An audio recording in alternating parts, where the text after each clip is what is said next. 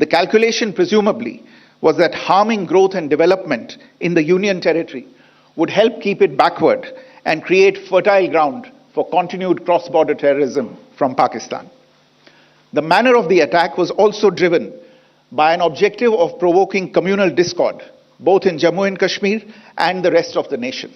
It is to the credit of the government and the people of India that these designs were foiled. A group calling itself the Resistance Front has claimed responsibility for the attack.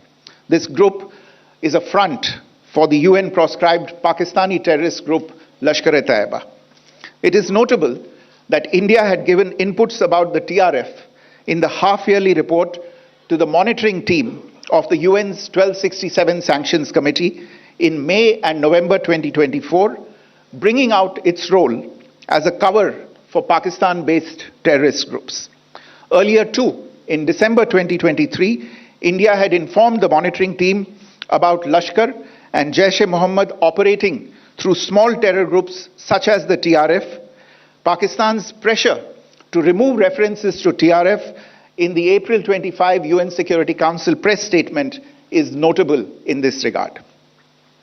Investigations into the Pahalgam terror attack have brought out the communication notes of terrorists in and to Pakistan. The claims made by the Resistance Front and their reposting by known social media handles of the Lashkar-e-Taiba speak for themselves. Identification of the attackers based on eyewitness accounts as well as other information available to law enforcement agencies has also progressed.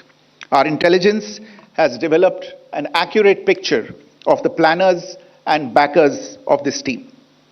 The features of this attack also tie in with Pakistan's long track record of perpetrating cross-border terror in India, which is well documented and beyond question.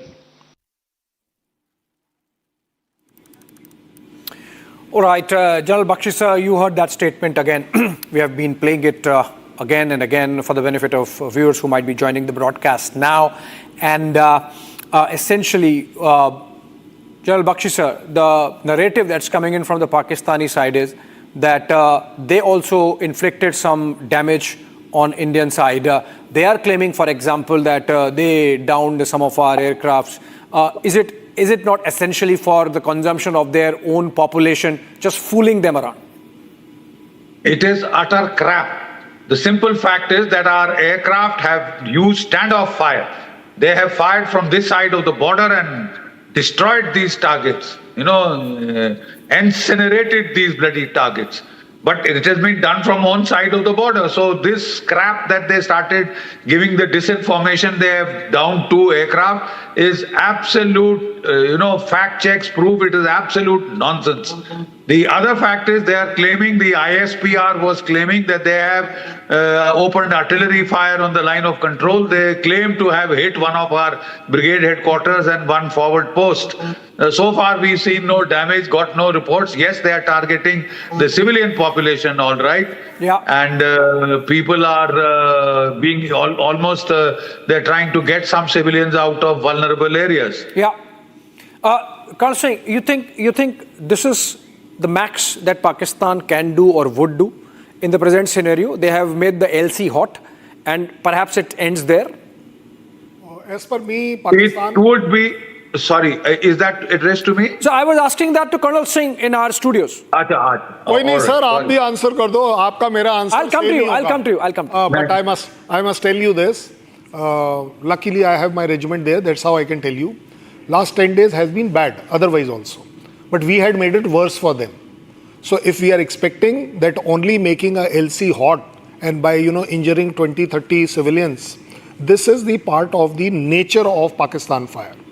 They don't fire at us because they know if they fire to any of our battalion headquarters, even to the extent company headquarters, they know it that the fire coming back is nearly, if they fire 10, then there are 100 rounds coming from us.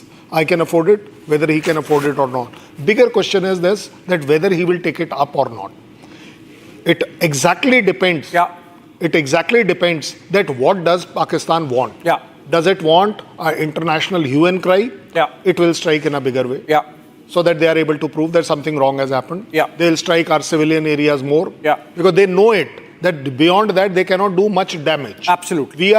If we are also there on LC, we also know how to be underground. Yeah. ऐसा तो है नहीं that we will stand and you allow them to shoot. Obviously. So it is entirely, and we have tremendous amount of artillery backing it up. Huge artillery, I believe. It is mind-boggling, unimaginative. I can't tell you that what my regiment has stocked in the gun area. And you always mention that artillery is the god of...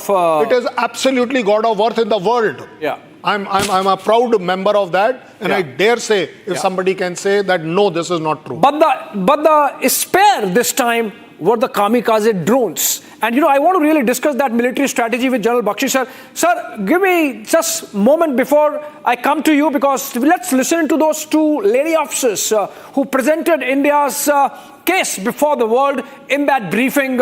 We go to Colonel Sophia Qureshi and Wing Commander Vyomika Singh, and the way they narrated Operation Sindur details, and then I come back. सबसे पहले सवाई नाला camp Muzaffarabad, जो कि PoJK के line of control से 30 kilometre दूर है। यह एक लश्कर तौयबा का ट्रेनिंग सेंटर था। 20 अक्टूबर 2024 सोनमर्ग, 24 अक्टूबर 24 गुलमर्ग, 22 अप्रैल 2025 पहलगाम, इन हमलों के आतंकियों ने यहीं से प्रशिक्षण लिया था। सैयदना बिलाल कैंप मुजफ्फराबाद, यह एक जैश मोहम्मद का स्टेजिंग एरिया है। यह हथियार, विस्फोटक और जंगल सर्वाइवल ट्रेनिंग का केंद्र भी था। गुलपुर कैंप कोटली, यह एलओसी से 30 किलोमीटर दूर था। लश्कर तौयबा का बेस था जो रजौरी पुंछ में सक्रिय था। 20 अप्रैल 2023 को पुंछ में और 9 जून 2024 को तीर्थ यात्रियों के बस हमले में यहीं से आतंकी को ट्रेन किया गया था।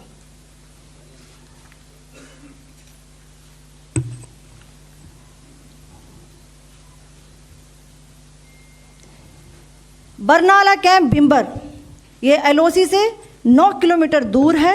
यहाँ पर हथियार हैंडलिंग, आईडी व जंगल सर्वाइवल का प्रशिक्षण केंद्र था। अब्बास कैंप कोटली,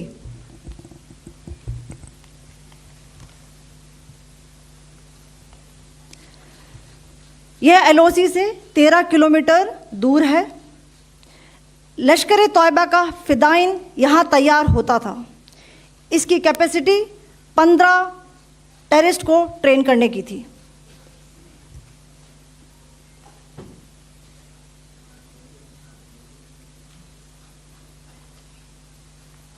अब मैं पाकिस्तान के अंदर के टारगेट से अवगत कराना चाहूंगी। पहला, सर्जल कैंप सियालकोट, यह अंतर्राष्ट्रीय सीमा से 6 किलोमीटर की दूरी पर है, सांबा कठवा के सामने।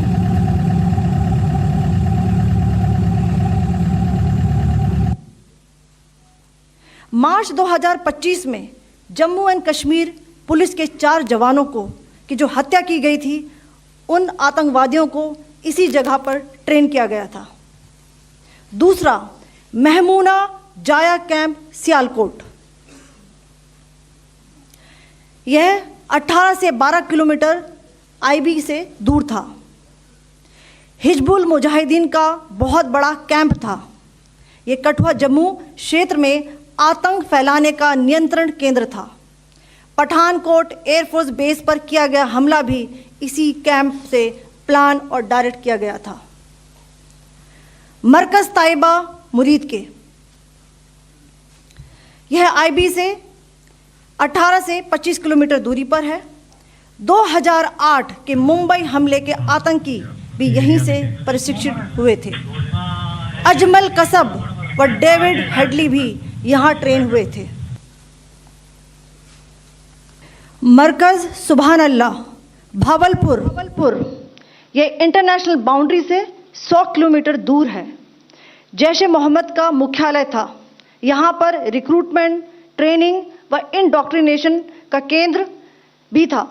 शीर्ष आतंकी अक्सर यहाँ आते थे। मैं आप सबको बताना चाहती हूँ कि किसी भी सैन्य ठिकाने का निशाना नहीं बनाया गया और अभी तक किसी तरह की नागरिक क्षति की रिपोर्ट नहीं है। ऑपरेशन सिंदूर 22 अप्रैल को पहलगाम में हुए विभत्स आतंकवादी हमले के शिकार मासूम नागरिकों व उनके परिवारों को न्याय देने के लिए लॉन्च किया गया था। इस कार्रवाई में 9 टेररिस्ट कैंप्स को टारगेट किया गया और पूरी तरह से इसे बर्बाद किया गया। पाकिस्तान में पिछले 3 दशकों से टेरर इंफ्रास्ट्रक्चर का निर्माण हो रहा है। इसमें recruitment, indoctrination centres, training areas व लॉन्च पैड शामिल थे, जो पाकिस्तान और पाक अधिकृत जम्मू कश्मीर POJK दोनों में फैले हैं। Operation Sindur was launched by Indian Armed Forces to deliver justice to the victims of Pahalgam terror attack and their families. 9 terrorist camps were targeted and successfully destroyed. Over the last 3 decades, Pakistan has systematically built terror infrastructure. It is a complex web of recruitment and indoctrination centers, training areas for initial and refresher courses, and launch pads for handlers. These camps are located both in Pakistan as well as Pakistan-occupied Jammu and Kashmir areas. Some of the well-known training camps are located, as you can see on the screen. They are distributed from Savai Nala in the north, counting to approximately 21, ending at Bhagalpur to the south.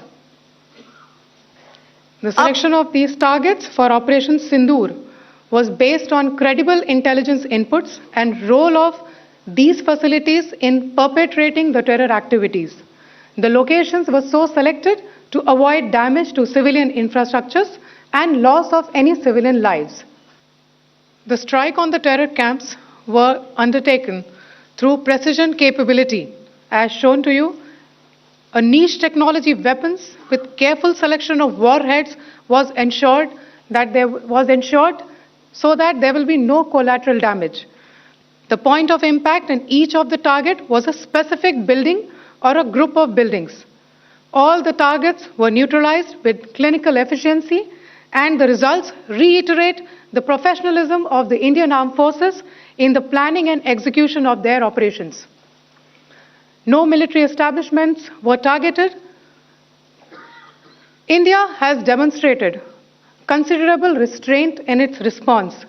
However, it must be said that the Indian Armed Forces are fully prepared to respond to Pakistani misadventures, if any, that will escalate the situation.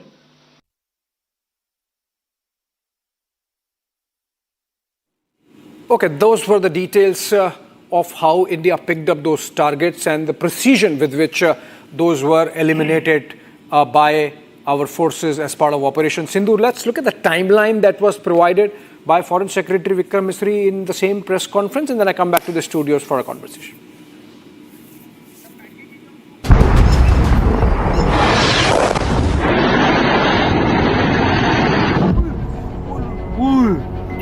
A little after midnight on the 7th of May, 9 targets struck inside Pakistan. Nobody saw it coming, not even those in this video.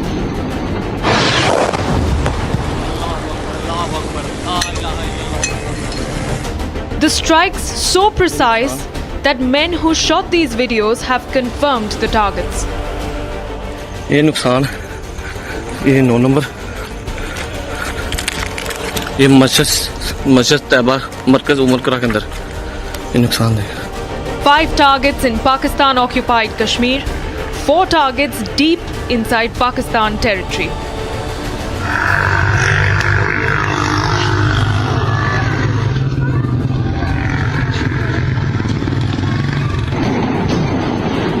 Terror camps struck with multiple hits on some targets. These visuals, captured in the dark of the night, describe what unfolded deep into the territories of POK.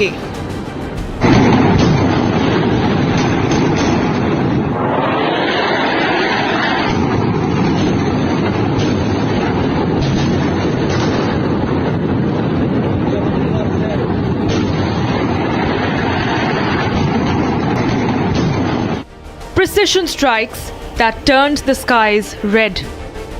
हाँ देखना वाम कैसे आ रही है वहाँ से अभी video catch होगी नहीं होगी. Multiple loud explosions and a complete blackout. The enemy was not ready for this.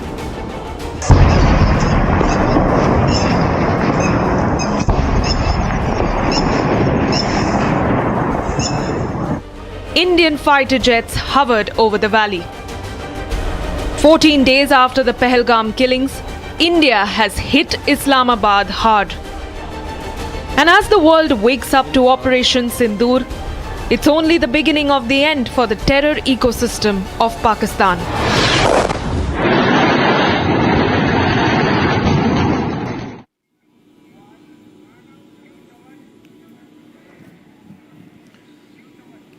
Well, in fact, Abhishek, there's also some more breaking news that I'm getting in right now. Official confirmation coming in from our sources here as far as family members of Jaish Chief Maulana Masood Azhar. 10 family members of Maulana Masood Azhar have been neutralized. In fact, we are being told this includes the sister of Masood Azhar as well as brother-in-law. What we do not know right now is the presence of Masood Azhar, because Masood Azhar, as per the document that we have accessed and the reconnaissance that was carried out by the security agencies, one of the last known visit that he made to this particular site was back in the month of November, and another visit a little later. So we do not know at this point in time as far as Maulana Masood Azhar's presence, where has he been moved out by the Pakistanis? That clarity hasn't come in. But the big blow to Masood Azhar, family members of Masood Azhar have been killed in the precision strike that was carried out at Bahawalpur. That happens to be the headquarters of Jaish-e-Mohammed. Now we're getting in more details of the family members who have been killed. Remember, Jaish Chief, his appearances also had actually reduced, Abhishek, and the fact that certain movements that were made by Masood Azhar was under heavy security of the Pakistani army. Well, yes, naturally so, Shawan, because the likes of Masood Azhar and Hafiz Saeed, terrorists for India and for the world, are seen as some kind of prized asset. The Kohinoors of Pakistani deep state. And on that, let me come to Colonel Shukla and Colonel Singh with us in the studios. Colonel Shukla, you watched that video. The kind of precision and the exactness with which those targets were picked. We have pictures of them, videos of them, and marked out targets, the individuals associated with those terror factories, the fact that the likes of Headley and Kasab were trained there. I think this should be an eye-opener for the world as to Pakistan's cohabitation with terror. Sure, we can see the balance of military here. Like Pakistan has been ready for this strike for last 15 days. They were anticipating the same. But today, when the time came, none of our missiles were able to get interrupted. Every missile which was launched from our side, it landed at the spot where we wanted to drop. So this is the military supremacy, you can say, the amount of weapons we have got. We can fire those weapons to the location at our will, at our time. So that way I will say that India has come long way. If you see what happened in 2019 after Balakot strike, today we have come a long way. We have got a so much sophisticated weapon where we can strike at our own will and at the location we want. There was a full AD deployed from Pakistan side, but none was able to track or interrupt. Yeah, absolutely. Colonel Singh, your comments on this. Kamikaze drones going in, missiles going in as deep as 100 kilometers, and as Colonel Shukla is mentioning, no interception. I mean, the Pakistani generals were effectively sleeping on the wheel, just like they were when the Americans carried out that operation to take out Osama bin Laden. Well, let me tell you what Anurag is saying. Anurag, I think we don't have to prove to anybody our supremacy. What we have, we have. We have been declaring about. But we have shown it. No. I'm coming on the exactly same point. It is only Pakistan who claimed that they got a very credible air defense. We never said that you have a credible or not. And what is their credibility? Their credibility is they have a Chinese air defense system. which they have been claiming that is super. Very good. The Chinese system has failed. So I'm only trying to put two and two together for them. Because मेरे को तो आप रोक नहीं पाओगे. I'm very clear about it. If I have to strike Rawalpindi, I will be able to strike. If I have to strike Islamabad, I will strike. I don't find a terrorist camp other than the ISI headquarters, the GHQ and the Munir's office. That's the only thing we are waiting for. And for that two motorcyclists who are roaming around with those two chaps in helmet, who have already eliminated 23 terrorists there. It is their admission, not mine. Who are these two? What is this pair doing? Well, that task must be given to them. I will tell you like that. Now, coming to this point about whether we can reach or not is not the question now. The question is, we have already done it. Yeah. Now, you like it, you don't like it. Now, I would like the Chinese ministry and the Chinese government to come out how effective and credible are the systems of theirs. S-400 is a weak system as per Pakistan. Yeah. It's a dud thing. But your Chinese material was very good. So it is proving time and again that whether it is the man behind the machine or the machine, F-16 was brought down by a 50-year-old bison, MiG-21. Nobody in the world is flying that. And still, so I will rather say that it is always the man behind the machine who matters a maximum. You have a credible system, well, your credibility is established. I have stuck, I have come back. Do what you like. I think very clearly we have spelled it out. We have the capacity, capability and will to strike. You want more, please react. Yeah, and Colonel Shukla, the fact that Masood Azhar's very important. Masood Azhar's hideout inside the JEM headquarters specifically was targeted. That really gives you an idea of the kind of intelligence we have. This is not just about TechInt. You know, this is about human intelligence also. While you can mark out the JEM headquarters with TechInt, with human intelligence there on the ground, you can mark out which room of this complex Masood Azhar stays, which means we have information coming in. We have ears to the ground. And that should be something about our capacity to really take care of our security. Yes, and these capabilities we had quite long time ago also. Only thing there was a political will missing. We have been giving these information to United Nations as well as Pakistan, but nobody reacted. Nobody reacted on our request. So today, when we have been able to strike at their home, that Masood is getting the taste of his own wine. Today, he have understood that how bad it feels to lose your own people, lose your own family member. We in India, we have been losing on this terrorism for quite decades. Now it is time to give them back. Absolutely, and we are going to be joined in by more guests in a bit, but what we are essentially getting for you, friends, is... It's not only Masood's residence we knew. We know the Saeed's house also. And if you can please refer back, 50 yards from that house there was a blast. So if we can do that, well, we know pinpointedly that room of Masood is known, whether he is inside or not. All right, another breaking news development coming in. Prime Minister has cancelled his tour to Europe. He had a tour lined up beginning 9th of May, which was to take him to the Netherlands, Norway and Croatia. And Prime Minister has cancelled his trip to Europe, though that was an important foreign assignment coming in. And that has been cancelled. I'm getting this information. Can we break this down? He was to travel to Croatia, the Netherlands, and Norway trip. Shawan. Okay, Shawan, over to you, Shawan. With this breaking news development, Prime Minister has cancelled his Europe trip. So there are back-to-back a lot of developments taking place. One, the Prime Minister's itinerary has now changed. He has cancelled his tour to Europe. A short while back, we had another breaking news coming in. Ministry of Home Affairs has cancelled the leaves of all the CAPFs. That's the Central Paramilitary Forces, which is again another indication of the fact that India is all prepared. The third is multiple meetings that are actually taking place in various states. In Jammu and Kashmir, you've had the DGP of Jammu and Kashmir calling all the officers asking them to be completely prepared at this point in time, because we are not essentially ruling out the possibility that Pakistan may be desperate to carry out a counter strike, and that is the reason why we have a backup plan that is already in place.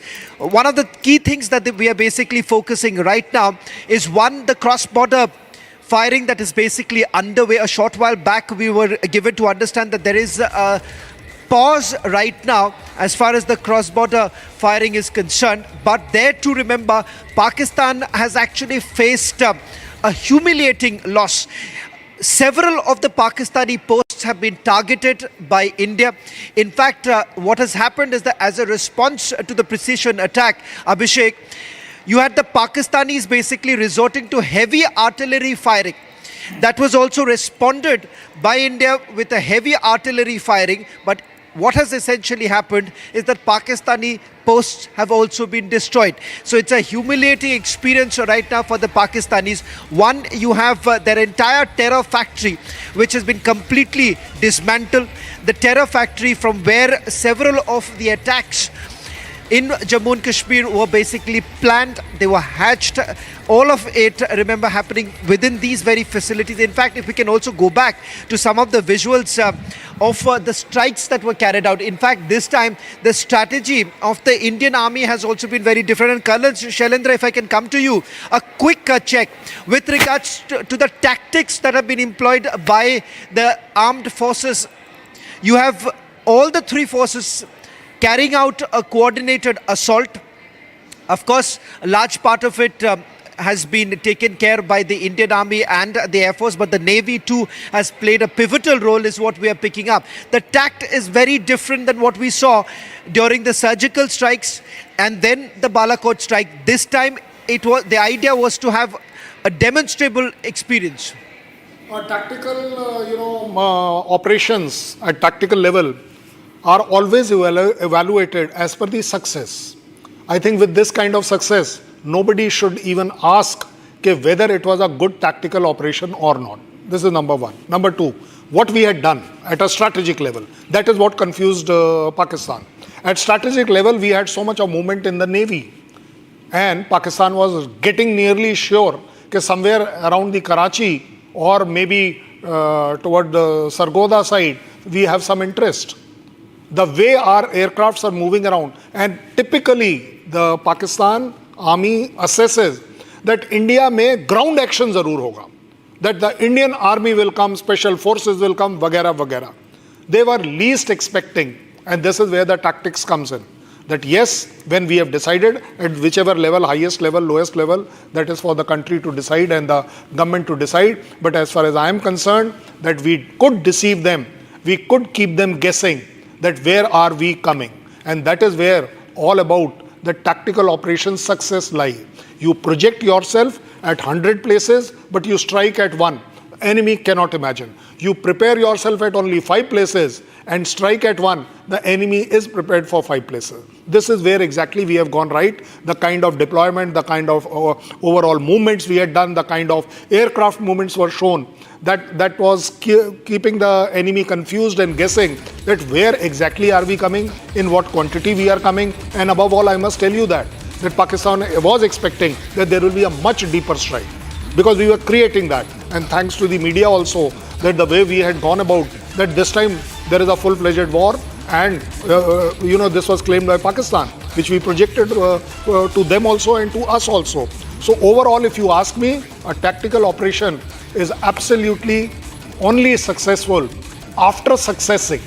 After you succeed, it becomes a success. That is where you get that pat on the back, that yes, you did a good operation. We went there, we have done what we have to do, we were tasked, and we have come back. Breaking news now coming in.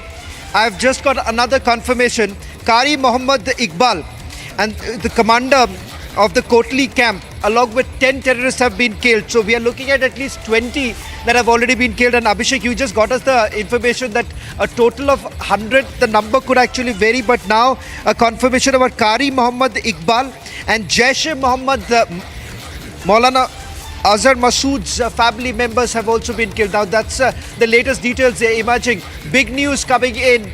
Now this is one of the most successful operations that have been carried out by our armed forces, Abhishek.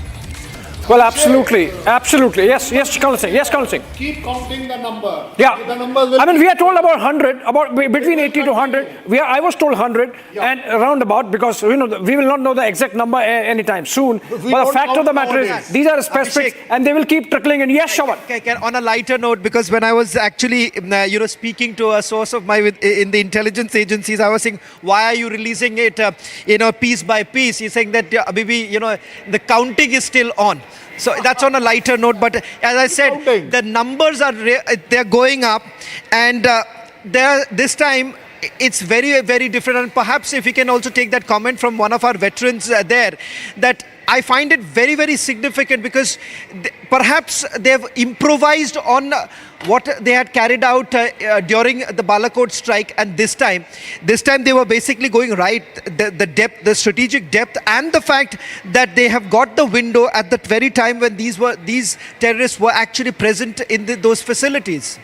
Well, absolutely, Shawan. And, the number, is there some poetic justice to it? Because Pakistanis have admitted that 26 of their citizens are killed. 26 were murdered by Pakistani terrorists in Pahalgam. And now they are admitting that their 26 citizens are killed in the strike. The number is much higher. And in fact, it will be a while before Pakistan admits it, because as of now, their army seems to be in a salvage mode, salvaging their reputation.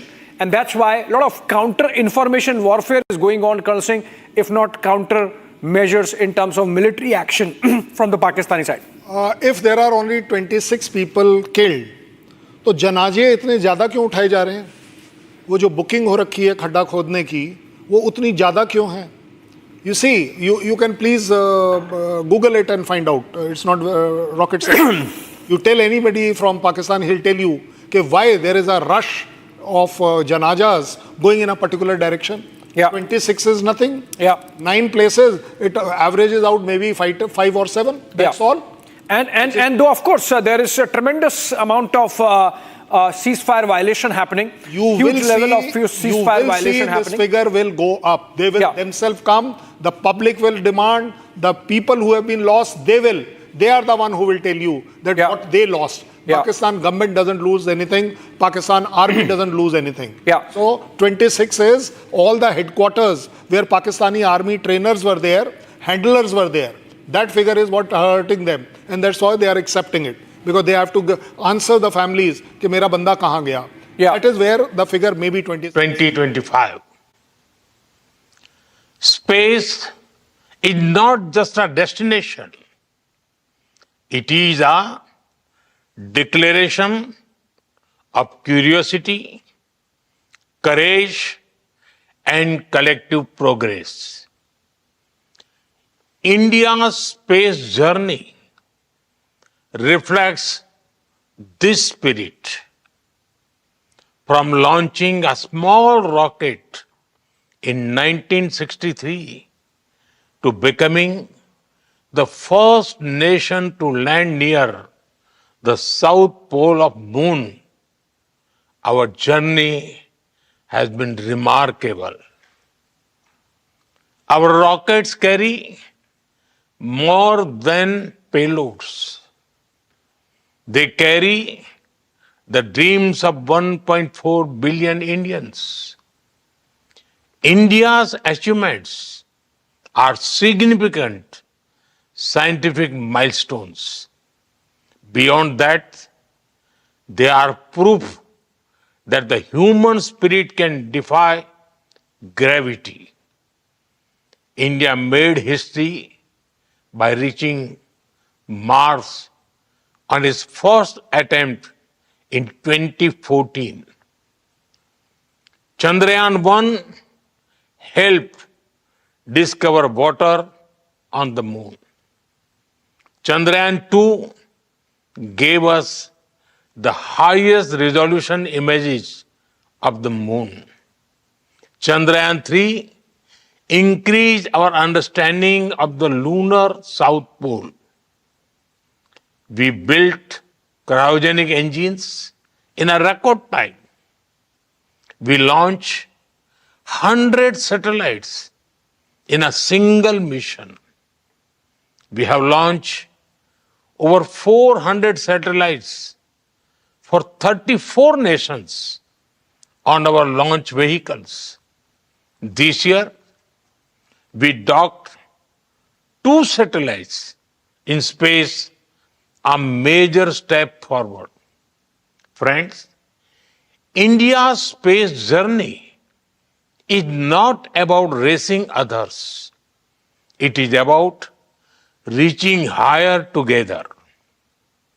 Together, we share a common goal to explore space for the good of humanity.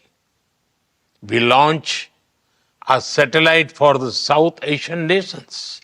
Now, the G20 satellite mission announced during our presidency will be a gift to the global South. We continue to march ahead with renewed confidence, pushing the boundaries of scientific exploration. Our first human space flight mission, Gaganyaan, highlights our nation's rising aspirations. In coming weeks, an Indian astronaut will travel to space as part of a joint ISRO-NASA mission to the International Space Stations. By 2035, the Bharatiya Antariksh Station will open new frontiers in research and global cooperation. By 2040, an Indian's footprints will be on the moon. Mars and Venus are also on our radar. Friends, for India, space is about exploration as well as about empowerment.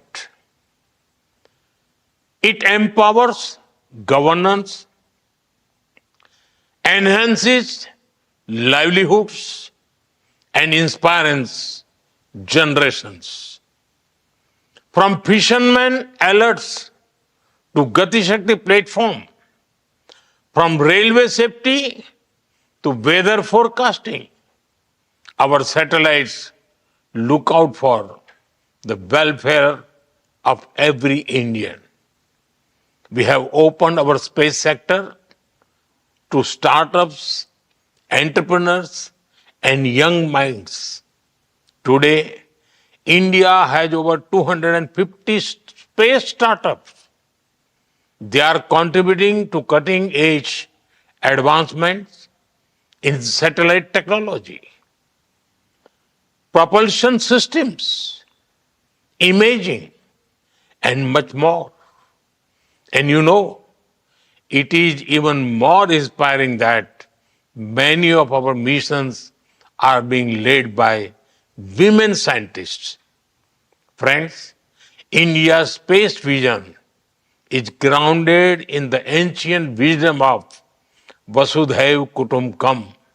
That is, the world is one family.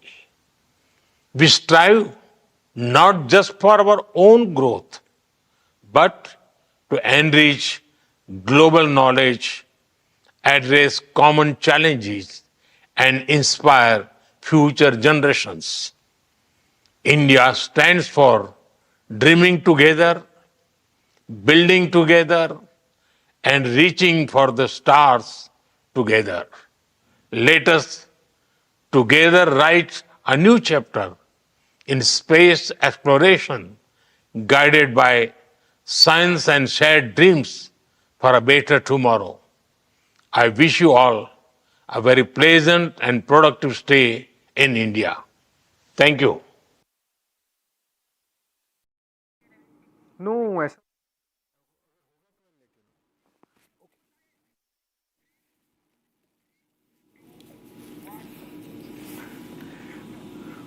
all right, that was a pre-recorded statement of Prime Minister Modi. This was at a global conference on space exploration by Indian Aerospace Federation. called IAF, but that's not Indian Air Force, that's Indian Aerospace Federation.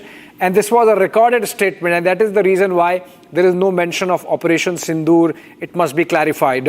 This was a recorded statement. Prime Minister had recorded this statement yesterday to be played at this conference, obviously because people there would have known what is going to happen overnight, and that's why this statement recorded earlier. Coming back to you, Colonel Singh, we were discussing some of the military aspects. Now I have information of some specific information, Colonel Shukla, about the kind of damage that our strikes have caused. So, for example, there is this statement from Bahawalpur, and it's their hospital there, local hospital, which is giving a list of those who have come to the hospital. So it's a list of 1 to 12, and out of those 12, 6 are received dead, like brought dead, as we say in our hospitals, and then other 6 with some injuries, varying degrees of injuries. Some have burns in their legs, some have head injury, some have a shoulder injury, among others. What do you make out of these dead? Obviously, this is terror infrastructure. So these are places where Headley and Kasab were trained. These are places where on a non-stop basis, Pakistan continues to indoctrinate and get ready next round of terrorists, which it then infiltrates across the line of control and across the international border into Kashmir. Definitely what is being projected is some part of the bigger picture which we are seeing. Social media is full of other casualty figures, and there are very many photographs which are rotating around. So I can say that yes, definitely the damage has been done. Second thing, the cadre which is being brought, they can be identified and they can be seen, what you correctly brought out, that yes, this is a part of the same cadre which has been indoctrined and they are being pushed to the future terrorists. So definitely our strike has been correctly struck to the right place, and the right audience has been killed, right people has been killed. We are proud of it, proud of our security forces and Air Force, which has brought down this intelligence and brought down this infrastructure. All right, this is basically just one list from one hospital. So obviously 9 locations spread across 6 districts of Pakistan. There would be more lists, obviously. Colonel Singh. When you are discussing about that statement that somebody said 6 dead or 10 dead, whatever dead, Abhishek ji, just make a wild guess as a logical human being. Will you have a training establishment with 6 people? Will Pakistan have so much of wherewithal, money to train 6 people? If that is the state, then why are they claiming that they have got such huge number of terrorist training camps? There cannot be a camp. A camp cannot be called a camp with 6 to 10 people.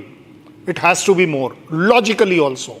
Even if you are thinking, absolutely mad, you are insane, that you have no, terrorism-related knowledge or military-related knowledge. भाई मुझे आप एक बात बताओ, मैं let's ask Anurag only, that 6 आदमियों वाला camp होता क्या है? What is that camp? Yeah. What will that camp do? Yeah. So, now I'm prepared to go by that hospital, by the way, I'm not denying that. But what I'm saying is, that is a particular dispensary, that is a particular hospital of a level. There are hospitals of 10 bed, 20 bed, 30 bed, 300 bed, 700 bed, 1500 bed. So, a particular hospital receiving 6 may be only a stopgap arrangement. There are 9 places. Colonel Singh, also we are getting the sense from the Pakistani side that they are really scared, because they have, I think, understood that Operation Sindur is just 1.0. If they do anything, yes, there is going to be Operation Sindur 2.0 also. Because look at the statements. They are saying that we have inflicted enough costs on India. We have downed their planes, which obviously they have not. They are saying we have hit back at some of their targets. They have escalated the ceasefire violation along the LC and of course the IB. They have made statements to the effect that if India does not do more, we will not do more. We have it from Khaja Asif, the Pakistani defense minister. Now we are hearing reports that they are going to take journalists to these affected areas of Muzaffarabad, Muridke, Bahawalpur, Adampur, Kotli, etc. Which means obviously, as of now, there is no further escalation. So Pakistan perhaps has realized that this time it's not going to be Operation Swift Retort, because India is much more prepared than it was earlier. You know that figure which they themselves are claiming, 26 killed. Just visualize it. 26 tourists killed, 26 people killed. They want that, okay, fine, you have had your revenge. This is what they are coming to this point regarding going to that, taking the journalists there. Take me there, na? Invite my journalists. Abhay, you people say transparency. So let's have transparency. Please invite Republic. Let us see. Why are you not inviting us? Yeah. That if you are so confident that do kauwe bhi nahi mare is baar, then please invite us. Yeah. Whereas you are talking about international, jaanch kara lo, nishpaksh jaanch kara lo. Yeah. Let's call the international core of media. Yeah. Include me also in that. Yeah. Where is the problem? Yeah. You see, this dramatics, what they have been earlier also doing, every time doing. It's nothing new. Not only to their own awam, to me and to the world. We all know. Otherwise, by now, 107 countries would have chosen their side to be on their side. Yeah. Not 3 countries. Yeah. And maybe the 4th one, which is claiming Malaysia. Yeah. That yes, we are also with them. Yeah. Oh, fine, you are with them. So all 4 of you are terrorist states. Yeah. You are also sponsoring state terrorism, as far as I am concerned. Yeah. Let the world see it. Yeah. If not today, tomorrow, somebody will suffer from their country, and then they will realize. Yeah. The problem is that Jaishankar ji said very well, your terrorism is terrorism. Yeah. My terrorism becomes a freedom fight of somebody. Yeah. So even if it is that way, let me and my country decide. You didn't take us in confidence about Osama bin Laden. Why will we take you in confidence of what attack we are doing and how we are doing? We will not do that. We have probably at the highest of the level might have said, no sir, we are not going to listen to anybody. We are going to do something. That something can be my way. Absolutely. मेरी लकीर मेरी है. Absolutely. मैं उसे खींचूंगा. Yeah. मुझे आज के बाद पूरी दुनिया की परवाह नहीं है. हम इज्जत करते हैं. लेकिन ये हमारी कमजोरी नहीं है. Yeah. And viewers need to know the kind of preparations that are already in place and the arrangements that are in place in case we have to escalate in response to any Pakistani misadventure. So we have airports in Amritsar, in Srinagar, in Leh, in Jammu, and a couple of other places that have been shut. They are not available for civilian use. Also, the flights are, rerouted, and all those arrangements, even as, of course, an important meeting going on at the 7 LKM, which is, of course, the official residence of the Prime Minister, which also has his office. And we are getting these pictures live of the CCS having ended, and Union Home Minister Amit Shah seen leaving the place, which means the meeting has ended. Remember, the Home Ministry just a while back issued a notice and asked all the Central Armed Paramilitary Forces to cancel leaves of all personnel, which means the internal security front is being beefed up. The reserves are being strengthened just in case, it seems it is not happening as of now, but if it happens, we are there ready at all levels of mobilization. We are not even cancelling our mock drills for the public. You see, we know how immoral can be Pakistan. When it can attack an innocent tourist, then it will always target our civil areas also. Maybe whatever we may claim. But they have this habit, characterlessness, that they can come. So if the last target available to them, because other targets are all generally VPs, very important areas and points, are already protected. We will have air protection also, everything. But for the public, now the public also stood up to be ready by the mock drills. I want to go to Colonel Shukla. Okay, let's play those targets, and then we will discuss those specific targets with our team here of experts. Look at the targets that have been hit. 26 innocent lives lost. 2 weeks later, all of the 26 innocent lives avenged. Operation Sindoor 22 अप्रैल को पहलगाम में हुए विभत्स आतंकवादी हमले के शिकार मासूम नागरिकों व उनके परिवारों को न्याय देने के लिए लॉन्च किया गया था।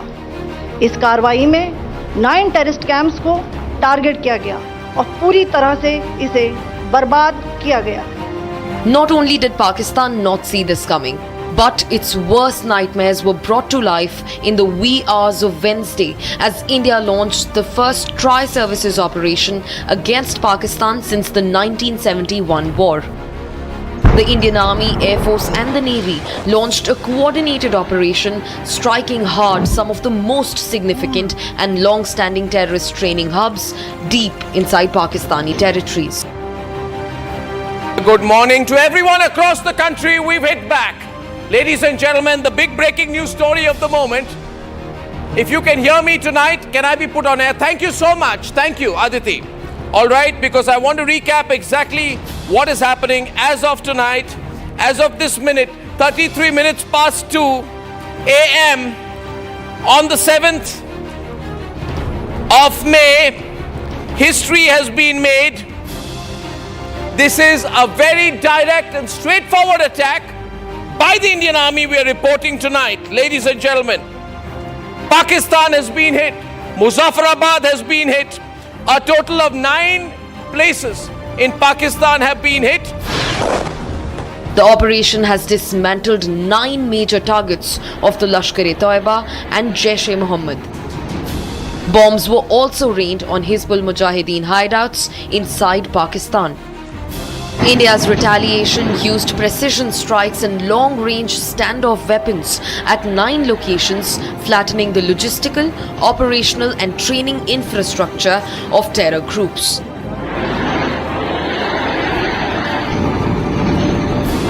The 9 targets included 4 Jaish-e-Mohammed targets, Bhawalpur in Punjab, Tehra Kalan, Kotli and Muzaffarabad. The Jaish has claimed responsibility for major attacks in India, including the 2001 Parliament attacks and the cowardly 2019 Pulwama suicide bombing. In fact, Murid-K, the nerve center of the Lashkar-e-Toiba, was quivering with the impact of the explosion. In fact, Barnala and Muzaffarabad terror camps were also charred by missiles. Lashkar-e-Toiba orchestrated the 26/11 Mumbai terror strikes. The Hizbul Mujahideen has not been spared either, with Sialkot and Kotli camps completely hammered. The terrorist group has been active in multiple attacks across the Kashmir Valley. Each of the 9 sites selected for the operation had a history of association with major terror plots and infiltration attempts directed at India. India has hit back, and it has hit back harder than ever. The message is as clear as it can get: zero tolerance towards terrorism and its dirty state sponsors.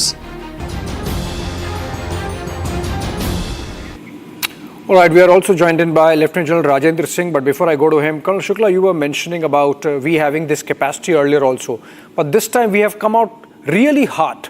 We have really escalated in terms of our hot pursuit also, from Uri to Balakot to now Operation Sindur. This is really next level, and it would become very difficult for Pakistan to get into any misadventure without realizing that the next time could be even worse than this in terms of we inflicting costs on them.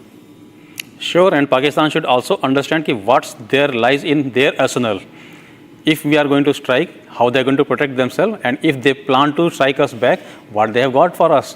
See, in last 5 years, if we start from discussing from 2019 onwards, the amount of weapons which we have acquired, including the drones technology and the precise weapon technology, then satellite, we have got our own satellite system, then NVDs and other things, sophisticated technologies which we have absorbed.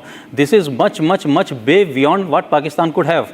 And today the battlefield transparency is so good that in the darkest of the night we are able to pinpoint and strike our target from the land of our own without crossing any line of control. So much water has passed since last 5 years, and we are sitting on the home grown technologies, and we have absorbed the technology to such an extent that where we sit confidently today, and I can assure my citizens today that be confident of our army. We have got a very tremendous high-tech equipments where we will be able to take down the Pakistan sitting here without crossing the land. लेकिन यार उन्होंने वो जो technology हमने तो ले ली, उन्होंने क्यों नहीं ली? They have been also claiming.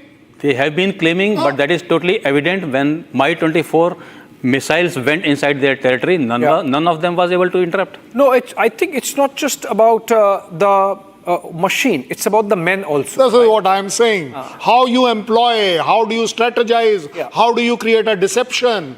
Everything matters. And I think India has really sort of drawn a red line. Let me get in Lieutenant General Rajendra Singh on this. Very good noon to you, sir. And thanks for joining us in the broadcast. Your first comments after whatever India has told the world with that press conference, a statement at multiple levels in terms of making clear the targets, making clear the proof with the videos, making a statement of sorts with those two lady officers addressing press conference, given the fact that women were actually targeted by those cowardly terrorists. It's not the men who were killed. It's about the women who were widowed by those mountain rats there on that day of April 22. Your first comment, sir. Yeah, thank you very much. Thank you very much for inviting me to your channel. I think today is a great day. It is a great day for a number of reasons. Firstly, I think the way our armed forces and our political hierarchy has conducted these operations is fabulous, to say the least. They have been able to achieve a complete surprise. Pakistan had no idea whatsoever that India is going to strike today at about 1:30 or so. And secondly, the type of targets which were chosen, 5 in POK and 4 in rest of Pakistan, that is Punjab. I think they also are very carefully selected targets. Many of them house the leadership of the terrorists, particularly Bawalpur. I can say this was a place where Hafiz Saeed used to come more often than not, and also his family members were there. So I think it is a very, very good strike that we have been able to achieve. As far as its conduct of operations by Indian Air Force and also the Indian Army is concerned, we have always, whenever the opportunity came, the Indian Air Force, Indian Army, Indian Navy have always proved that we are second to none. As far as Pakistan is concerned, he is no patch in front of us. Yeah, absolutely. I had the pleasure of commanding 43 country troops as first commander of the UN. And I can say without any doubt whatsoever that our troops are the finest. They are the ones who have tremendous amount of josh, determination, and professionalism. And I think the same was evident today. But having said all this, let's not be complacent. I think Pakistan is going to strike back. And if it is strike back, we must strike them even harder, which I have no doubt that they will do.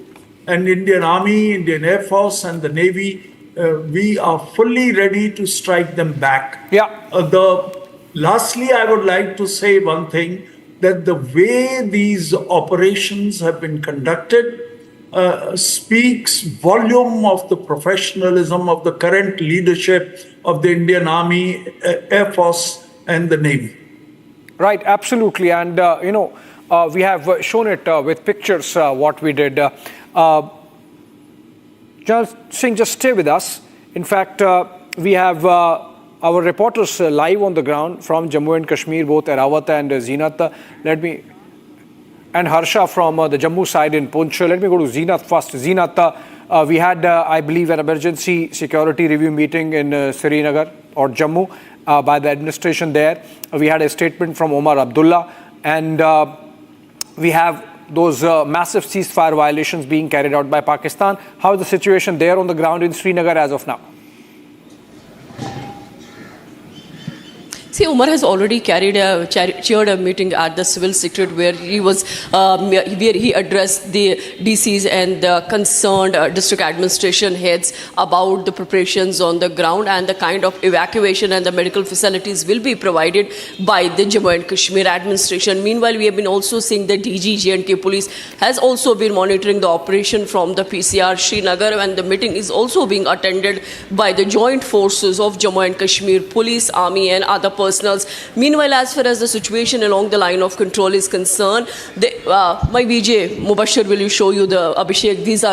This is the area of the Uri along the line of control. This ridge connects you to Uri as well as the Kupwara. Even this connects you to the Gurez, Poonch and all. This is the entire ridge that connects line of control with the international border, where we have been seeing unprovoked ceasefire violations being reported, and this time the Pakistan army carried used heavy artillery, like the artillery and the mortar shells were used towards the Indian post, and also the border belts, the border residents were affected in this. Many of the people have left the villages and they have been now adjusted in the makeshift accommodations and the other accommodations, and the food material is being provided by the administration there. Meanwhile, as far as the toll of injury or the death is concerned, we are picking up from our sources that the death toll in Jammu and Kashmir due to unprovoked ceasefire carried by the Pakistan army has come down to now almost 10 people, and meanwhile some 41 people have received the injuries. Although the injuries are not that grave and most of the people who have suffered the injuries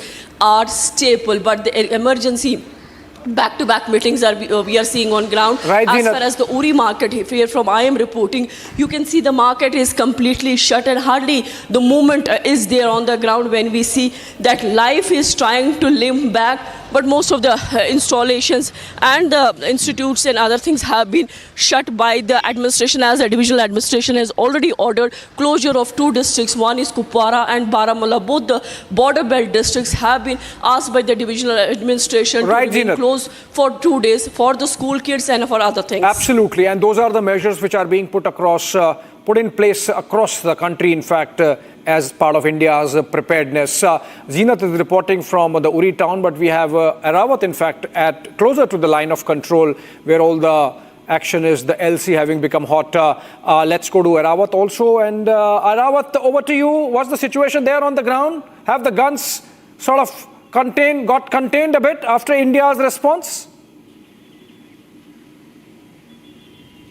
Yes, absolutely, Abhishek. We have seen that the strike on the launching pads of the terrorists, particularly Jaish-e-Mohammed, Lashkar-e-Toiba and the Hizbul Mujahideen. Then after we have seen, I'll request my Vijay to take you through this background, and you can see this is the Pakistan-occupied Kashmir area in the Uri sector, and you can see here in the visuals that there is the smoke which you can see. We have seen the strike in the Pakistan-occupied Kashmir and other parts of the Pakistan. Then after we have seen that the Pakistani troopers, in the frustration, they have tried to target the civilian population of the Uri sector. Particularly, we have also seen in the Tangda sector, but you can see there is the smoke of the mortar shelling that was done by the Pakistani troopers. But we have seen that our forces has given them the befitting reply to that firing. That after we have seen that the high alert is on across the line of control areas in the Jammu and Kashmir. Yes, Abhishek. All right, thank you so much. And let's go to Harsha now from Poonch in the Jammu side. And Harsha, your situation on the ground from where you're reporting?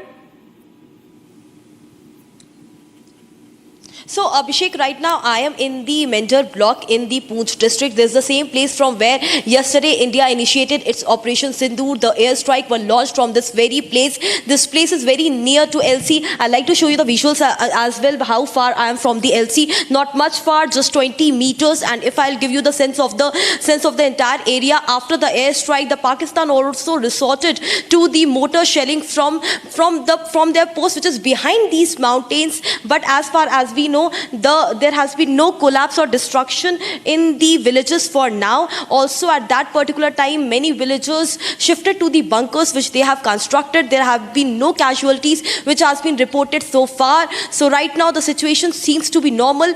But yes, 15 minutes back also we heard the mortar shelling from the side of the Pakistan. Also, the response was continuously being given from this side of our post, which is right 20 meters from where I am reporting. This is the same place, Abhishek, where yesterday night also I was reporting. I am camping here because when the mortar shelling began, the major affected areas and the major targeted area by Pakistan is mostly this region of the Mender, the Manjakot area, Poonch district, the below in the Poonch district, in the city area as well. We have seen the how Pakistan wanted to destroy some of the important places like the DC office and the other important places, but nothing has been reported so far. Right, Harsha. In fact, we have some more breaking news information coming in. Let's go to Shawan in the newsroom for that. Shawan, over to you.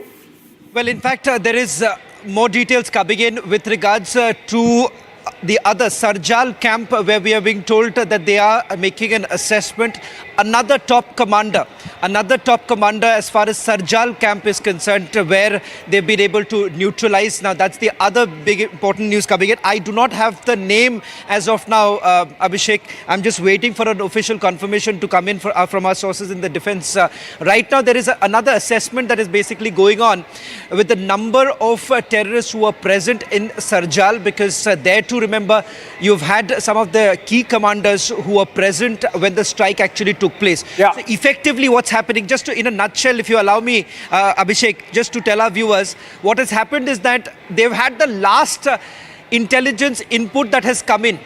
So one of the reasons why they have also calculated the timings of the attack and simultaneously carried out is because of the presence of these commanders at the various camps, and the last known based on the last known intelligence input that they have carried out the attack. Now, as of now, we have got the full details of Bahawalpur, and we have also got some more details coming in from Kotli. In both the cases, you've had about 10 terrorists who have been eliminated. As far as Sarjal is concerned, there too you have another top commander, but I'm not being able to put out the name right now because I'm waiting for a second confirmation to come in. Okay, Shawan, thank you so much with those updates. Look at these minutiae now that are emerging from this strike that India has, or multiple strikes that India has carried out, Colonel Singh and Colonel Shukla. What is your sense? The kind of precision that's there. I mean, we are getting those pictures and we are verifying and then we'll play. Specific buildings and specific parts of a certain geography that have been targeted. And the kind of, you saw in the pictures some of those bombs going down into those structures. The kind of pinpointing of targets that we have done. This is clearly a first of its kind insofar as India's military tactics go. Abhishek, I'll request Shawan, don't get after the names. Naam mein kya rakha hai? The chap is dead. Very simple. We wanted him dead. Now coming to your point very specifically. When Shawan says 10 people's report has come, why? What you said, it is because of that. We were very selective. We were very pinpoint. Let the gentleman get the benefit and get away that he was staying in the next building or in the next room. But we bombed a particular place. If I wish, you can blow up that on the screen and it will draw a lot of clarity for the public to understand that what precision are we talking about. वो जो white वाले जो 4-5 building में जो आपको दिखाया जाए, इधर भी देखिए ये वाला जो अभी आपका चल रहा है. Now this, the way there's also another breaking news. The buildings around it.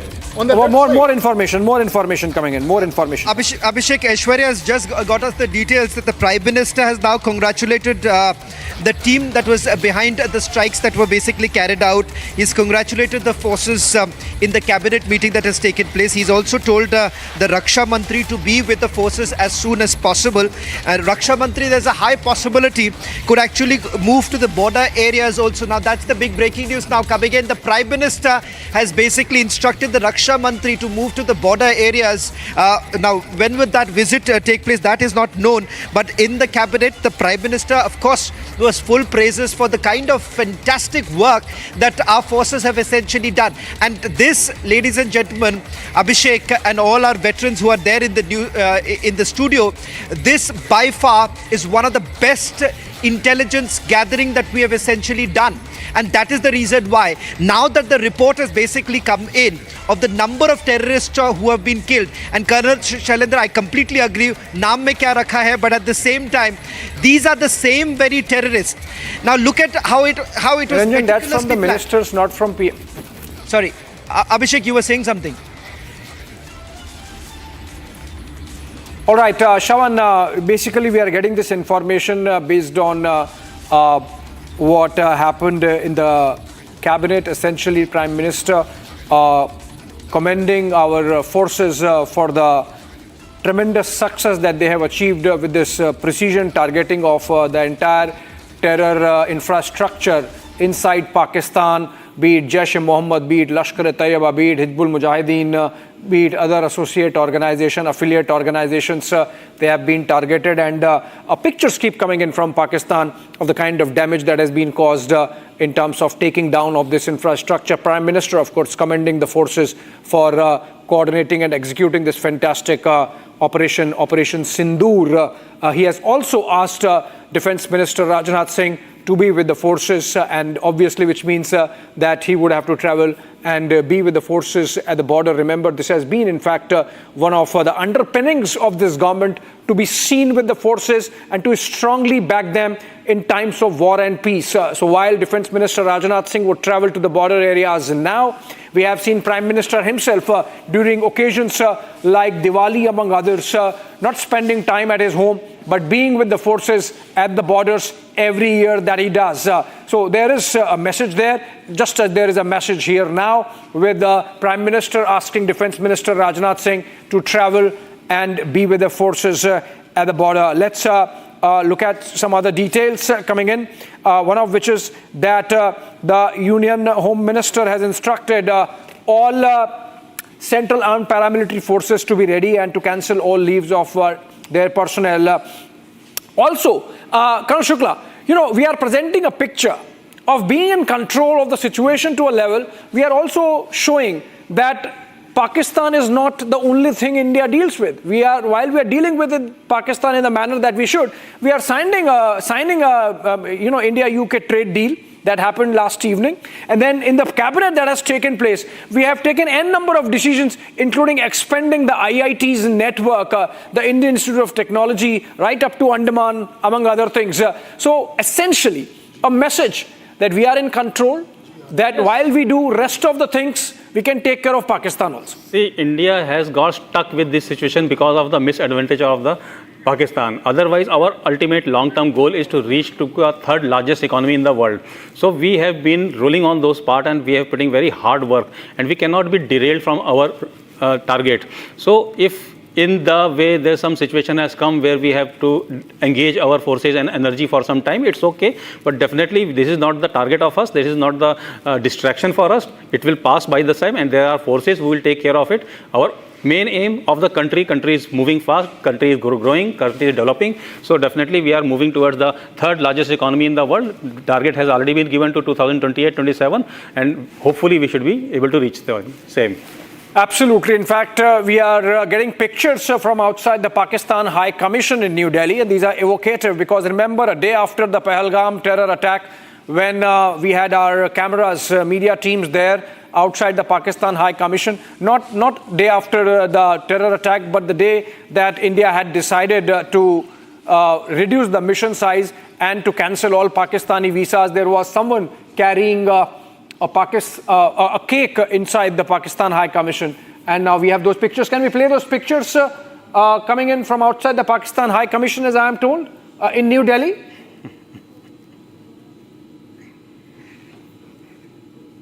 All right, we'll get those pictures up in a bit. Yes, just about 10 seconds, but Prime Minister there, commending the bravery of our soldiers and the brains of our security apparatus in the manner in which we executed Operation Sindur. Payback time to Pakistan. This is not embassy, this is High Commission. Make it High Commission, Pakistan High Commission in New Delhi. And some enterprising citizens there carrying cakes because the manner in which somebody in the Pakistan High Commission was carrying a cake the day after India decided to suspend the Indus Water Treaty and cancel all Pakistani visas and reduce the Pakistani High Commission staff. That was after the first Cabinet Committee on Security that took place on April 23. And so those pictures were for April 24. And now we have some enterprising Indian citizens reaching there in the Pakistan High Commission and with cakes in hands. We have Lieutenant General Singh still with us. Lieutenant General Singh, if you're there, how do we take this forward? How would we take this forward?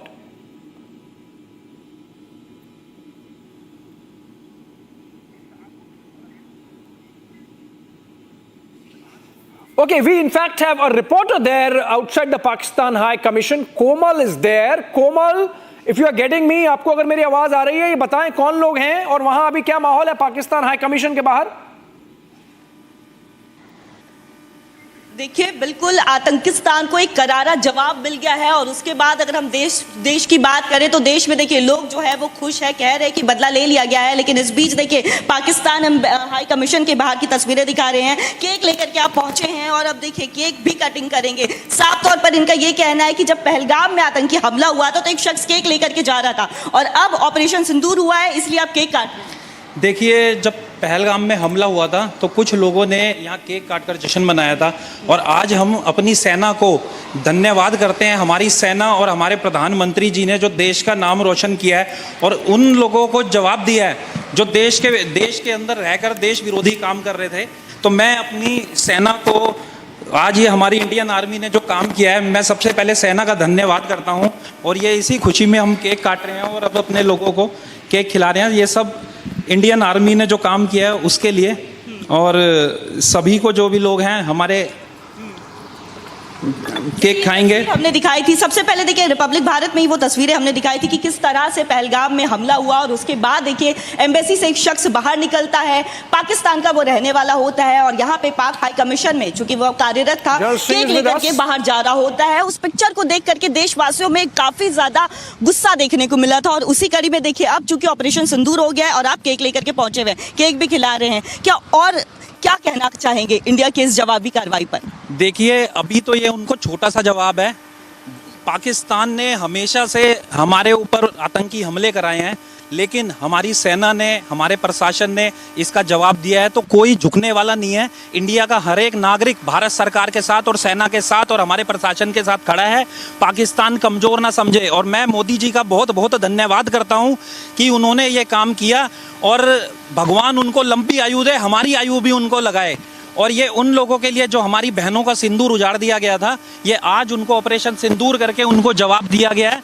और इसी तरह से हम ये चाहेंगे कि जो भी बचे कुचे आतंकवादी हैं, इन सभी के खिलाफ कार्रवाई करके एक बार सारा ही साफ कर देना चाहिए कि दोबारा हमारी बहन बेटियों का सिंदूर नाम पूछकर, जाति पूछकर किसी की हत्या करना, ये बहुत ही शर्मनाक और नाम पूछ करके, जाति पूछ करके कलमा पढ़ने को भी बोला जाता है। और ऐसे में देखिए आप भी यहाँ पे पहुंचे हुए हैं, इंडियन आर्मी का ये लेकर के जिंदाबाद। बिल्कुल, क्या कहेंगे इस कार्रवाई पर? मैं तो ये कहूँगा जो कुछ हुआ है ये बहुत अच्छा हुआ है और हमारी सरकार जो कर रही है बहुत अच्छा कर रही है और ऐसी करती रहेगी तो बहुत अच्छा रहेगा, हम सबके लिए अच्छा, हमारे पूरे देश के लिए अच्छा रहेगा। ये हम लेके आए हैं Indian army. Well, Abhishek. Go ahead, Shawan. Go ahead. You have a breaking news development coming in. Abhishek, I've just got some more details, and this is as far as the operation at Sialkot is concerned. In fact, in Sialkot, they have been able to destroy 2 launch pads. Interestingly, the backstory of how they were able to pin down at least 2 of them, because when Chuck Amru's name actually came up, there was a bit of a surprise because Chuck Amru's name so far hasn't been widely spoken about. But it turns out that during the interrogation of a few OGWs and the GPS coordinates of gunned down terrorists, based on which the security agencies were able to identify at least 2 launch pads in Sialkot. And that's how they were able to carry on with a reconnaissance, and the NTRO thereafter basically looked at the movement of the terrorists at the Sialkot launch pad. And Sialkot launch pad, it turns out, was one of the main areas from where the infiltration bids have actually taken place. Remember, there was an attempt that was made to create absolute havoc in the Punj area, particularly with the infiltration route being very, very active. It turns out that questions were basically raised right now about how they were able to identify these GPS coordinates and thereafter carry out this precision attack at Sialkot. So that's the backstory that I'm getting to you right now as far as the Sialkot is concerned. Can I also just quickly go to Colonel Shailendra also? Colonel Shailendra, if you can hear me. Oh, yes, I can hear you. I can hear you. Colonel Shailendra, I just had a word with a source of mine in the agency, and they've just given me a brief because right now we're not being able to get, a full details of it. A snippet that I was just told about Sialkot and Chakamru is when I asked them the question about Chakamru. They said that, look here, this is how we got. It was based after the interrogation of certain OGWs and some of the terrorists who were basically gunned down and the GPS coordinates from that they actually got. And that's how they realized that Chakamru, that was the second launch pad in Sialkot. Shravan, I'll correct you. I think we decided it once. There is nothing called as OGW. They are OGW terrorist. There is only one word for them. They need to be treated like a terrorist. But before I answer your question, I would like that cake issue which Abhishek brought out. Well, let me tell you, when the cake was brought by the Pakistani for his embassy, that's the time we had said, you can have the cake, but you can't eat it. Today, what we have shown outside the High Commission, we will have the cake, we will cut it, and we will have it also. We have proved it. That's the difference between Pakistan and us. When they make a claim, it is only a claim. We don't make a claim, but what we do gets proved as a claim. There is a lot of difference between what they are doing and what we are doing. But at the same time, the way these strikes have taken place, I'm still surprised that how could we still restrain ourselves that we will selectively only go for those targets where the terrorists are there. There's a lot of work done. There's a lot. Otherwise, it should have been that particular village should have vanished where they were. As per my philosophy, there's nothing called as humanitarian grounds when it comes down to anybody who's harboring terrorism. He needs to be treated like that. Kashmir should get up and start treating OGWs as terrorists. There is no third word. Let the police, CRPF, everybody get onto this system. And it is exactly the same. जब आपने पत्थरबाजों को पकड़ना शुरू किया, that it will be treated as a crime and terrorism, you can see what is the result. डंडा चलाना पड़ता है. आपको एक बार जरूर चलाना पड़ता है. That is how Pakistan understand. That is how OGW understand. And that is the language of the terrorists which they understand. I am very clear about this. Colonel Shailendra, thank you very much. But there's also some more breaking news now coming in. The Prime Minister would be briefing the President with regards to the Operation Sindur. In fact, this is going to happen in a short while from now. Earlier in the day, you've had the Prime Minister in the Cabinet meeting congratulating all the cabinet members as well as the forces, particularly the team that carried out the precision strikes. We are also given to understand that the Raksha Mantri has now been told by the Prime Minister to actually spend time with the very team that carried out the precision strike. So for all our viewers who are tuning in right now, this is undoubtedly a historic moment where India has not only been able to avenge the killings in Pahalgam, but several of the terrorist attacks that have taken place in Jammu and Kashmir, and Pakistan has now been shown the mirror. General Rajendra Singh is also joining us on this broadcast. General Rajendra Singh, a big day for us. There are more details now emerging. The kind of success that we are witnessing right now. Several terrorists gunned down. Several terrorists eliminated in the precision strikes that have been carried out. And most of them are now linked to the attacks that have taken place in the last 1 year. Yes, I think one of the most creditable thing which has happened is that the type of intelligence that we were able to gather from various intelligence agencies like RAW and NTRO and various other agencies, military intelligence, etc. I think it has been phenomenal for such a strike to be carried out. It couldn't have been possible unless our intelligence agencies were able to pinpoint the exact places where these people are staying. And the very fact that we have been able to inflict about 90 to 100 killed in these operations, I think speaks by itself the type of intelligence that we have been able to get.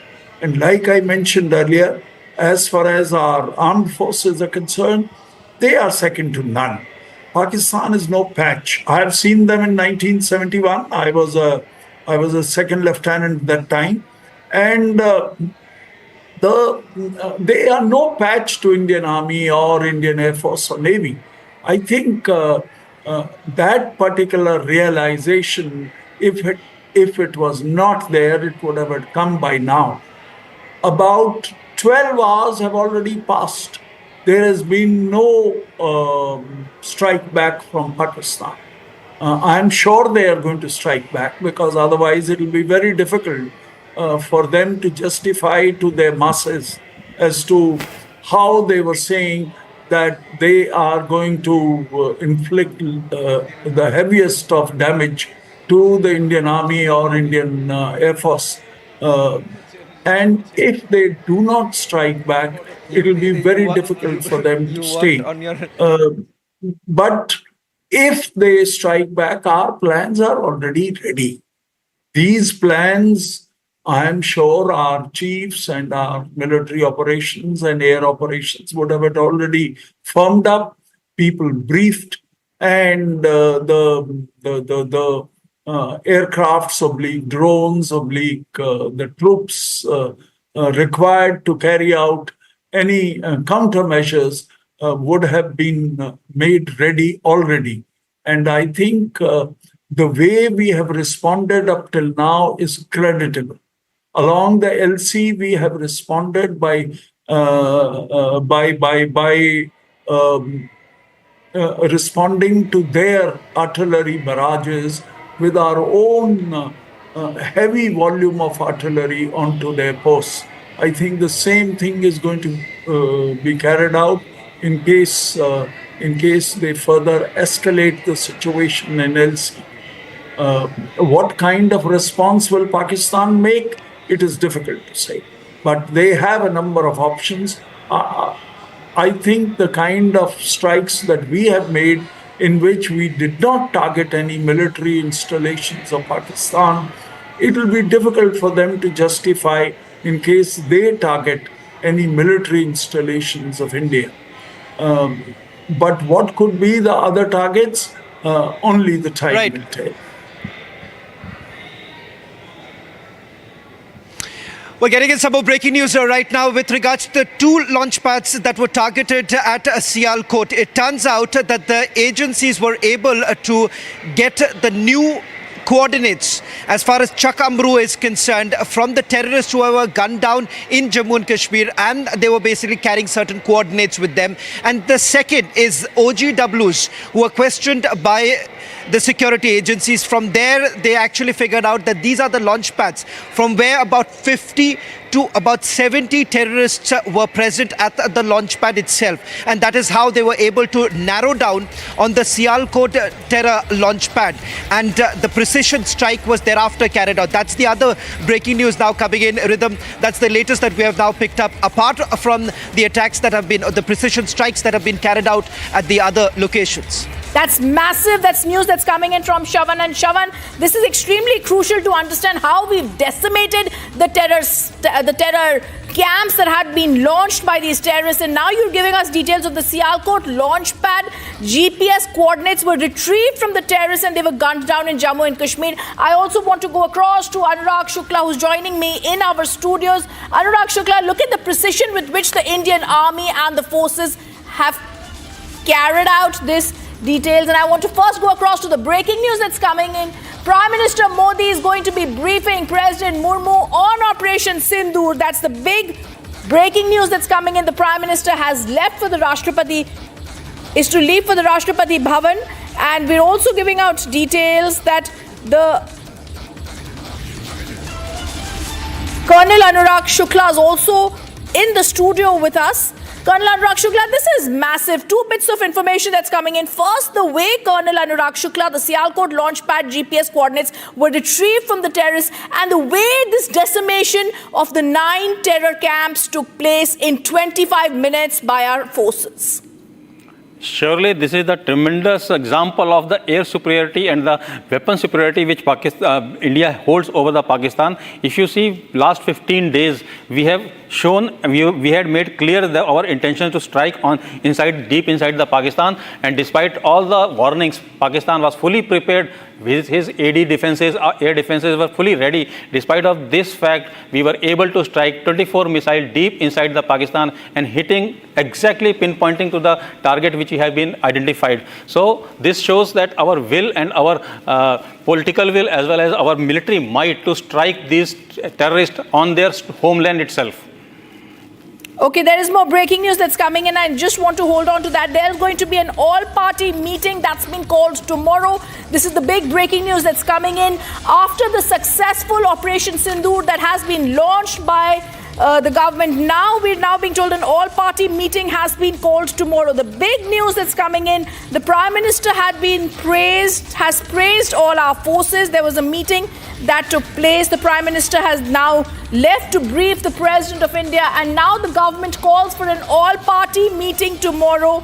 There's going to be a meeting that will be given a full briefing of the success of Operation Sindur. I want to once again go across to our guests who continue to be with us here. The all-party meeting, extremely crucial, that's going to be called tomorrow. Lieutenant General Rajendra Singh also continues to be with us. Lieutenant General Rajendra Singh, this is the way decimation takes place. The way the Foreign Secretary came out today, gave details of the Operation Sindur and the way it was launched by the Indian Armed Forces to deliver justice to the victims of the Pahalgam terror attack and to Indians all across.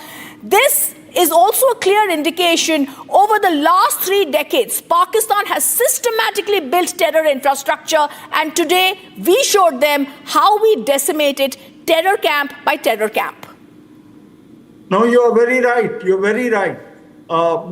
You see, it is not only the performance of the Indian Armed Forces which has been creditable. I think our foreign policy has also done a lot of good to the Indian interests. We have been able to successfully steer the international opinion against Pakistan, despite the fact that Pakistan was the non-permanent member of the Security Council presently, and they had asked for.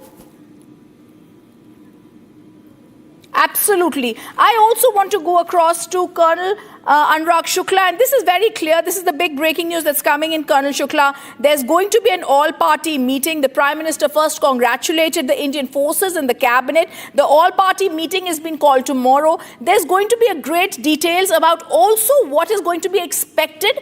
We've clearly told Pakistan this was a calibrated precision strike that took place. It's not, there was great locations were selected to avoid any damage to the civilian installations and loss of civilian lives. There should not be a retaliation, but knowing Pakistan, today India has struck hard. We have to be very prepared, and we are very prepared for any retaliation from their side. We are fully prepared for any retaliation they might be thinking of.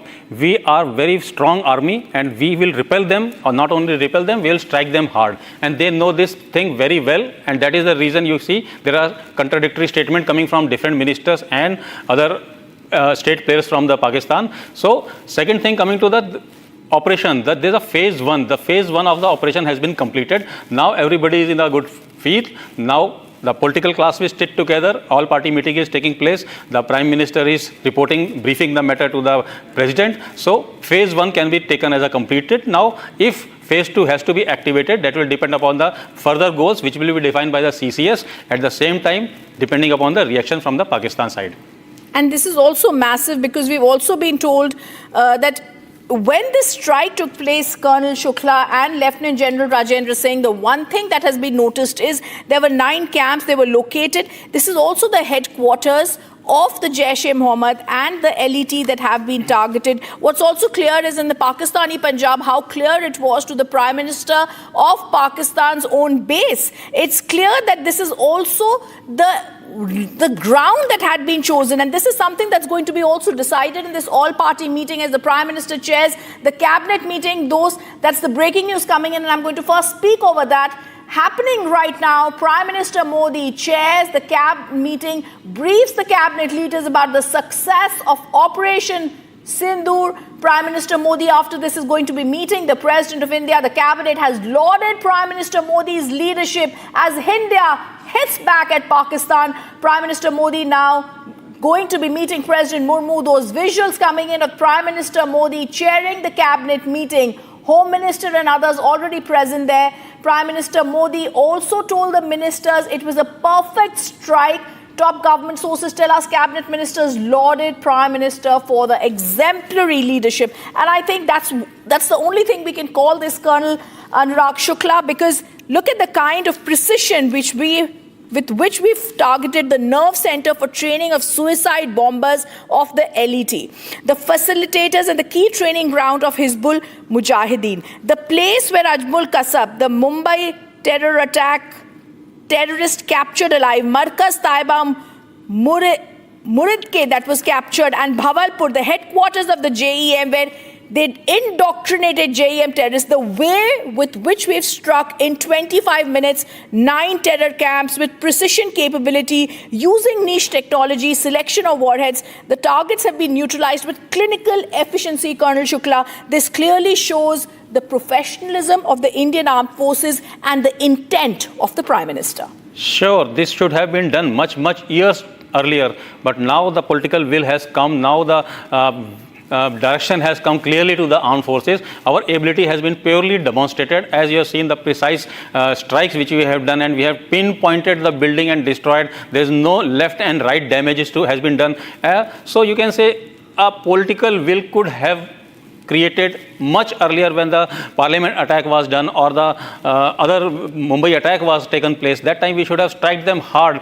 So we should have eliminated these criminals who have been nurtured by the Pakistani on their own soil in the middle of the population. So we should have done it much earlier, but nevertheless, anything which is done now is also welcome, and we hope that Pakistani understand this and never repeat the same in future. And look at the way the meeting's also taking place, Colonel Anurag Shukla, and we stay with those visuals where Prime Minister Modi had, after the cabinet huddle, also met the Home Minister and Defence Minister. This was a crucial meeting that took place.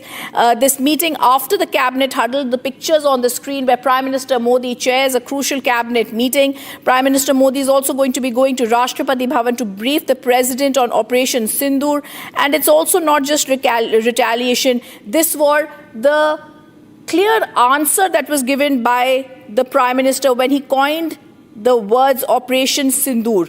The JEM chief Masood Azhar says 10 members of his family have also been killed in India's strike on his headquarters. But we stay with the Prime Minister briefing his cabinet right now first in the meeting. An extremely proud moment for all of us, and that's exactly the message Lieutenant General Rajendra saying that Prime Minister Modi is giving out to his cabinet. This is a moment where India strikes back. This is a moment of pride for India. Prime Minister Modi congratulates the armed forces for Operation Sindur, and this is also a place where the cabinet has lauded, praised, we can see the visuals on the screen, praised Prime Minister Modi. There is a clear smile, there's a clear praising of the Prime Minister Modi, the precision strikes that have jolted Pakistan, and how Lieutenant General Rajendra Singh, the Prime Minister, is now briefing the cabinet.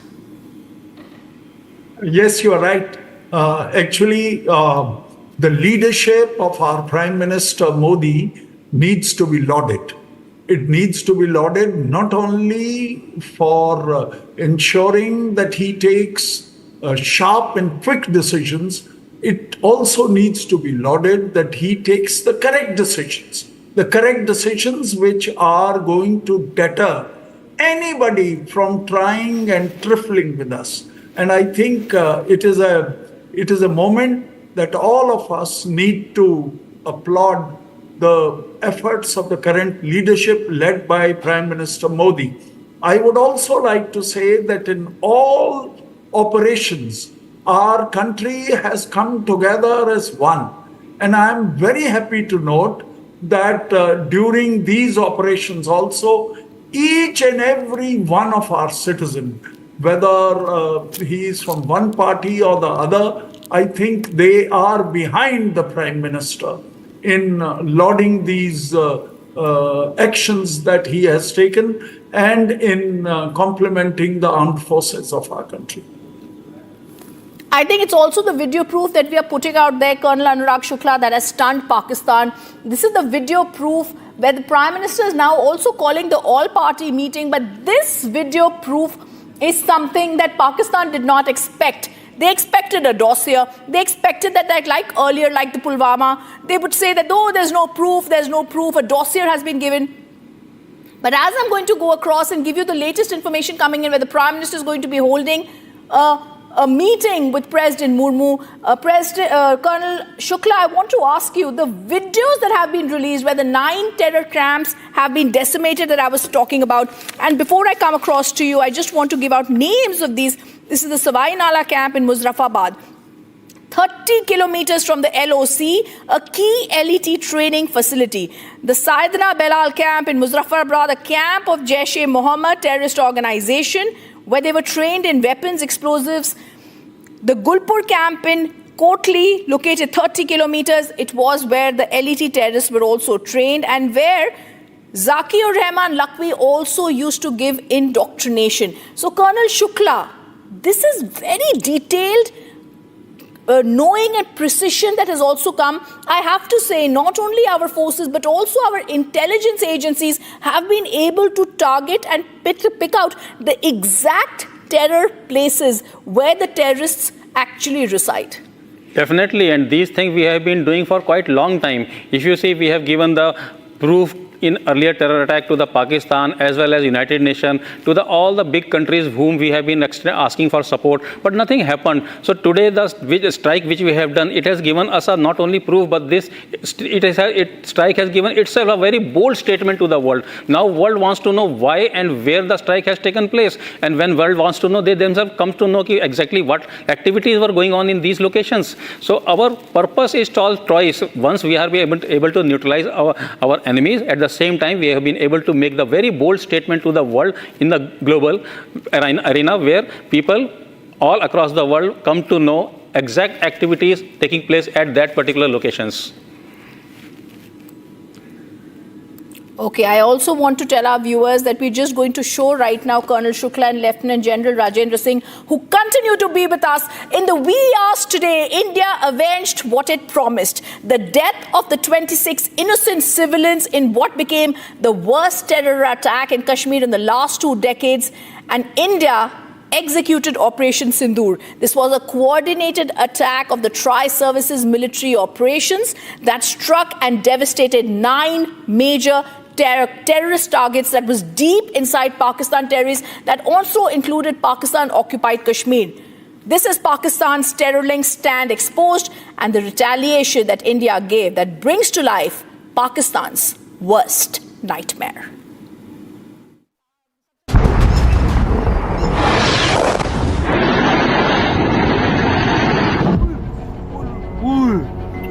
A little after midnight on the 7th of May, 9 targets struck inside Pakistan. Nobody saw it coming. Not even those in this video.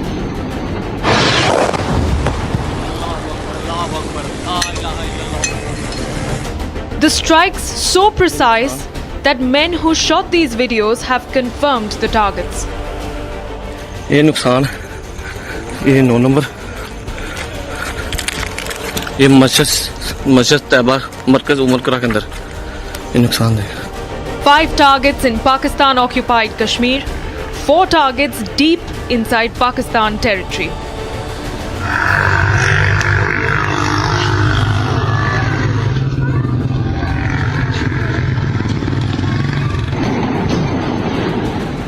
camps struck with multiple hits on some targets.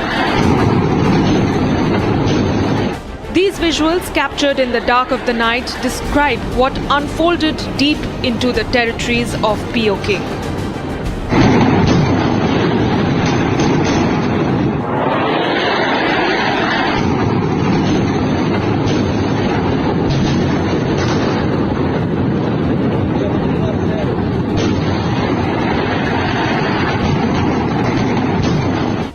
Precision strikes that turned the skies red. हाँ देखना वाम कैसे आ रही है वहाँ से अभी video catch होगी नहीं होगी. Multiple loud explosions and a complete blackout. The enemy was not ready for this.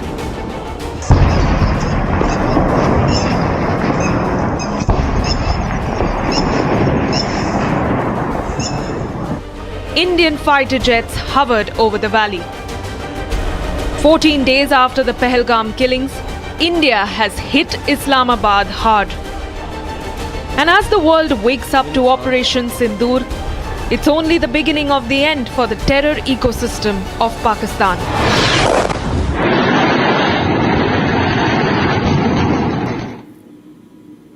This is India's fury. This is India's retaliation. This is also 9 targets where India has shown no mercy to a rattled Pakistan. As India has shown and unleashed its anger, terror hubs have been obliterated. We're going to show you how swift, how silently, and how surgically with precision India carried out these attacks.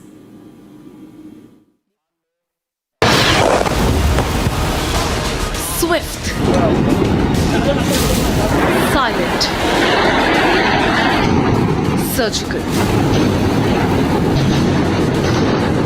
The Indian Armed Forces launched Operation Sindur, obliterating terror infrastructure deep inside Pakistan and POK.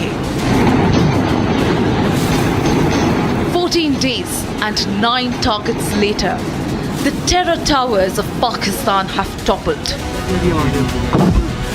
Headquarters of Jaish and LET were also reduced to rubble. The escalation followed days of mounting anticipation after the dastardly Pahalgam terror attack, which left 26 innocent civilians dead. In an official statement, the Ministry of Defence confirmed that 9 terror sites were struck with precision and no Pakistani military installations were targeted. Pakistan Army spokesperson Lieutenant General Ahmad Sharif Chaudhry said that Indian missiles struck Kotli and Muzaffarabad in Pakistan-occupied Kashmir and Bahawalpur in Punjab province. Meanwhile, following the strike, a rattled Pakistan threatened India. Echoing a hollow threat, Shehbaz Sharif, the Prime Minister of Pakistan, said that Pak will react forcefully. Reacting to the developments, US President Donald Trump said that the US was aware that something was about to happen and hoped that the situation would de-escalate quickly. No, it's a shame. We just heard about it just as we were walking in the doors of the Oval. Just heard about it. I guess people knew something was going to happen based on a little bit of the past. They've been fighting for a long time. You know, they've been fighting for many, many decades and centuries, actually, if you really think about it. No, I just hope it ends very quickly. According to the reports, India has reached out to various countries across the globe, including US, Russia and the UK, to brief them about the military strike. With India tightening its ironclad fist around Pakistan's neck, Operation Sindur echoes the message of Prime Minister Modi from the grounds of Bihar. India will identify, track and punish every terrorist and their backer. We will pursue them to the ends of the earth. India's spirit will never be broken by terrorism. Terrorism will not go unpunished. And the message is clear.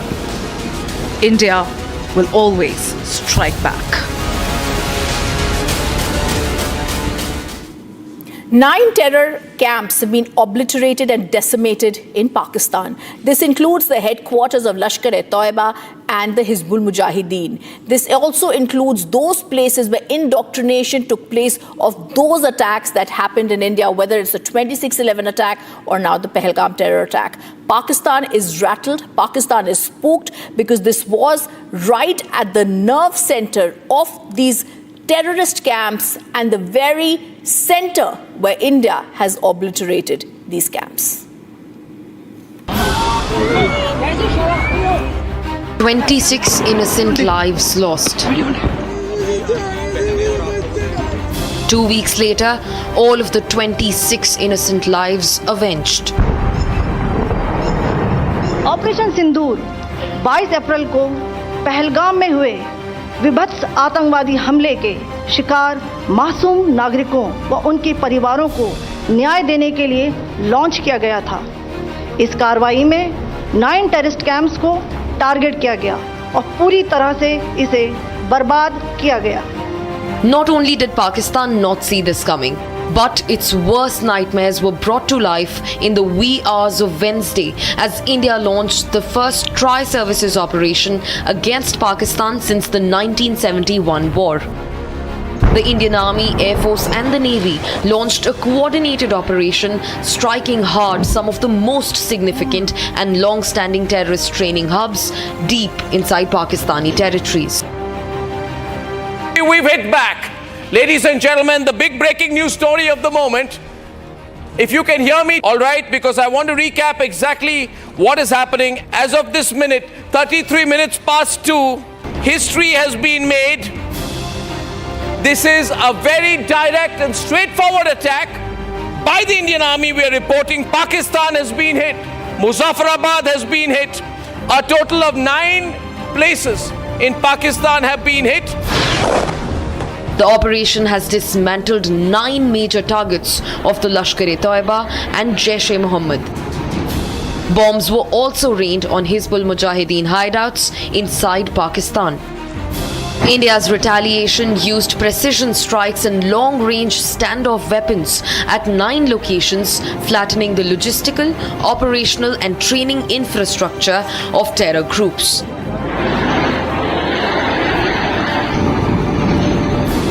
The 9 targets included 4 Jaish-e-Mohammed targets: Bahawalpur in Punjab, Tehran, Kotli and Muzaffarabad.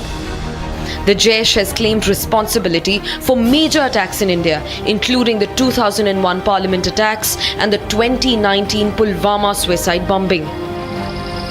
In fact, Muridke, the nerve center of the Lashkar-e-Toiba, was quivering with the impact of the explosion. In fact, Barnala and Muzaffarabad terror camps were also charred by missiles. Lashkar-e-Toiba orchestrated the 26/11 Mumbai terror strikes. The Hizbul Mujahideen has not been spared either, with Sialkot and Kotli camps completely hammered. The terrorist group has been active in multiple attacks across the Kashmir Valley. Each of the 9 sites selected for the operation had a history of association with major terror plots and infiltration attempts directed at India. India has hit back, and it has hit back harder than ever. The message is as clear as it can get: zero tolerance towards terrorism and its dirty state sponsors.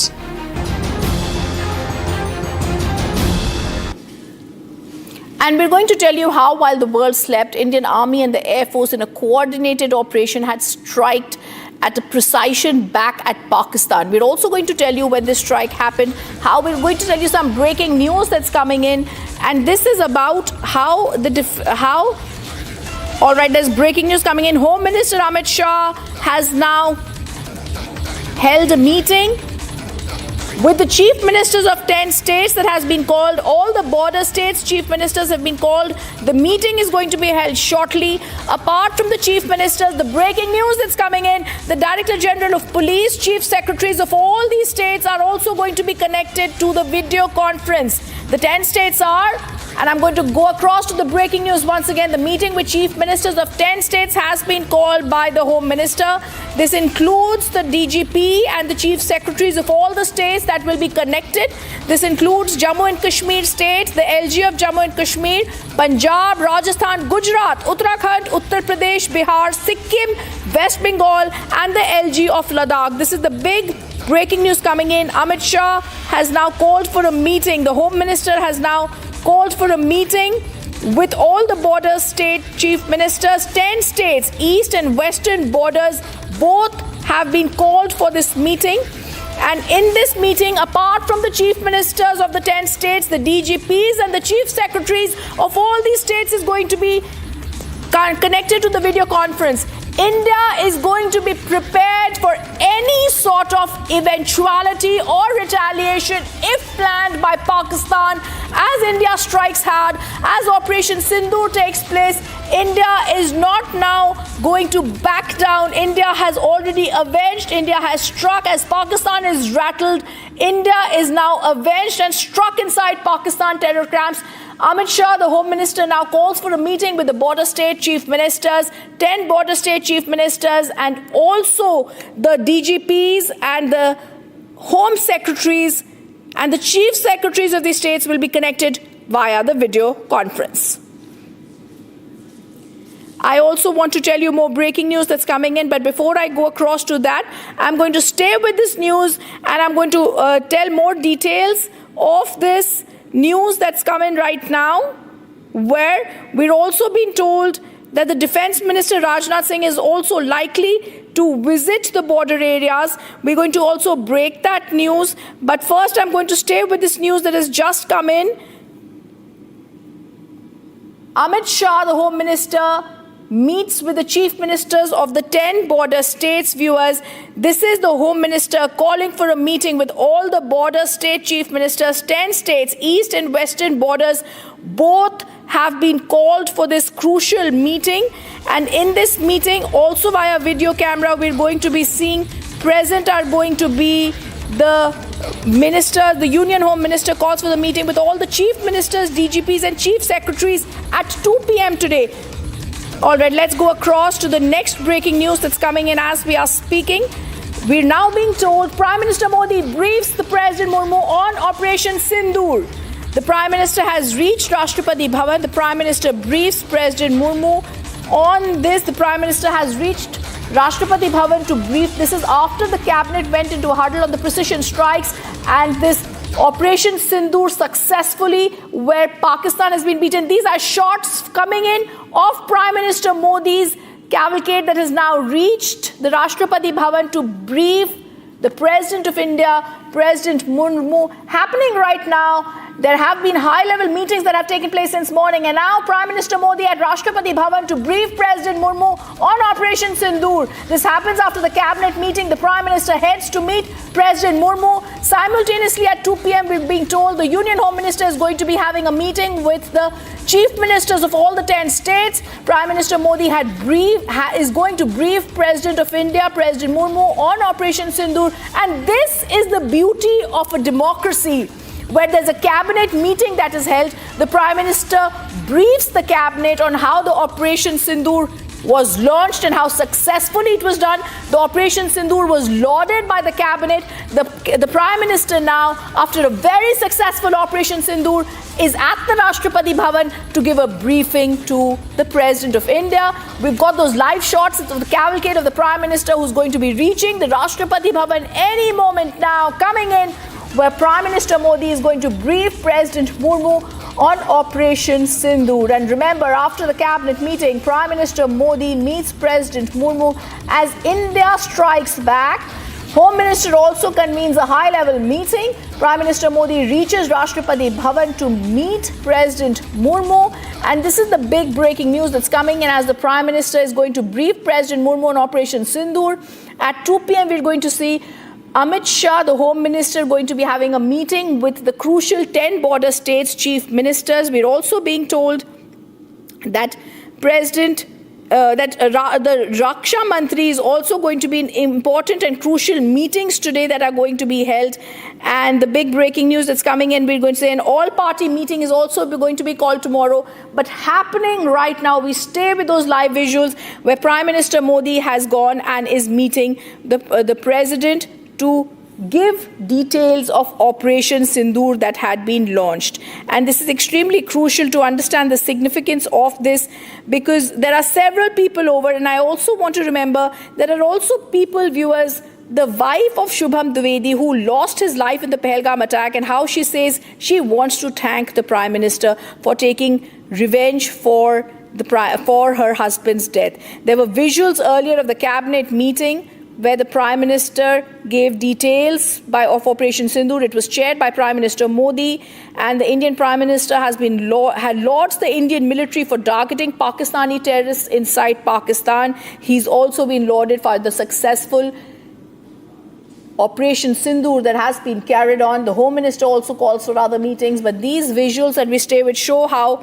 the Prime Minister is going to brief the President of India on this operation. And viewers, I want to give out more details of this operation, where these areas that have been hit right now, India avenged what the Prime Minister had promised. He said, we're going to go inside Pakistan, we're going to be hitting out at those terror spots, we're going to go to the ends of the earth, the Prime Minister had said, to mark out those terrorists, and that's exactly what India has done. We have avenged in the wee hours today what the Prime Minister promised. India executed Operation Sindur. This is the coordinated tri-services military operation. We attacked and devastated 9 major terrorist targets deep inside the Pakistan territories, which includes the Pakistan-occupied Kashmir. We're showing you on the screen the terrorist camp that has been destroyed, Mehnoona Joya in Pakistan that has been destroyed. While Pakistan's terror links now stand exposed, this Indian retaliation brings to life Pakistan's worst nightmare. To brief the President, Prime Minister Modi's cavalcade has reached the Rashtrapati Bhavan, and Pakistan did not see their worst nightmare coming on the wee hours of Wednesday morning, viewers, as India launched the first tri-services operation against Pakistan since the 1971 war.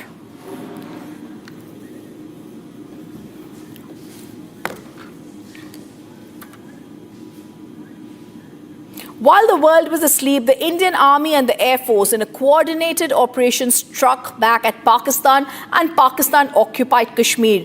We destroyed 9 terror dens 14 days after the dastardly Pahalgam attack. India sent a clear message through Operation Sindur. We have zero tolerance against terror. Meanwhile, several global leaders backed India and also the zero tolerance policy towards terror.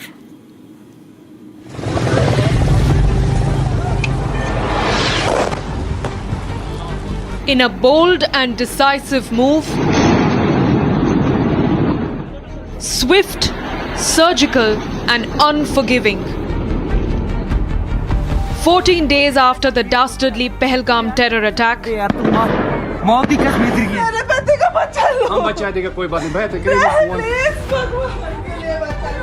India avenged what it promised. India launched Operation Sindur and destroyed 9 terror sites in Pakistan-occupied Kashmir and Pakistan. The operation, executed in the early hours of 7th of May, sends a clear and uncompromising message. India will no longer tolerate provocation. While the world stood with India against the fight of terror, we saw world leaders backing India and condemning the terror attack. As India strikes Pakistan, the world is watching and reacting. As New Delhi's fiery strike deep inside Pakistan reverberates across global capitals. US President Donald Trump said that US knew India would retaliate and that he hopes that this ends quickly. No, it's a shame. We just heard about it just as we were walking in the doors of the Oval. Just heard about it. I guess people knew something was going to happen based on a little bit of the past. They've been fighting for a long time. You know, they've been fighting for many, many decades and centuries, actually, if you really think about it. No, I just hope it ends very quickly.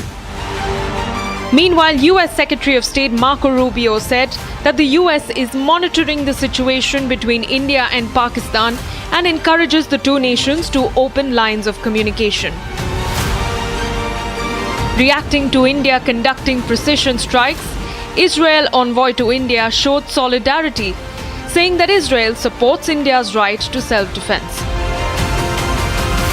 The operation targeted 9 locations, including Jaish's base in Bahawalpur and Lashkar's hub in Mudrike. Operation Sindur, as the Indian Army stated, is India's answer to Pakistan. Justice is served.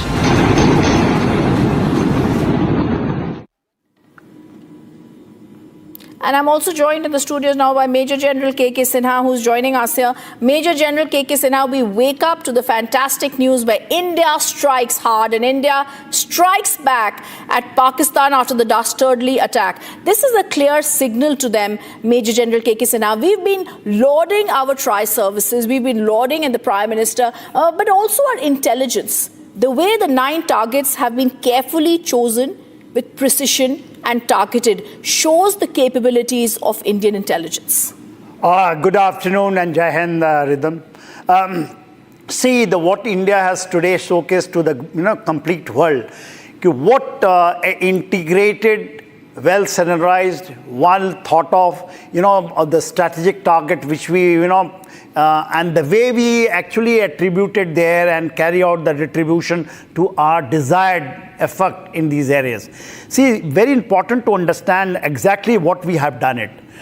India, I take it from 22nd when these, they carried out a very heinous crime when 26 of, our people lost their life. And there was a divide. Before that, on 14th of April, it is very important to link up that.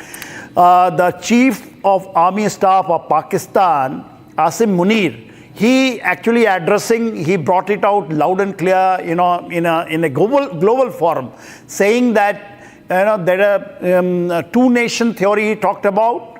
He talked about jugular vein. Jugular vein, is the next vein, very important about the Kashmir. And then he talked about two-nation theory and that Hindu-Muslim divide. He brought it out, that Muslim and Hindu, we are two different. That we have seen in 22nd when they carried out this heinous crime with 26. You link it up, everything 14th and 22 same.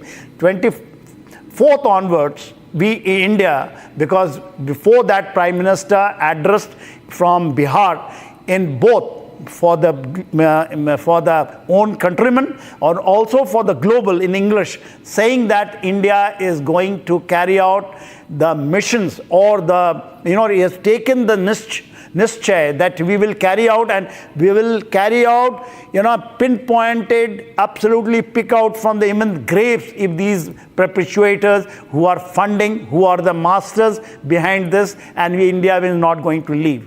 And what you have seen from last night onwards, you must be awake, I am awake, but India has seen, the Operation Sindur, which is very important. That, our sisters, our daughters who lost their, loved ones in this, and they have actually the Sindur is very important and very, very precious thing for our Hindus, ladies. That is the Operation Sindur, which the Prime Minister has chosen the name, and the way we have attributed. Now come down to actual, how it has been done. If you say in the POK, Muzaffarabad, which is the actual symbol of the complete terrorist launch areas. The launch area, launch pad and the launch point, which is there in that area about 30 kilometers, which is the depth. There are 2 targets from there, Kotli coming. There are Fidayan training camps of 15. Absolutely the 2 targets, that is the launch area we have to hit. We have come down where the Sakadgal Budge, when you take the Jammu, that's a Kathua Samba area. In that area, the two targets, basically into the area of Sialkot. Muredke is the headquarter of Laskar-e-Toiba, two targets, and Bhavalpur, which is the headquarter and the training area and the complete base of your Jaish-e-Mohammed. That has been selected. The stretch is more than 1,000 kilometers when you see from Muzaffarabad right up to the Bhavalpur and deep inside 100 kilometers. Hitting precisely, starting the operation at 1305 and getting over by 13,025. No armed forces of the world. Where is the synergy? There are drones which has come, naval drones, Army, Navy, Air Force in precision like this and picking up the targets and getting the kill the way we want. Absolutely. You will take the case of Murudke. Complete family members of has been eliminated there. So that is what we have achieved. And then there is a briefing which came out from the Foreign Secretary, followed by our two brave ladies, one from the Army and one from the Air Force.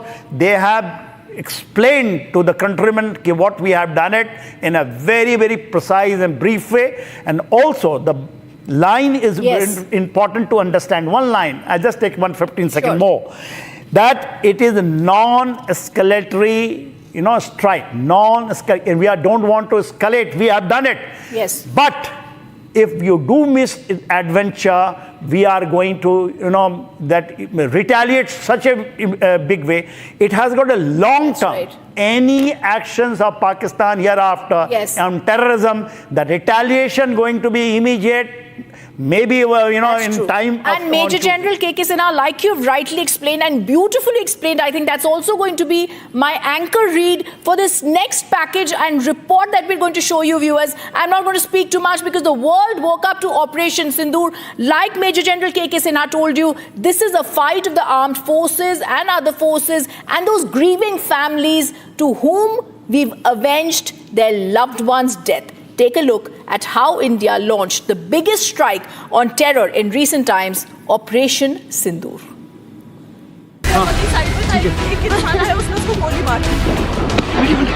The April 22nd Pahalgam terror attack claimed the lives of 26 Indians, families that were witness to the killings of their loved ones. Women and children left grieving a deep and unbearable loss. 14 days after, India and the world woke up to Operation Sindur. Operation Sindur, India's response to Pakistan's terror ecosystem. Operation Sindur, an invocation of grief, memory, and resolve. Official sources say that it was Prime Minister Modi who picked the evocative term Operation Sindur to name the Indian Armed Forces strike on 9 terror sites in Pakistan and Pakistan-occupied Kashmir. India's stand could not be more lucid. The human cost of this attack is unpardonable. The operation itself was a rare display of tri-service coordination.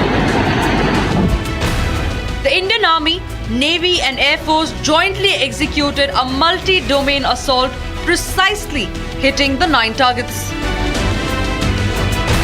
For 25 minutes, Operation Sindur executed precision strikes at multiple terror camps, and it's only the beginning of the decimation of Islamabad's terror network. And while India mourns the loss of those who fell prey to the Pakistani butchers,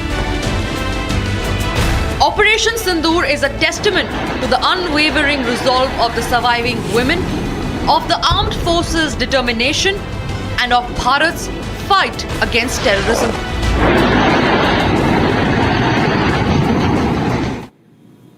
Major General K.K. Sinha continues to be with us. And Major General K.K. Sinha, I want us to understand the inside details of how Operation Sindur was launched and carried out. We're telling you exactly what you told us, where Hafiz Saeed is attacked, the LET headquarters stuck in Muridke, like you were telling us. I also want to tell our viewers the strategy was surgical, it was selective, it was precise. There was a high value targets were under constant vigilance. Major General K.K. Sinha, the Prime Minister was briefed before the final execution order, but taking us through all the 9 camps that were destroyed, the headquarters of the LET you mentioned, that's at Muridke, the Markaz Taiba, the headquarters of where Hafiz Saeed terrorists were trained, and also the headquarters of Jaish-e-Mohammed at Bahawalpur, Markaz Subhan, the headquarters. This is where terrorists, Major General K.K. Sinha, were indoctrinated. You are absolutely right. For your viewers, let me, explain what is Bahawalpur, and what is this terrorist camp of, center. It is a center. Like we have got, institution like National Defense Academy or IMA. It is on the line of that in Bahawalpur, and it is a huge campus. It is next to the cantonment, Bahawalpur cantonment. This is the area which they created, especially by JEM, Jaish-e-Mohammed, Masood Azhar, along with his, people. What is important that, you just take your mind just before 2010 or 2016 or in this area, people these Fidayans, these terrorists, they used to be recruited. Then they used to be, trained in all aspects, in all domains, like you carry out in academy. On the final day, the Pakistan Army generals, along with Masood Azhar, they used to carry out a review parade.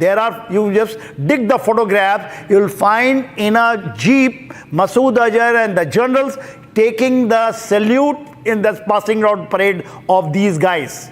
So this has got, a symbol of both terrorism and military establishment of Pakistan, and ISI and the Pak Army, how they used to. Just I have given you one example. Same thing is there in Muridke. Muridke is north of Lahore and south of Gujranwala. A very, very important. Just ahead is the Sialkot, and that where we have actually hit, it is about 18 kilometers from the international border. And there we have, and that is the resolve. When you take it in POK, especially the 4 targets, so it is inception of terrorism in the form of jihad, radicalization of these jihadis, training them in all aspects, in all domain, and both by terrorist organization and also the Pak Army. Instructors, SSG commandos, they used to be the part of this training at Muridke and also at Bahawalpur. And then their launch areas just behind the main areas of Pak deployment in the POK, in the Sakargal Bulge area, in the area of Sialkot, from there used to come. These are the riverine terrains. So if you take Jammu and Kashmir, starting from top, if you say in the area of Pir Panjal north and south, and also in the area of when we say Cham Jauria, that is, and then you come down to Jammu area, everything has been hit. It is so beautiful planned, so much intrinsic information about presence of these terrorists at that particular time, because Pakistan was rattled. Is a real-time information, and then you are going and hitting them. I think nothing can be more precision.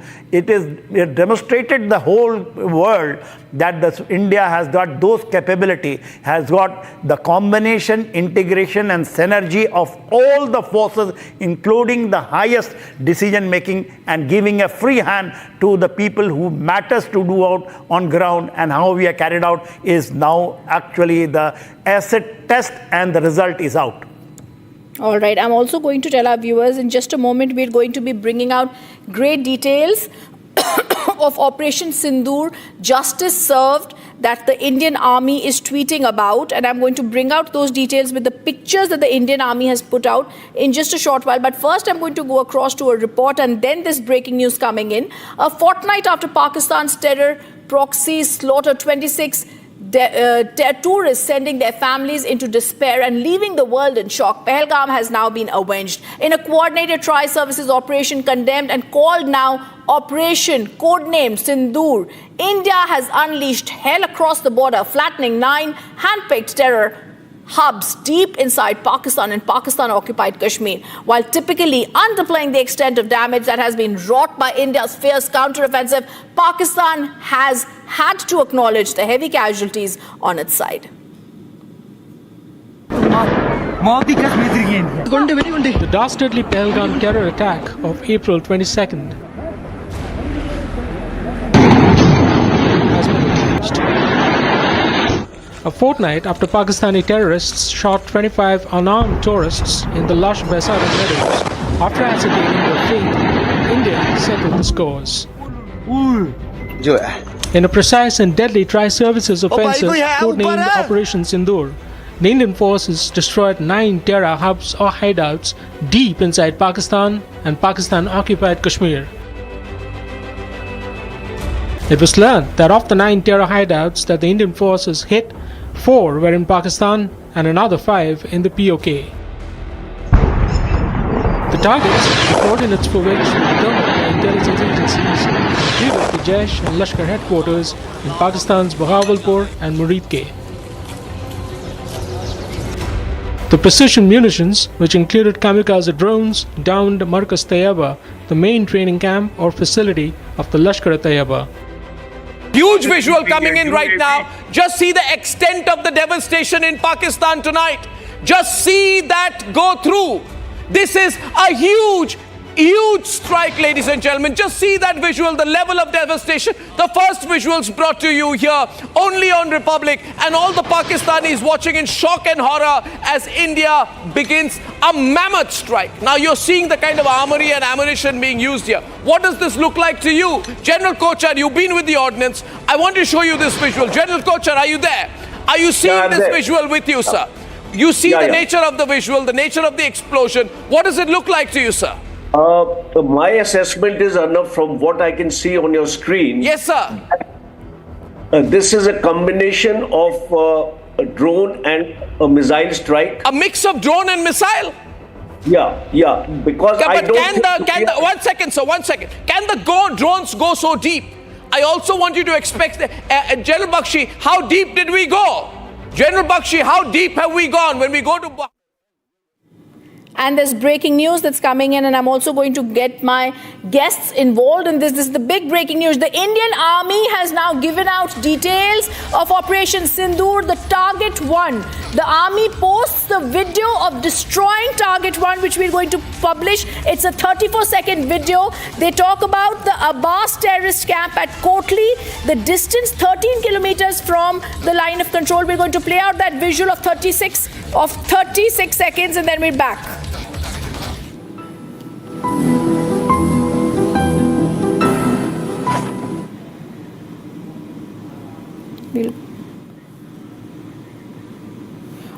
All right, the big breaking news that we'd broken a few minutes ago. Home Minister Amit Shah in that meeting that's going to be held. The government sources had said the Prime Minister had briefed the cabinet, and now the big breaking news that's coming in. This is a meeting that the Home Minister is having. There's also another meeting that has been announced of Home Minister Amit Shah with all the state chief ministers, the DGPs. That is going to be a briefing that's going to be there on Operation Sindur. After the very successful meeting, after the very successful Operation Sindur, Union Home Minister Amit Shah is going to be. This is the meeting that the Home Minister Amit Shah had called for with the 10 border states and the chief ministers. He'd also called for the 10 DGPs to be present here, or they could join via the virtual image, and also the chief secretaries of the states. The 10 states where the chief ministers had been called by the Home Minister Amit Shah, that meeting that is about to begin by the Home Minister, in which the Home Minister is going to be briefing the 10 border states. The chief ministers and DGPs and the chief secretaries of the 10 border states are going to be present here. This includes the state chief ministers of Jammu and Kashmir, of Punjab, of Rajasthan, Gujarat, Uttarakhand, Bihar, Uttar Pradesh, Sikkim, West Bengal, the LG Ladakh, they'll all be attending the meeting that has been called by the Union Home Minister after the success of Operation Sindur. Union Home Minister Amit Shah had called for this meeting. He called for the meeting with the chief secretaries, with the DGPs and the chief ministers. This crucial meeting by the Union Home Minister that's going to be addressing and meeting the border state chief ministers. Obviously, this meeting is going to be giving out key pointers, viewers, on what has taken place and also precautionary measures, Major General K.K. Sinha, that have to be put on guard now. Yeah, this is a very important meeting, but you brought it out that, both eastern and western side. First, we take it the western front of ours when Jammu and Kashmir, Punjab. Then, of course, we have got Rajasthan and Gujarat. Those 4 and 6 of them of the northeast. Sir, I'm just interrupting you for 1 minute. Now the meeting that the Prime Minister has with the President of India, Draupadi Murmu, those are the first visuals coming after an extremely successful Operation Sindur, where India decimated 9 terror camps. After having met the cabinet, the Prime Minister of India on the very successful Operation Sindur then briefs the President of India, Draupadi Murmu. We'd seen earlier he was going towards the Rashtrapati Bhavan, Prime Minister Modi, who was lauded by his cabinet on this success of Operation Sindur, briefing, giving, discussing, deliberating Operation Sindur with the President of India. There is this beautiful namaste that is being shared between the President and the Prime Minister, Major General K.K. Sinha. And we'd also, I just want to go across to this tweet that's coming from the President of India, Major General K.K. Sinha, and then I ask you to please comment on it. The President of India has said that Prime Minister Shri Narendra Modi called on President Draupadi Murmu at Rashtrapati Bhavan and briefed her about Operation Sindur. And as we go back, I want you to speak on both sets of visuals that we are putting out, Major General K.K. Sinha. The beauty of the Indian democracy, where even now the Prime Minister goes and briefs the President after the successful operation. On the other side, all the 10 border states, like you mentioned, the eastern side and the western side, now being briefed by the Home Minister. So, beauty of Indian democracy, what we can see, it is in full play display. Prime Minister and going to the head of the armed forces, Army, Navy, and Air Force, and he is the executive head, the Prime Minister, is briefing him exactly what happened. This is not only a protocol, but this is actually what the democracy is. The same time, Home Minister, you see, when you carry out the internal security matters, homeland security in a global parlance, when we use homeland security, he has taken in account of all the people who matters. And we have got 2 neighbors, which is immediately of concern.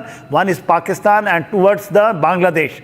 I think, he has left the Chinese part of it for the time being, because I think there is no threat. This is what the threat assessment for the immediate requirement. But there is a huge threat requirement which is coming from Bangladesh, because it is against the terrorism. And terrorism is also coming from the Bangladesh, the way the situation is there internally inside the Bangladesh. I think is a very, very good visual, yes, where all and everyone, including the DGP of the states, has been brought, and yes, that will give the resolve, because today onwards, yes, there was supposed to be, mock drills also starting. Yes, sir. Sir, I just want you to just now speak over what I'm going to show for 34 seconds to our viewers. Let's break that now. Breaking news that had come in. The Indian Army has now tweeted the target 1 of Operation Sindur, the Abbas terrorist camp at Kotli, at 13 kilometers from the line of control. The destruction that took place at 1:04 a.m. on the 7th of May, 2025. We play out that visual.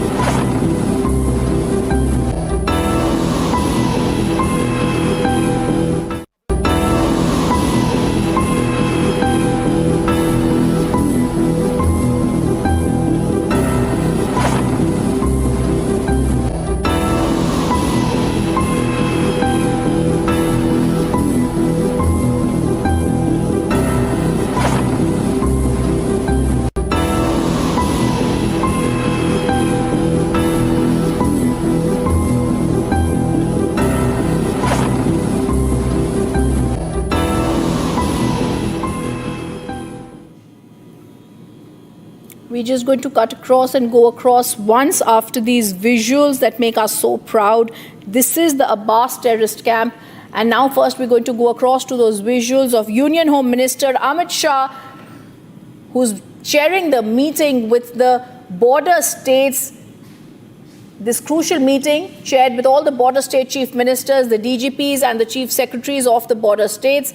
And the Indian Army had just put out this tweet, but this is very crucial to understand that at this meeting, Major General K.K. Sinha, he's going to be briefing and giving out details about the kind of action that needs to be taken to be cautious at both the borders. Rhythm, a very important operations which is on. When we say, our farm base is there from where we launch. Those are actually, we have got a lot of columnists. We used to call fifth columnist, but now it is overground worker. You have been hearing about it. The operations against the overground worker, it is not only the sympathizers of the adversary, but also the people who... now you want to have this... We're just putting the... Okay.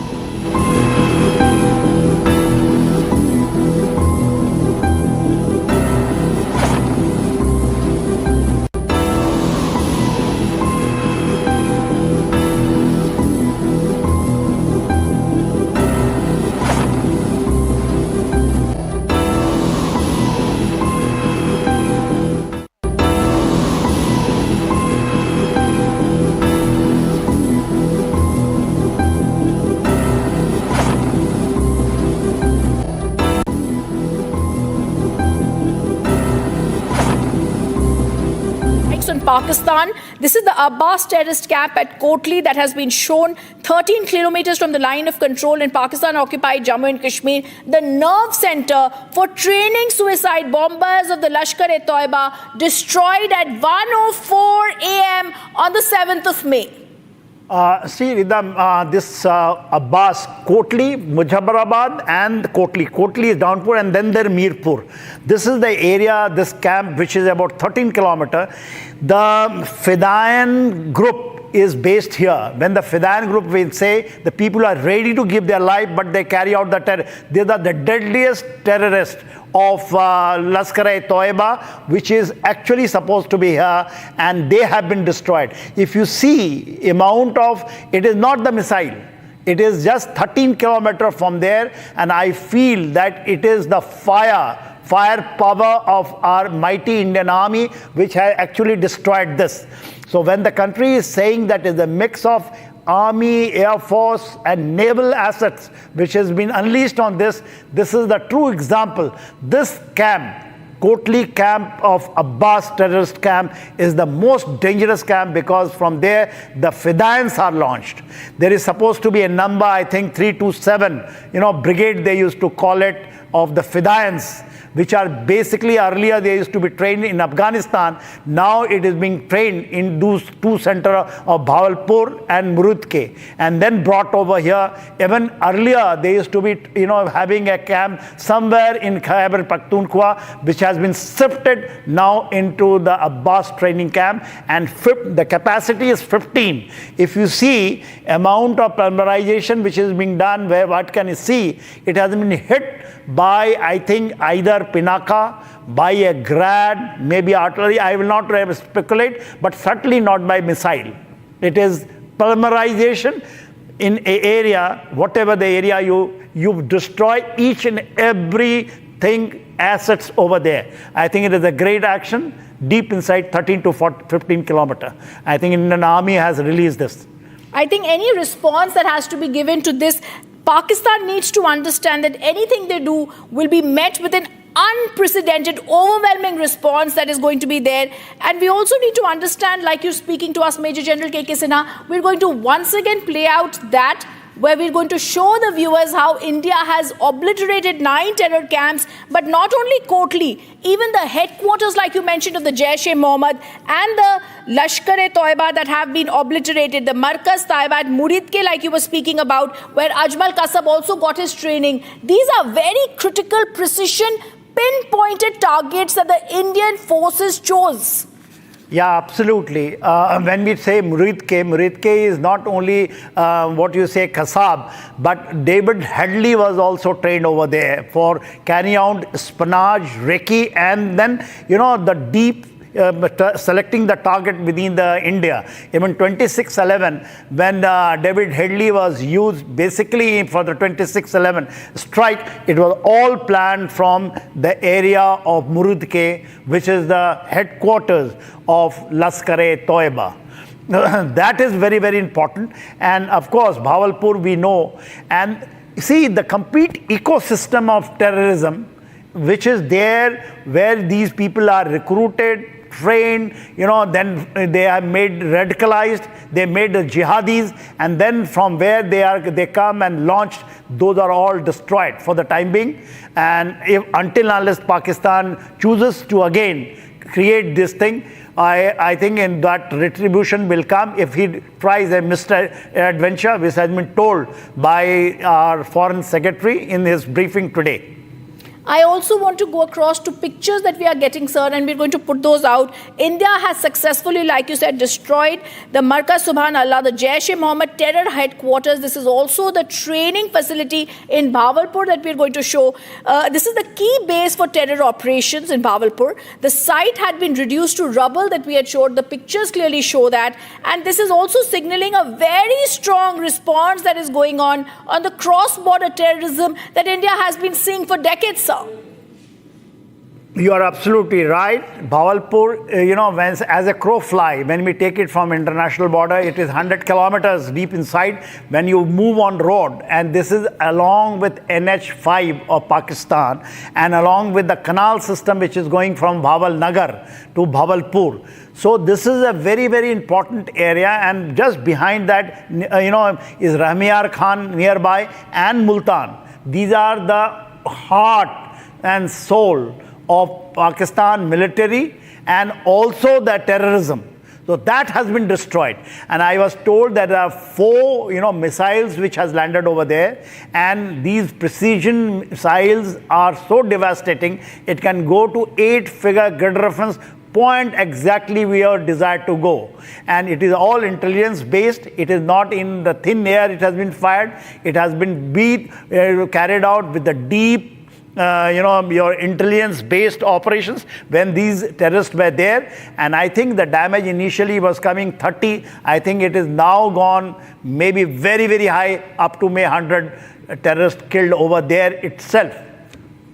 I also want to get some breaking news that's also coming in, of course, from Pakistan. The morale is down. They are demoralized, they are rattled, they are nervous. We're also now going to go across to that breaking news that's coming in, and we're going to put that picture out, viewers, that we've just got. This is the picture of the Chinese ambassador Jiang Zhaidong calling on the Pakistan FM Muhammad Ishaq Dar. A very clear picture in which, if I can actually see, very somber faces. They're all looking down, rattled, nervous. There are no smiles. There are hands that are closed. The body language is serious. Everybody seems to be taking notes. And there is just solemnity. There's just nervousness and grievousness that is in the air. But this is also a very critical thing to understand, sir, here, that this is also happening, that China had earlier also supported Pakistan. The kind of language they've used, the kind of support we've heard that the China is giving to them. Of course, for China, the support to them is obvious, because they will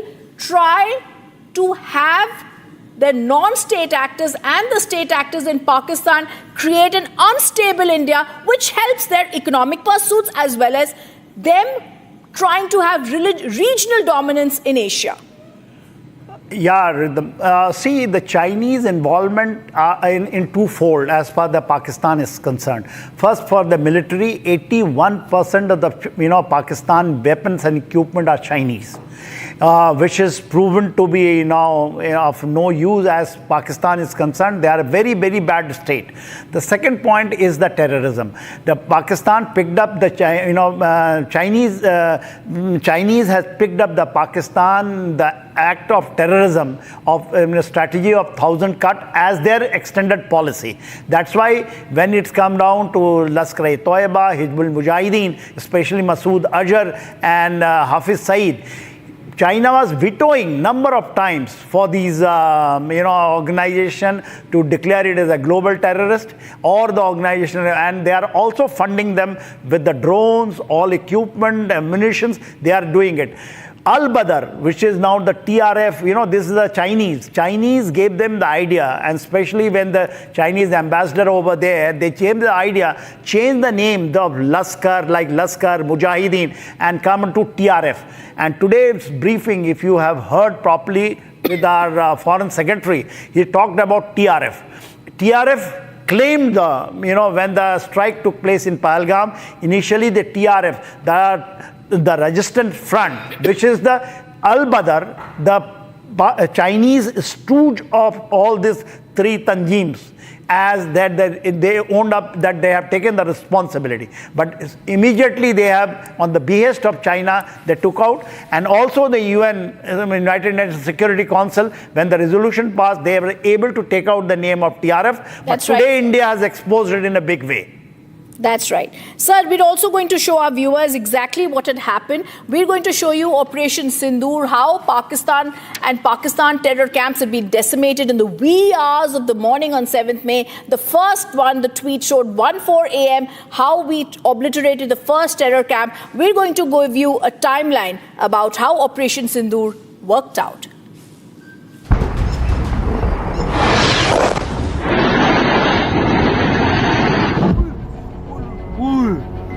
A little after midnight on the 7th of May, 9 targets struck inside Pakistan. Nobody saw it coming. Not even those in this video.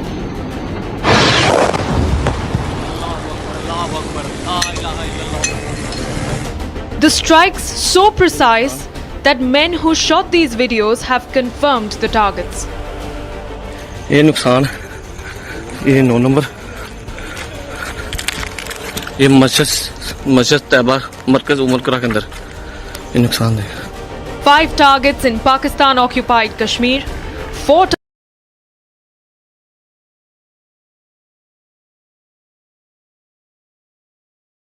targets deep inside Pakistan territory.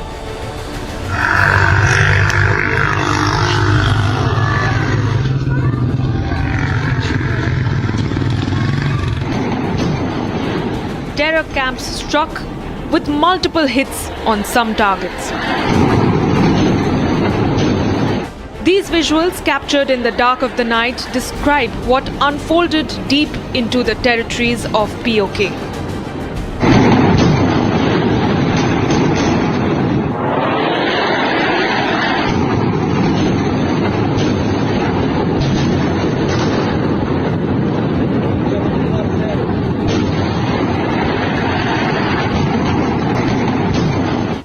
Precision strikes that turned the skies red. हाँ देखना वाम कैसे आ रही है वहाँ से. अभी video catch होगी? नहीं होगी. Multiple loud explosions and a complete blackout. The enemy was not ready for this.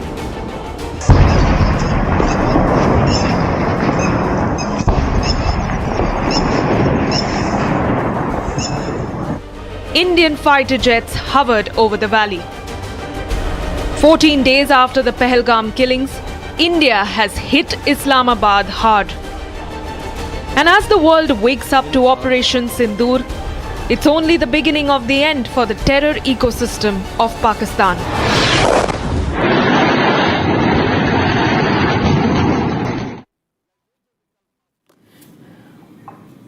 The Indian Armed Forces launched Operation Sindur, hitting terrorist infrastructure in Pakistan and Pakistan-occupied Jammu and Kashmir, from where terrorist attacks against India have been planned and directed. General G.D. Bakshi drops stunning revelations on the weapons that were used. Operation Sindoor ये बहुत उपयुक्त नाम है भारतीय सेना और वायुसेना के उस ऑपरेशन का जो कि पहलगाम में हमारी जो 26 भारतीय नारियों का सिंदूर उजाड़ा था पाकिस्तान के दहशतगर्दों ने, उसके लिए करारा और मुफीद जवाब है. भारत की आर्मी और एयरफोर्स ने एक जॉइंट ऑपरेशन में 9 टेररिस्ट कैंप्स को स्ट्राइक किया है, जो कि शुरू होते हैं मुजफ्फरनगर से, पीओके में, भिंबर गली, गुलपार, चक अमरू, सियालकोट, मुरीद के और भावलपुर। याद रहे, भावलपुर 230 किलोमीटर पाकिस्तान के अंदर है, पाकिस्तान प्रॉपर। जबकि शुरू की टारगेट्स पीओके में हैं। ये तमाम टारगेट्स मुरीद के, सियालकोट और भावलपुर तो जो सबसे डीप टारगेट है 230 किलोमीटर पाकिस्तान की गहराई में। मेरा अंदाज है कि हमारी एयरफोर्स ने Su-30 MKIs के साथ ब्रह्मोस मिसाइल्स का इस्तेमाल किया है और शायद राफाल्स के साथ स्पाइस क्रूज मिसाइल्स का इस्तेमाल करते हुए जो गहरी टारगेट्स हैं उनको स्ट्राइक किया है।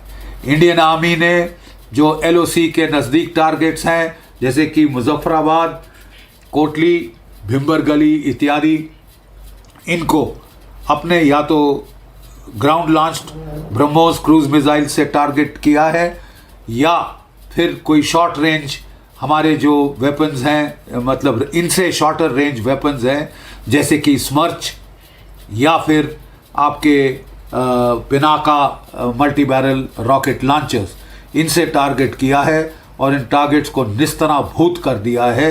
उनके फ्लैशेस तो श्रीनगर से दिखाई दे रहे थे, इतने जम के हमला किया था। हमारा जो रिस्पांस रहा है, इस बार हमने हाईली विजिबल टारगेट्स को स्ट्राइक किया है और मेरा ख्याल तो इनमें साथ में लॉइटरिंग म्यूनिशंस का भी इस्तेमाल किया गया था, possibly to confuse the enemy radars and present multiple targets, ताकि अगर कोई भी रिस्पांस होता तो उसको केटर फॉर किया जा सकता था। लेकिन लगता है आपको याद होगा जब ईरान ने मिसाइल हमला किया था पाकिस्तान पे, तो पाकिस्तान के चाइनीज़ रडार्स उसको कैच ही नहीं कर पाए थे और पाकिस्तान बहुत कंप्लेन कर रहा था चाइना को। इस बार भी प्रिसाइसली वही हुआ है। हमारे BrahMos cruise missile on side of the border stand of ranges से फायर किए गए हैं पाकिस्तान के अंदर, राइट। और इसके चलते वो उनके रडार्स बिल्कुल पिकअप नहीं कर पाए, खरोंच नहीं आई है हमारे किसी भी जहाज़ को या कोई भी ग्राउंड बेस्ड लॉन्चर को। पाकिस्तान की ISPR कह रही है कि 6 टारगेट क्लस्टर्स में कोई 24 स्ट्राइक्स की हैं भारतवर्ष ने। वो कह रहे हैं कि उन्होंने रिटेलिएट किया है अपनी आर्टिलरी से, एक ब्रिगेड हेडक्वार्टर पे फायर करके और एक जो है Indian post on the LAC उसके ऊपर फायर करके। अभी तक इसका कोई पुख्ता सबूत हमें नहीं मिला है। हमारा जो रिस्पांस रहा है वो नॉन एस्केलेटरी है, वो प्रोपोर्शनेट स्ट्राइक है। सो फार हमने केवल पाकिस्तान की टेरर टारगेट्स को एड्रेस किया है, लेकिन अगर पाकिस्तान भारत की जवाबी कार्रवाई में भारत की सिविल या मिलिट्री टारगेट्स को स्ट्राइक करता है तो हमें पूरी जस्टिफिकेशन मिलेगी इसको एस्केलेट करने अगले 2-3 स्टेप्स, जिसमें पाकिस्तान की आर्मी, ISI के जो कमांड, जो उनका नेटवर्क है इस टेरर इकोसिस्टम का, उसको भी हम टारगेट कर सकते हैं और उस दर्जे हरारत तक जा सकते हैं जहां पाकिस्तान जाना चाहता है। हमें उम्मीद है कि पाकिस्तान को अकल आ गई होगी और वो यहीं पे सिलसिला ख़त्म कर देगा। We are prepared to not go any further if Pakistan does not escalate. जय भारत, जय Hind.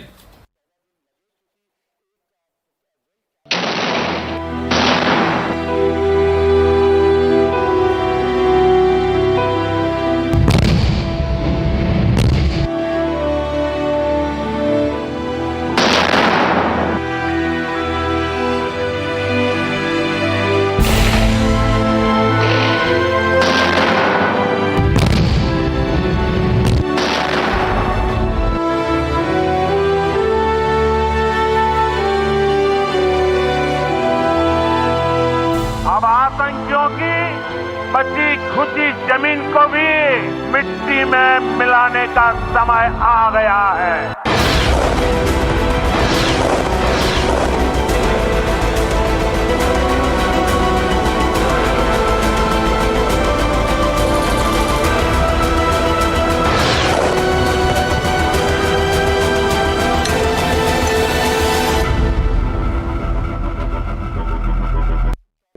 In the global employability rankings by Times Higher Education UK, only the following 6 institutions from India are ranked amongst the top 230 in the world for having the most employable graduates. IIT Delhi, IISc Bangalore, IIT Bombay, IIM Ahmedabad, IIT Kharagpur and Amity University. MDH की हल्दी मिर्ची धनिया करे कमाल, ये रंग दे, ये खुशबू दे, ये तीखा, ये कम पड़े, क्या निराला MDH masala.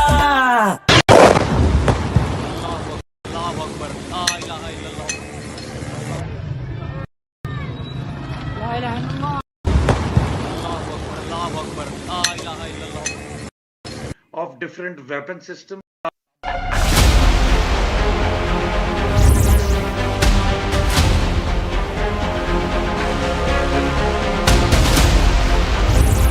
I say to the whole world, India will identify, track and punish every terrorist.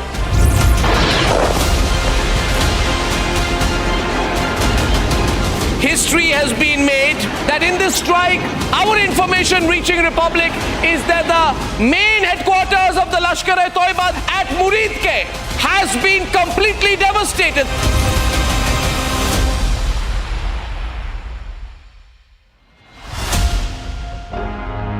आधे बाउल दही में 4 चम्मच MDH चटनी पुदीना मसाला डाला, स्टर करो, पुदीना चटनी तैयार। MDH चटनी पुदीना मसाला।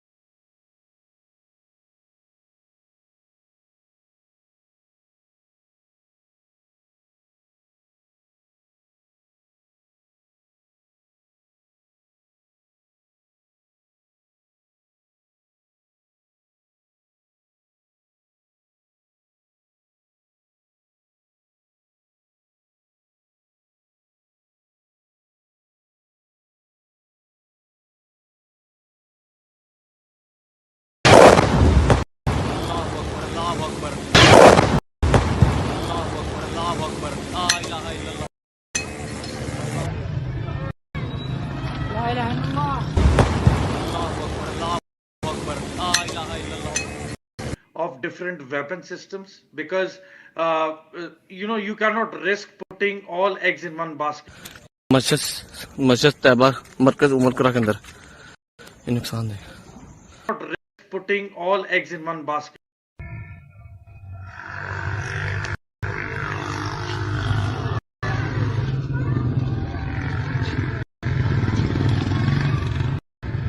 Not risk putting all eggs in one basket. Mentor here, and most some of the visuals. civilians I can see some. are at the LOC. No. This is a long shot. I can see in the sky there's somebody who shot something to light.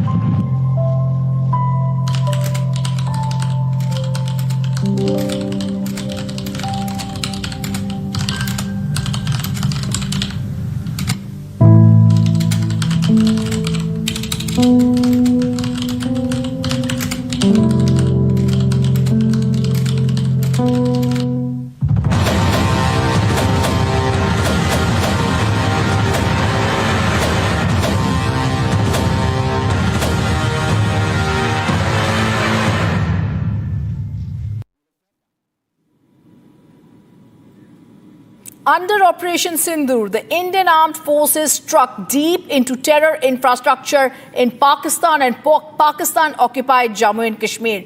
We hit locations believed to be and had been the planning and the headquarters and the execution of terrorism attacks, including the Pahalgam attack.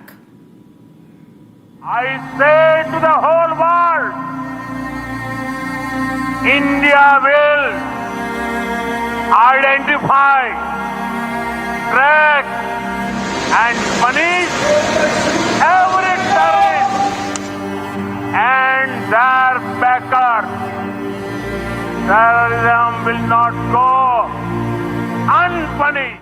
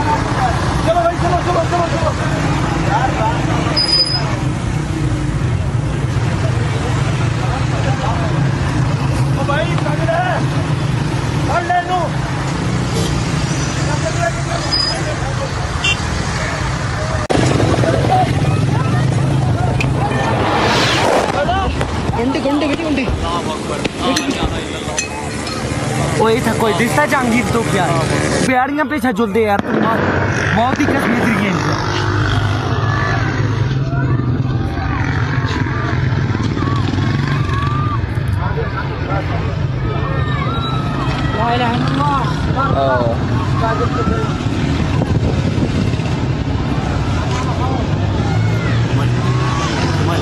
वो तजुलते यार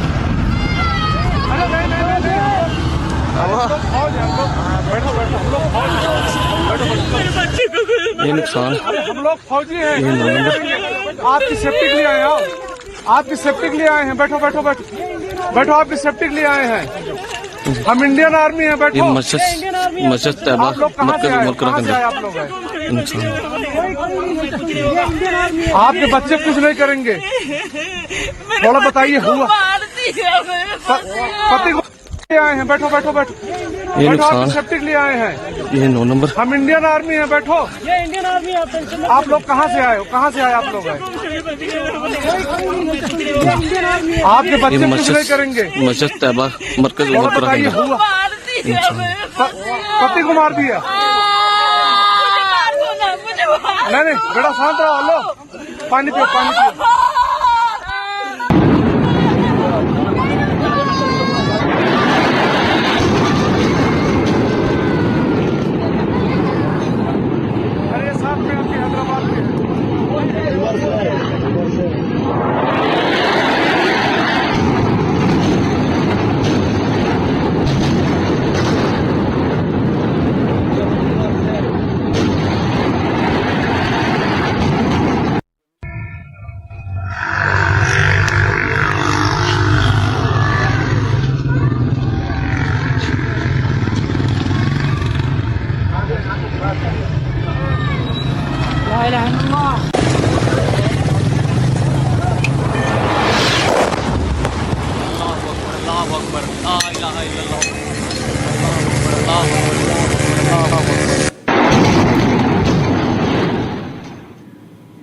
In response to Pakistan's state-sponsored terrorism, viewers, India had announced the strikes have been carried out against 9 targets that were identified in Pakistan and Pakistan-occupied Kashmir to take down the terror infrastructure. The strikes had come after the dastardly Pahalgam attack that claimed 26 lives. This has been dubbed Operation Sindur. The Indian Ministry of Defence had said it hit infrastructure from where terrorist attacks against India have been planned for decades. Swift, silent, surgical.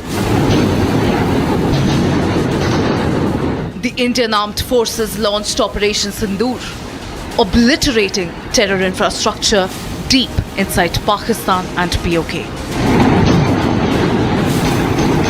14 days and 9 targets later, the terror towers of Pakistan have toppled. Headquarters of Jaish and LET were also reduced to rubbles. The escalation followed days of mounting anticipation after the dastardly Pahalgam terror attack, which left 26 innocent civilians dead. In an official statement, the Ministry of Defence confirmed that 9 terror sites were struck with precision and no Pakistani military installations were targeted. Pakistan Army spokesperson Lieutenant General Ahmad Sharif Chaudhry said that Indian missiles struck Kotli and Muzaffarabad in Pakistan-occupied Kashmir and Bahawalpur in Punjab province. Meanwhile, following the strike, a rattled Pakistan threatened India. Echoing a hollow threat, Shehbaz Sharif, the Prime Minister of Pakistan, said that Pak will react forcefully. Reacting to the developments, US President Donald Trump said that the US was aware that something was about to happen and hoped that the situation would de-escalate quickly. No, it's a shame. We just heard about it just as we were walking in the doors of the Oval. Just heard about it. I guess people knew something was going to happen based on a little bit of the past. They've been fighting for a long time. You know, they've been fighting for many, many decades and centuries, actually, if you really think about it. No, I just hope it ends very quickly. According to the reports, India has reached out to various countries across the globe, including US, Russia and the UK, to brief them about the military strike. With India tightening its ironclad fist around Pakistan's neck, Operation Sindur echoes the message of Prime Minister Modi from the grounds of Bihar. India will identify, track and punish every terrorist and their backers. We will pursue them to the ends of the earth. India's spirit will never be broken by terrorism. Terrorism will not go unpunished. And the message is clear. India will always strike back.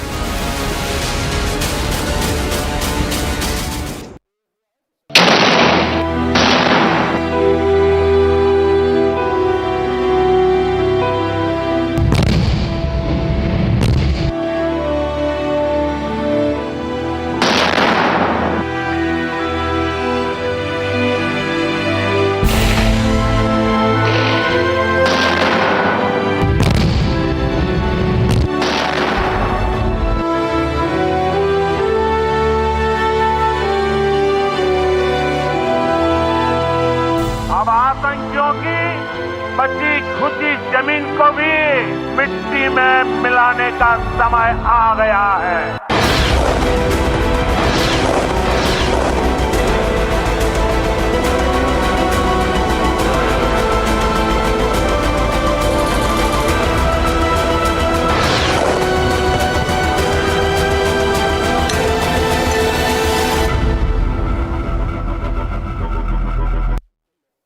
आधे bowl दही में 4 चम्मच MDH चटनी पुदीना मसाला डाला, stir करो, पुदीना चटनी तैयार। MDH चटनी पुदीना मसाला। क्या हो गया भाई? भैया आपसे सीखकर म्यूचुअल फंड्स में SIP शुरू की थी, लेकिन कभी कभी अपडेट्स देखकर मेरा मन भटकने लगता है। सुन, ये लिफ्ट जब ऊपर नीचे जाती है तो तू निकल जाता है। नहीं भैया, यही तो सही मंजिल तक ले जाती है। तो बस म्यूचुअल फंड्स का भी यही है, डटे रहेगा तो तू भी अपने सपनों के पास पहुंच सकता है। हाँ, बिल्कुल आपकी तरह। सही है। म्यूचुअल फंड निवेश बाजार जोखिमों के अधीन है। योजना से जुड़े सभी दस्तावेजों को ध्यान से पढ़ें। दादी के हाथों का जादू और खुशबू से महकता घर, माँ की मुस्कुराहट और खाने की सुगंध। MDH गरम मसाला, क्योंकि हर रिश्ता है स्वाद से जुड़ा। पाकिस्तान इंडिया ने जंग शुरू कर दी है। अभी मेरे बहावलपुर सिटी के अंदर मौलाना Masood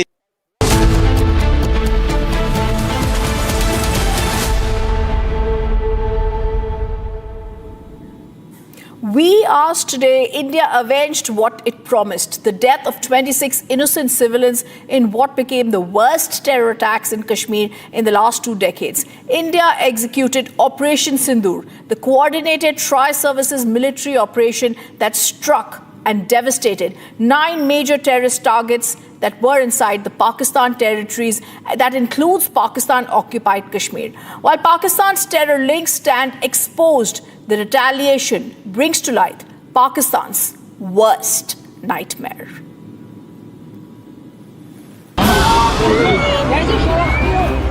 "26 innocent lives lost." 2 weeks later, all of the 26 innocent lives avenged. Operation Sindoor 22 अप्रैल को पहलगाम में हुए विभत्स आतंकवादी हमले के शिकार मासूम नागरिकों व उनके परिवारों को न्याय देने के लिए लॉन्च किया गया था। इस कार्रवाई में 9 टेररिस्ट कैंप्स को टारगेट किया गया और पूरी तरह से इसे बर्बाद किया गया। Not only did Pakistan not see this coming, but its worst nightmares were brought to life in the wee hours of Wednesday as India launched the first tri-services operation against Pakistan since the 1971 war. The Indian Army, Air Force and the Navy launched a coordinated operation striking hard some of the most significant and long-standing terrorist training hubs deep inside Pakistani territories. We've hit back.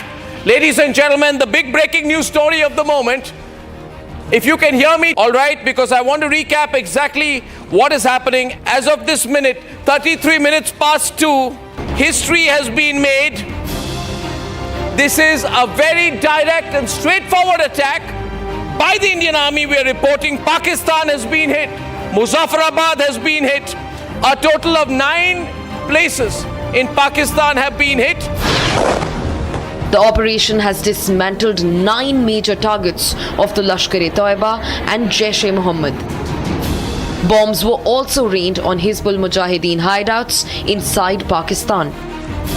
India's retaliation used precision strikes and long-range standoff weapons at 9 locations, flattening the logistical, operational and training infrastructure of terror groups.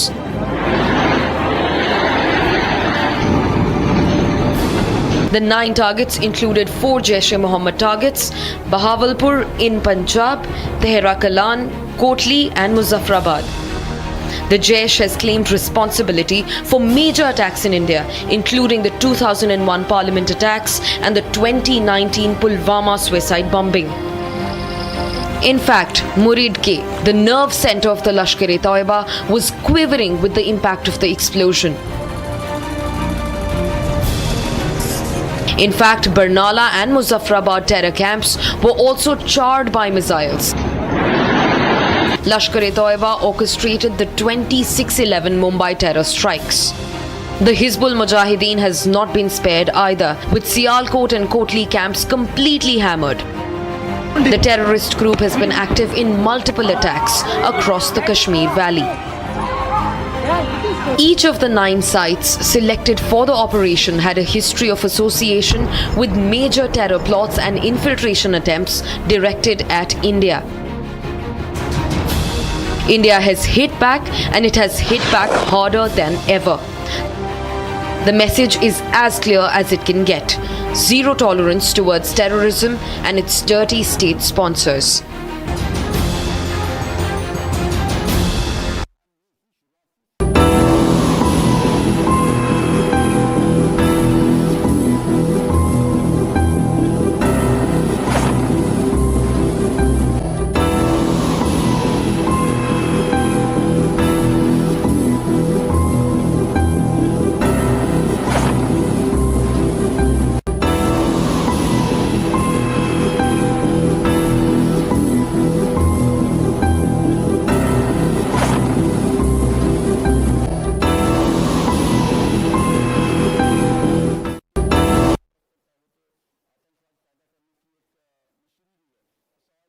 In the global employability rankings by Times Higher Education UK, only the following 6 institutions from India are ranked amongst the top 230 in the world for having the most employable graduates. IIT Delhi, IISc Bangalore, IIT Bombay, IIM Ahmedabad, IIT Kharagpur and Amity University.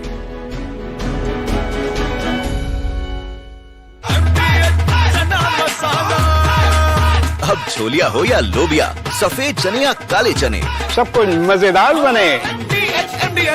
Unlike in 2019 when we had hit Balakot, which was in the wilderness, and Pakistan got an excuse to say that nothing.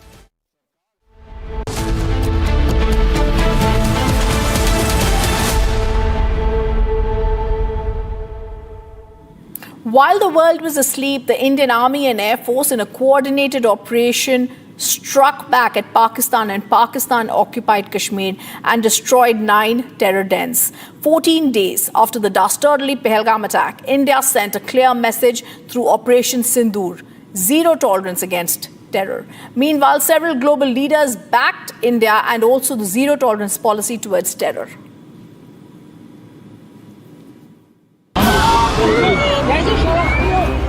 "26 innocent lives lost." 2 weeks later, all of the 26 innocent lives avenged.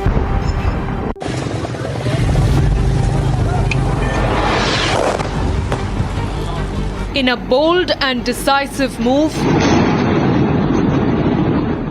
swift, surgical, and unforgiving, 14 days after the dastardly Pahalgam terror attack,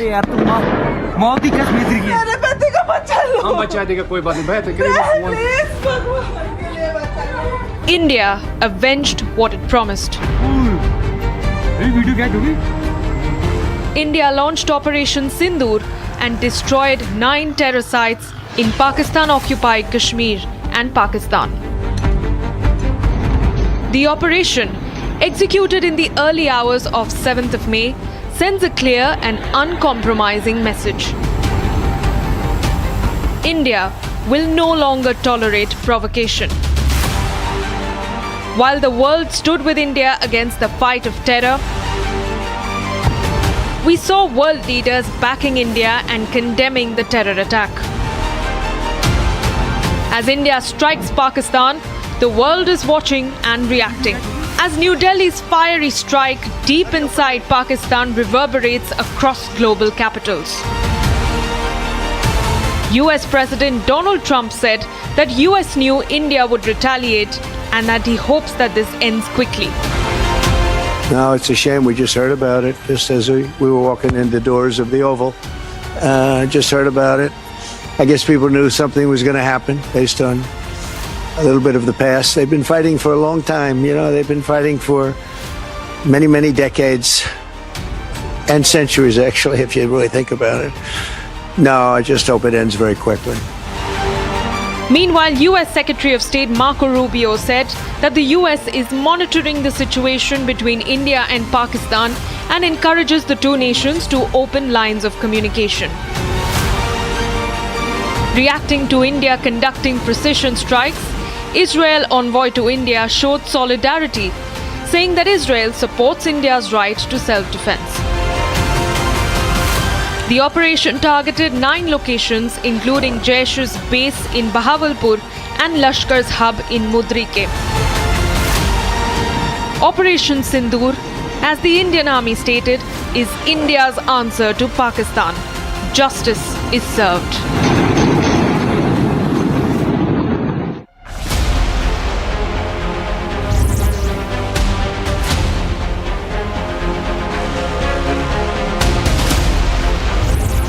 I say to the whole world, India will identify, track and punish every terrorist.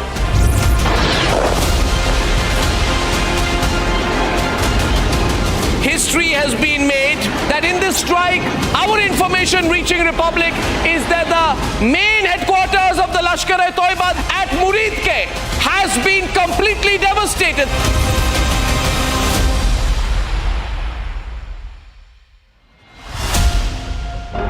Mahi sir, how much do you love your fans? Honestly, I love my new fans. पुराने वाले बेकार में शोर करते Sir, fans है शोर तो करेंगे ही ना? नए वाले नहीं करते.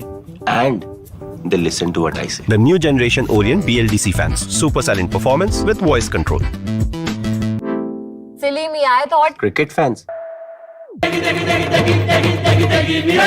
MDH की देगी मीरज, देगी मिर्च का तड़का, अंग अंग फड़का। MDH की देगी Miraj.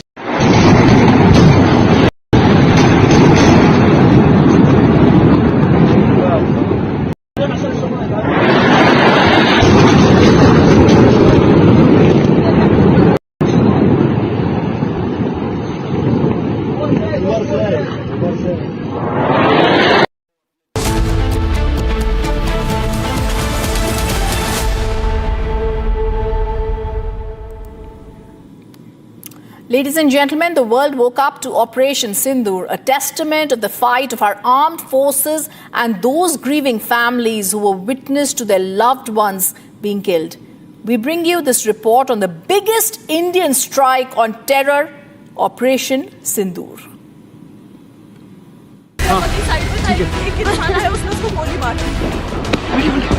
The April 22nd Pahalgam terror attack claimed the lives of 26 Indians, families that were witness to the killings of their loved ones. Women and children left grieving a deep and unbearable loss. And 14 days after, India and the world woke up to Operation Sindur. Operation Sindur, India's response to Pakistan's terror ecosystem. Operation Sindur, an invocation of grief, memory and resolve. Official sources say that it was Prime Minister Modi who picked the evocative term Operation Sindur to name the Indian Armed Forces strike on 9 terror sites in Pakistan and Pakistan-occupied Kashmir. India's stand could not be more lucid. The human cost of this attack is unpardonable. The operation itself was a rare display of tri-service coordination. The Indian Army, Navy and Air Force jointly executed a multi-domain assault precisely hitting the 9 targets. For 25 minutes, Operation Sindur executed precision strikes at multiple terror camps, and it's only the beginning of the decimation of Islamabad's terror network. And while India mourns the loss of those who fell prey to the Pakistani butchers, Operation Sindur is a testament to the unwavering resolve of the surviving women, of the armed forces' determination, and of Bharat's fight against terrorism.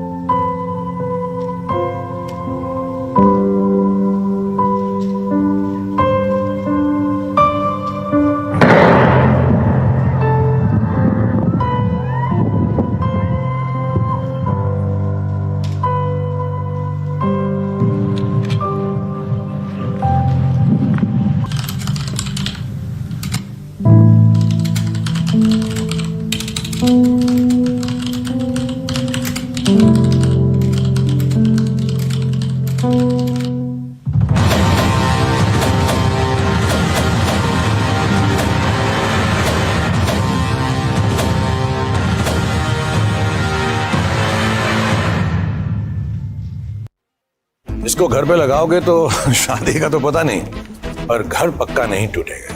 Rungta नहीं तो घर strong नहीं। Rungta steel TMT बार एकदम solid. पहाड़ों में एक hiking stick भी बन सकती है। ये है सीक्रेट रेसिपी MDH का जीरा सिर्फ जल जीरा मसाला।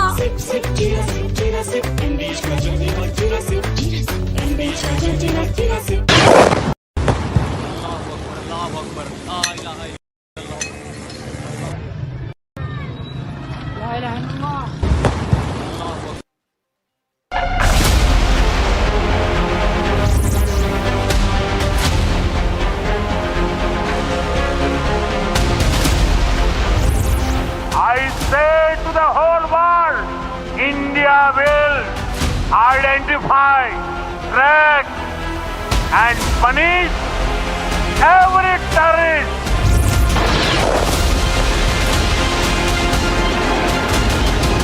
History has been made that in this strike, our information reaching Republic is that the main headquarters of the Lashkar-e-Toiba at Muridke has been completely devastated.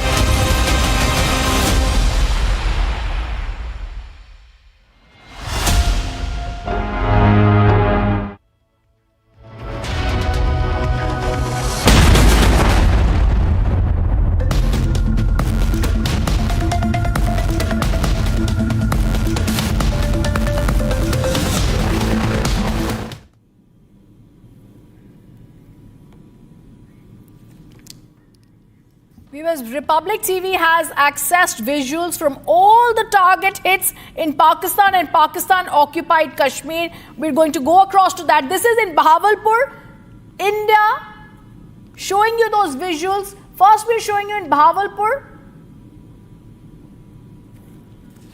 These are all the locations one by one that we're going to show you, and I'm going to say what has happened in Mehmoon Mana, Joya, in Muzaffarabad, in Savai Nala camp, in Sidna Bella camp, in Gulpur camp, in Kotli.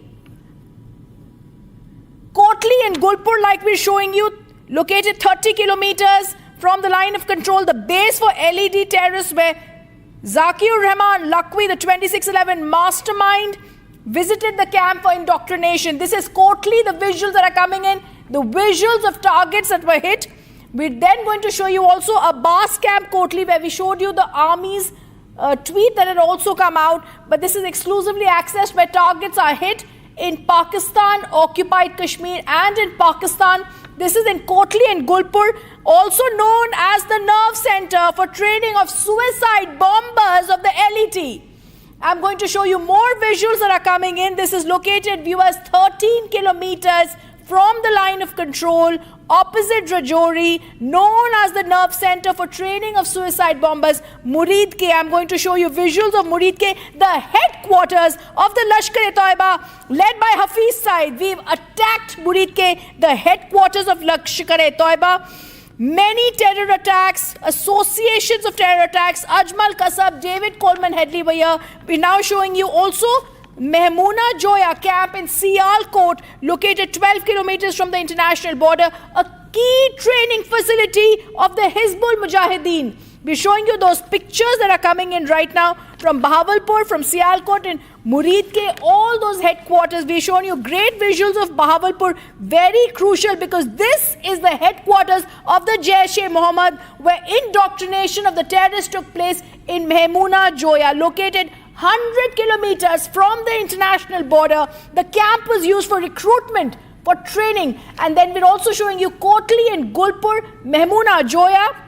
Masood Azhar, the terrorist commanders, issued directions to their cadres from the Markaz Subhan in Bahawalpur, which we showed you, that has been decimated, obliterated, and today has been attacked in terrorist, in these attacks, where we've also clearly said that this engagement is showing you that these are intelligence inputs that they've received, and the armed forces tell us these were terror training camps. I'm going to once again show you how India strikes back, and targets have been hit in Pakistan, occupied Kashmir, and in Pakistan. Very clear details that this is a complex web which India has attacked today. The timing has been given between 1:05 and 1:30 hours. And viewers, I'm going to tell you about Bahawalpur, which we are showing you. The explosion that has been seen first and exclusively on Republic TV, located 100 kilometers from the international border, the headquarters of Jaish-e-Mohammed. The camp was used for recruitment. Masood Azhar used to give directions to his cadre from this camp. We've also got details about Masood Azhar admitting that his family members and his kins have today been killed in this attack. This is Markaz Subhan in Bahawalpur, the very headquarters of Jaish-e-Mohammed that has been attacked. I want to go across to Rakshita, who's got access to these visuals that are brilliant. Rakshita, give us more details. Well, of course, you know, the message from the forces, the message from India, particularly if you talk about, has been very loud and clear that they first, of course, started with the diplomatic strike, with the water strike, and of course with the anti-terror operations that were underway for the past 1 week, in fact more than a week now. We've seen how the entire OGW network was being dismantled. The entire terror network in the valley was also, also dismantled, and now they went out and targeted not the military bases, but all the terror camps wherever in Pakistan occupied Kashmir and also in Pakistan. If you see, these were the terror camps which were also frequented by those terrorists like Zakir Rahman Lakhvi and even Ajmal Kasab, all those who got trainings in such terror camps. So you understand where this is coming from. India says that no further, we cannot have such attacks anymore on Indian soil, and we are going to hit where it hurts the most. We are going to uproot them. So we have Sawai Nala camp in Muzaffarabad, that is in Pakistan occupied Kashmir, and it mostly has these terror camps and attack on civilians and those facilities have in fact carried out multiple attacks in the valley. That includes the attacks in Sonmarg as well. If you talk about Bilal camp in Muzaffarabad, Jaish-e-Mohammed camp once again, and these are jungle camp survival techniques, explosives and jungle camp survival techniques for carrying out terror activities across the line of control in Kashmir. Talking about this entire description of what we have received from our defense sources. Gulpur camp in Kotli, now this is 30 kilometers from the line of control, and it has a base for the Lashkar terrorists operating there in the Rajouri and Poonch, and we see that inputs confirm that Lakhvi, who was the 2611 mastermind, remember, he frequented this camp and used this for indoctrination of the terrorists as well. Talking about the Abbas camp, it is again 13 kilometers from the LOC, and suicide bombers were trained here. It's the nerve center that has been attacked with them. It's a nerve center of such bombers that have been now targeted. Barnala camp in Bimbar also 9 kilometers from the line of control, quite close, and this is opposite Rajouri Poonch, which has witnessed massive shelling in Jammu and Kashmir. Today we have seen right after the airstrikes there was a massive shelling across Poonch, and this is one of the camps in Kotli that was targeted, and also in Bimbar again. And in Pakistan, if you talk about, no military camps, no civilian targets. So it was very clear, it's been made very clear by the forces. Now the Sarjal camp in Sialkot, and there are two locations in Sialkot, Murid Ke and Bahawalpur. Now Bahawalpur, remember, Republic TV had broken those images first where the Hamas commanders, the leadership of the Hamas terror groups had also come in, and they had held meetings with these terrorists, these terror groups as well, because we saw that there was a Hamas link, the Hamas linked to all these, the kind of killing, this dastardly killing, the firing, that kneeling down, the entire design of those terrorists was very much, the entire pattern was very much that of Hamas. And Bahawalpur has been a terror hotbed, and it is in Punjab's Pakistan. So the Markaz Subhan in Bahawalpur has been targeted 100 kilometers from the IB, the international boundary. That is, remember, the headquarters of Jaish-e-Mohammed, and it has been used for recruitment, for training, for indoctrination as well, and it has been frequented by Masood Azhar. Remember, Masood Azhar's family has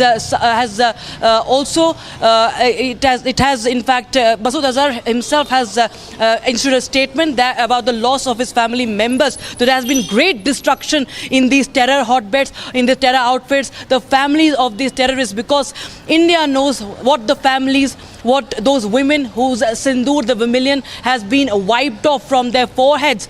That is the revenge that India has taken today. If you talk about more locations that are here, the targeting, if you talk about the way of targeting, the medium, because the forces were given a free hand. So there's modern warfare that includes the drones also, that the loitering drones were used, and that is a precision strike. It was 100% precision that was employed in here. A strike was undertaken through precision capability, niche technology weapons with careful selection of warheads. And that's why it took time. Everybody was wondering, why aren't we striking today? Why not tomorrow? It is a precision strike, and it takes a lot of mapping. It takes a lot of the drones hovering and target identification, so that there is 100% precision. And all the targets were neutralized with clinical efficiency, very importantly with them, and no military establishment were targeted. And India demonstrated considerable restraint in its response, and Indian armed forces are fully prepared to respond to Pakistani misadventure. This was made very clear by the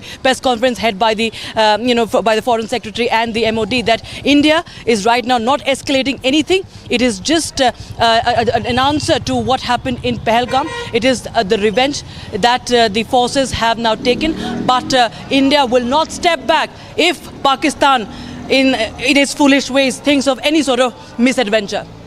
Absolutely. And I also want to once again play out those visuals, Rakshita, that you've accessed, and this wonderful briefing that you've given us on this. Because let's face it, today what India has done is we've targeted the headquarters of the Jaish-e-Mohammed and the Lashkar-e-Toiba, the places from which these attackers, Ajmal Kasab, David Coleman Headley, were indoctrinated. These terrorists were made the nerve centers of the suicide terrorists, the suicide bombers, and those places in Muridke, in Bahawalpur, have also been targeted. In fact, if I could go to the visuals of Bahawalpur, those 11 seconds that Rakshita has been accessed by you, these are the headquarters of Jaish-e-Mohammed. Masood Azhar used to come here to give and indoctrinate the cadres. This is Bahawalpur on the screen that can be seen. This camp was used for recruitment, for training and indoctrination. But then whether we go across to Muridke, similar stories are there. Today, Rakshita, in fact, we've also got news of admission of Masood Azhar stating and admitting that there are close aides of his who've been killed and family members. Absolutely. Those are the visuals that are coming in, and right now as we speak, those terror camps have been focused. Remember, this is an important part is that the Punjab, the areas in Punjab that have been terror hotbeds for the longest time have been targeted. And remember, the Punjab, of course, has been, we do understand that no military target has been hit, but yes, it becomes very important about the geographical and the historical understanding and the political understanding of where these targets have been. Nevertheless, this Indian Army maintained, Indian forces maintained that we continue to strike and take the revenge.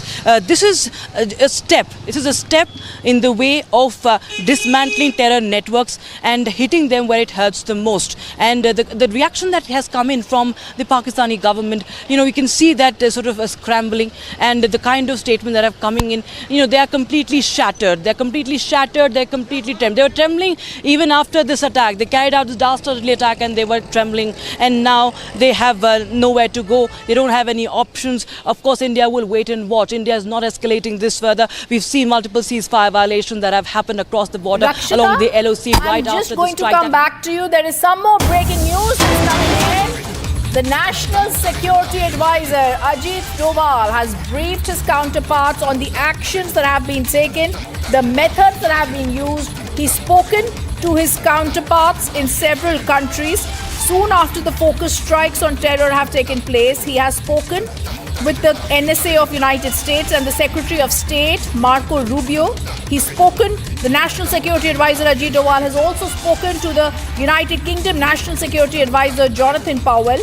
He's spoken to the Saudi NSA, Musaid Al-Ayban, the UAE NSA, H.H. Sheikh Fahnoon, Secretary General of NSC of UAE, Ali Al-Shamsi, and NSC of Japan, Masatka Okano. The brief has also been that the National Security Advisor spoke to his counterparts. He established contact with the Russian NSA Sergei Shoigu, the member of the Political Bureau of CPC, the CC Committee. Now, we're also getting to know great details about the NSA having briefed his counterparts on the methods, the action taken, which was measured, the non-escalatory and restrained measures. He emphasized India had no intent to escalate but was well prepared to retaliate absolutely, resolutely should Pakistan decide to escalate. The NSA had also said he would be in touch with his counterparts in the next few days. The National Security Advisor speaking to and giving details to his counterparts in the other nations, and this is brilliant after the surgical strike was carried out selectively and precisely.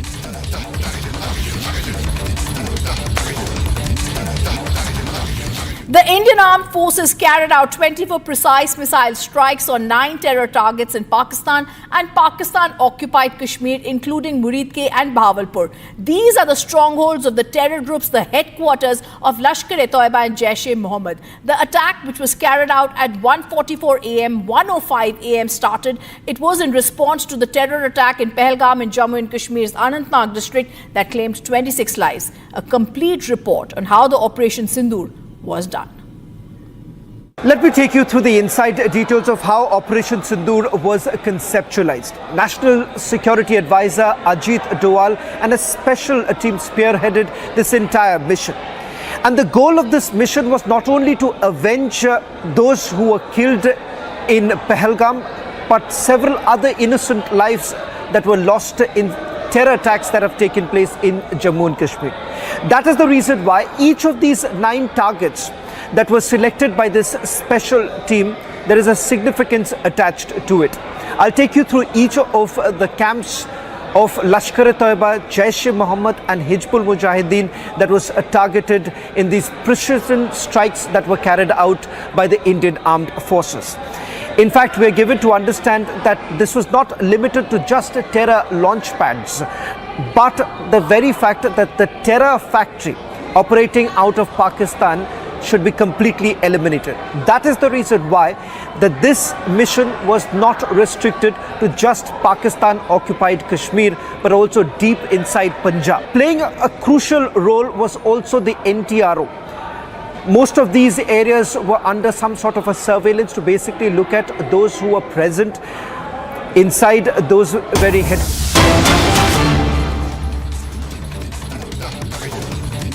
Okay, the breaking news that's coming in, we're going to now.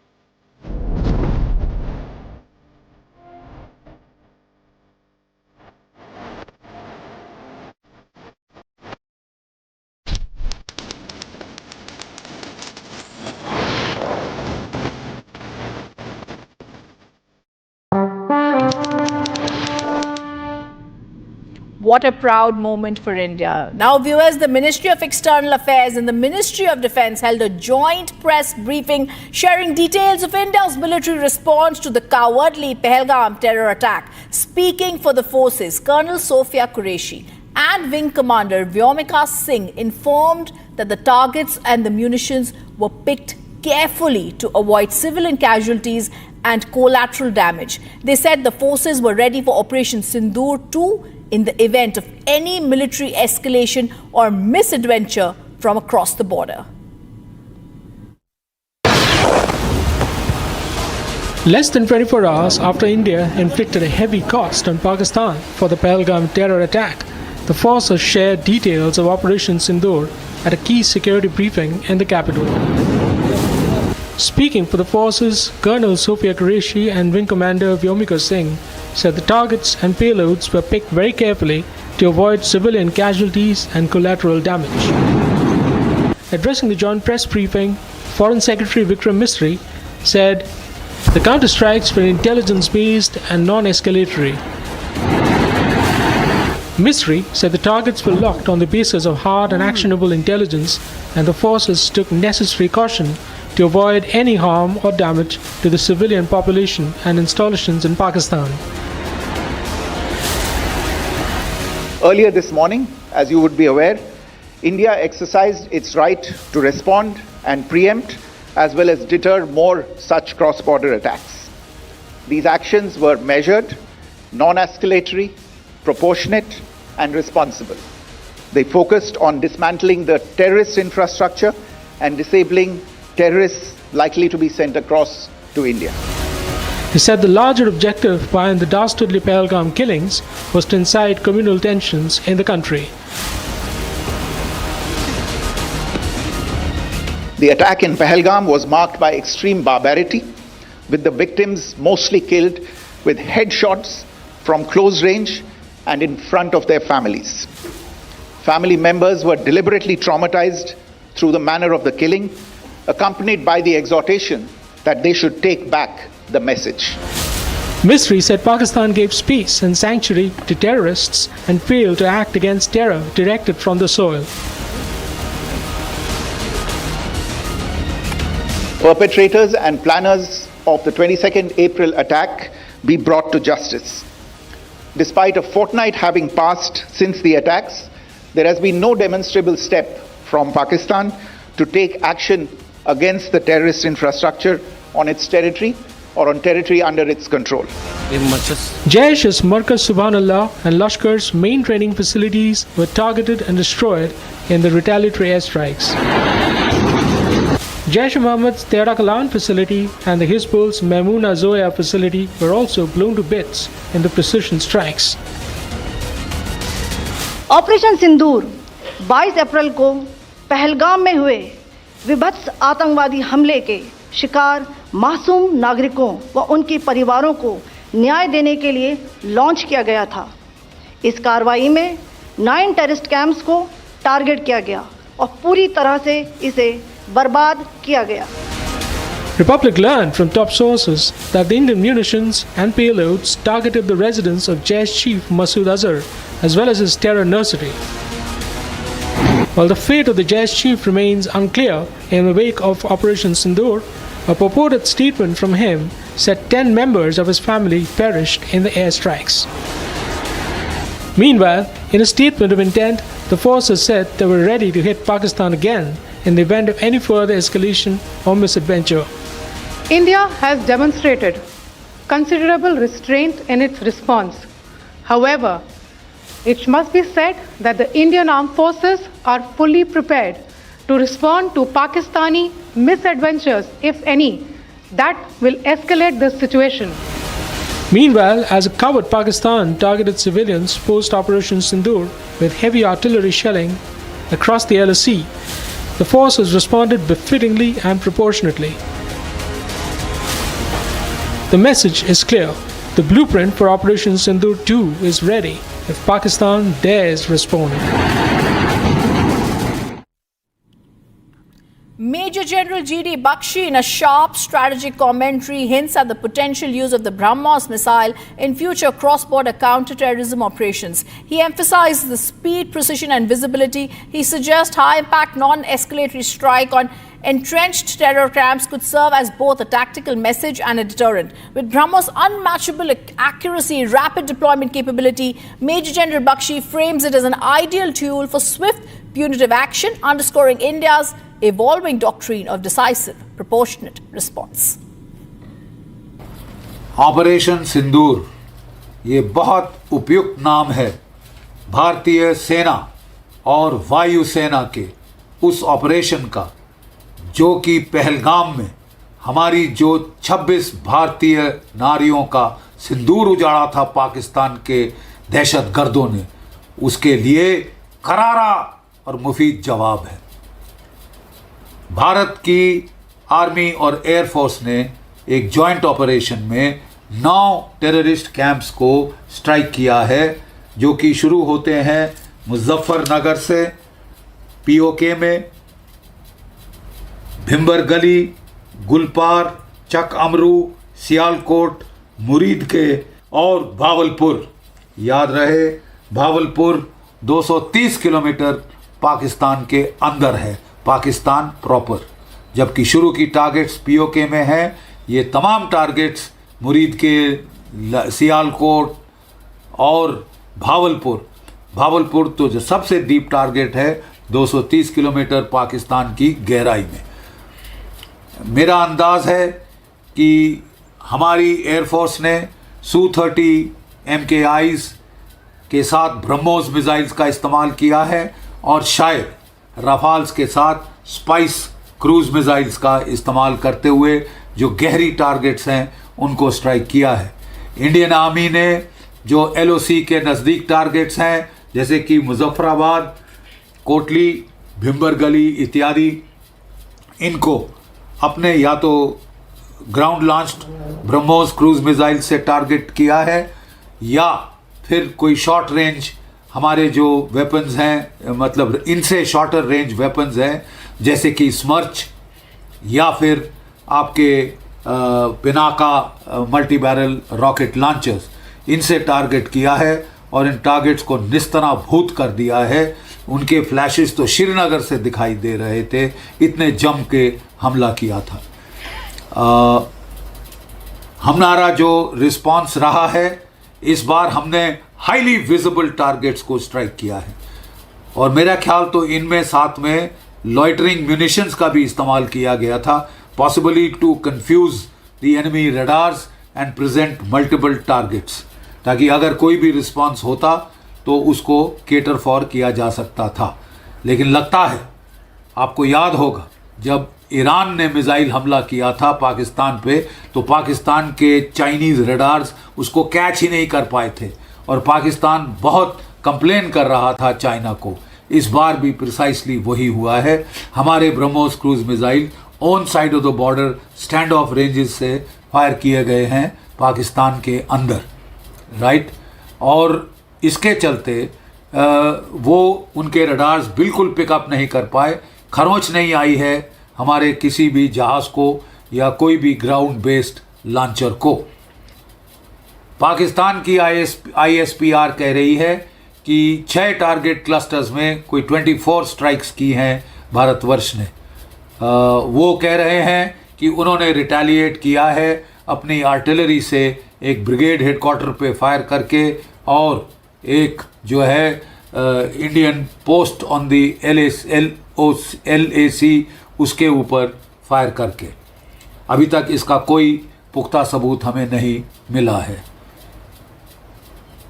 हमारा जो response रहा है वो non escalatory है, वो proportionate strike है।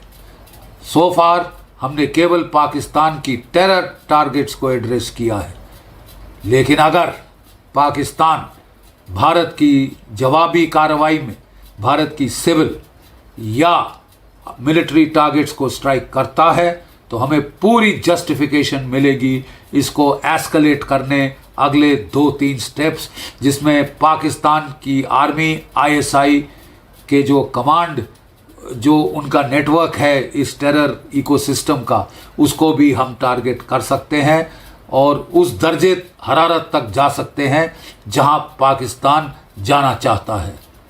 हमें उम्मीद है कि पाकिस्तान को अकल आ गई होगी और वो यहीं पे सिलसिला ख़त्म कर देगा.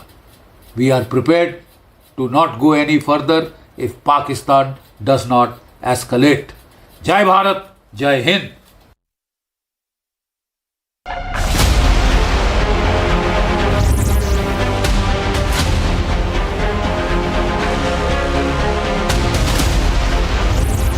I say to the whole world, India will identify, track and punish every terrorist.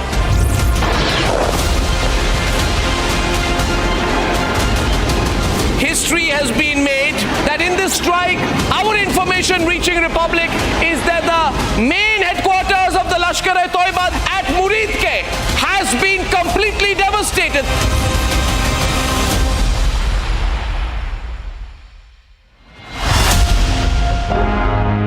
In the global employability rankings by Times Higher Education UK, only the following 6 institutions from India are ranked amongst the top 230 in the world for having the most employable graduates. IIT Delhi, IISc Bangalore, IIT Bombay, IIM Ahmedabad, IIT Kharagpur and Amity University. MDH की हल्दी मिर्ची धनिया करे कमाल, ये रंग दे, ये खुशबू दे, ये तीखा, ये कम पड़े, क्या निराला MDH मसाला. पाकिस्तानियों ने जंग शुरू कर दी है. अभी मेरे बहावलपुर सिटी के अंदर मौलाना मसूद अजहर साहब के जो है मदरसा है उसके ऊपर 4 मिसाइल दागे गए हैं. 4 मिसाइलों के साथ हमला किया गया है मौलाना मसूद अजहर के मदरसे के ऊपर. हम अपनी अफवाज पाकिस्तान के साथ खड़े हैं, लेकिन मेरा सवाल है कि हमारी एजेंसीज कहाँ सोई हुई थी, हमारी अफवाज पाकिस्तान कहाँ सोई हुई थी ये हमला हुआ. मुजफ्फराबाद की भी खबर आ रही है कि मुजफ्फराबाद वाली साइड पे भी ये अटैक हुआ है, लेकिन सबसे पहले मेरे बहावलपुर सिटी के अंदर अटैक हुआ है ब्लास्टिक मिसाइल के साथ. उन्होंने हमला किया है मौलाना मसूद अजहर साहब के मदरसे के ऊपर. 4 मिसाइल मारे गए हैं.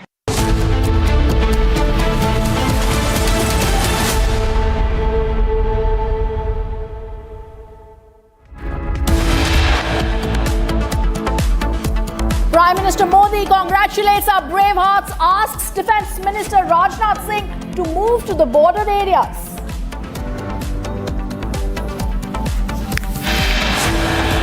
Prime Minister Modi meets President Murmu, briefs her about Operation Sindur.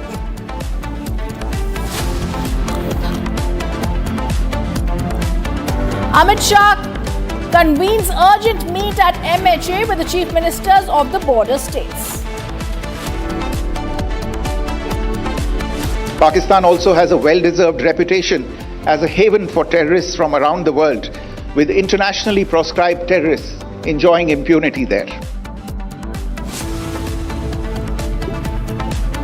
MEA and Ministry of Defence issue joint statement on Operation Sindur, call out Pakistan as the safe haven for terrorists. India has demonstrated considerable restraint in its response. However, it must be said that the Indian Armed Forces are fully prepared to respond to Pakistani misadventures, if any, that will escalate the situation.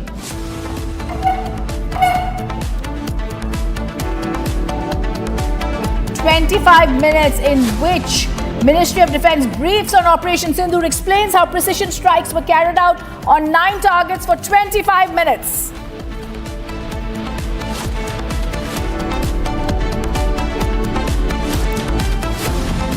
India ready with retaliatory operation in case of counter-offensive. Forces on guard across the border in Kashmir.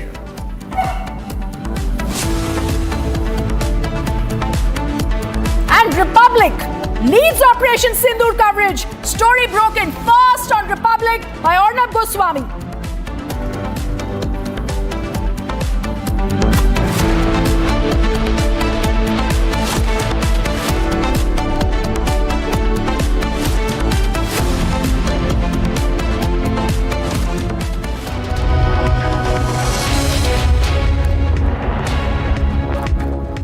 We're going to begin with the breaking news that's coming in. Operation Sindur. India destroys Jaish-e-Mohammed's Markaz Subhan Allah terror camp in Pakistan's Bahawalpur. We're going to play out that exclusive 11 seconds. The headquarters of Jaish-e-Mohammed have been destroyed. Masood Azhar gave orders from here, 100 kilometers from the international border. This camp was used to train, recruit and indoctrinate. These visuals that talk about Markaz Subhan in Bahawalpur show us those visuals and that golden bomb explosion that went up in the air. Let me go across to Rakshita, bringing us those visuals. Rakshita, it's massive. Masood Azhar, now the terrorist who issued directions from here, the headquarters, now claims that his family members also have been killed. The close aides have been killed. We play out that Bahawalpur headquarter visuals that has been accessed by you.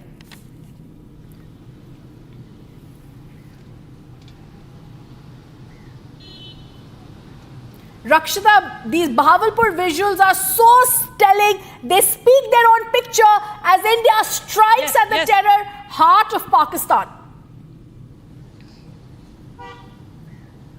Absolutely, Jaish-e-Mohammed Chief Masood Azhar has claimed that 10 members at least of his family, that includes 4 of his aides, also have been killed. Now this man has been sponsoring, has been breeding terror for the longest time, for decades now. He has been sending these terrorists, these demons on Indian soil, bleeding the innocent civilians, innocent Indians on the soil. And today, his own family, today his own aides have been targeted. And how? That target, that headquarters, that terror headquarter is now reduced into rubble. And this is what India had vowed. India said nothing anymore. Now we've had enough. We won't spare this time. We are going to dismantle you. We are going to uproot you. We are going to where it hits you the most. You will be left nowhere to go. That is the message primarily that is being sent by our forces, by our intelligence agency who have worked together. It's a historic action,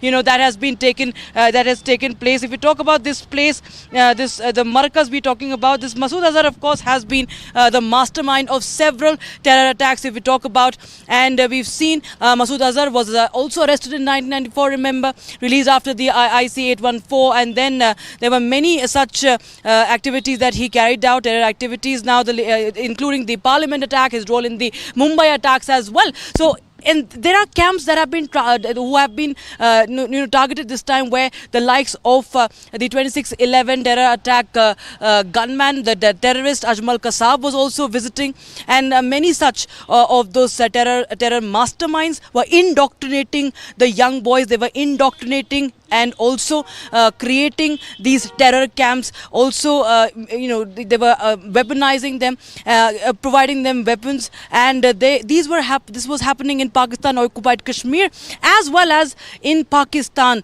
Like you see, Bahawalpur, the locations that have been hit in Bahawalpur, those have been also hit. The way that that blaze comes out, the explosion, it's for every Indian to see. India said, the Prime Minister said that we will find you, we will trap you, and we will punish you.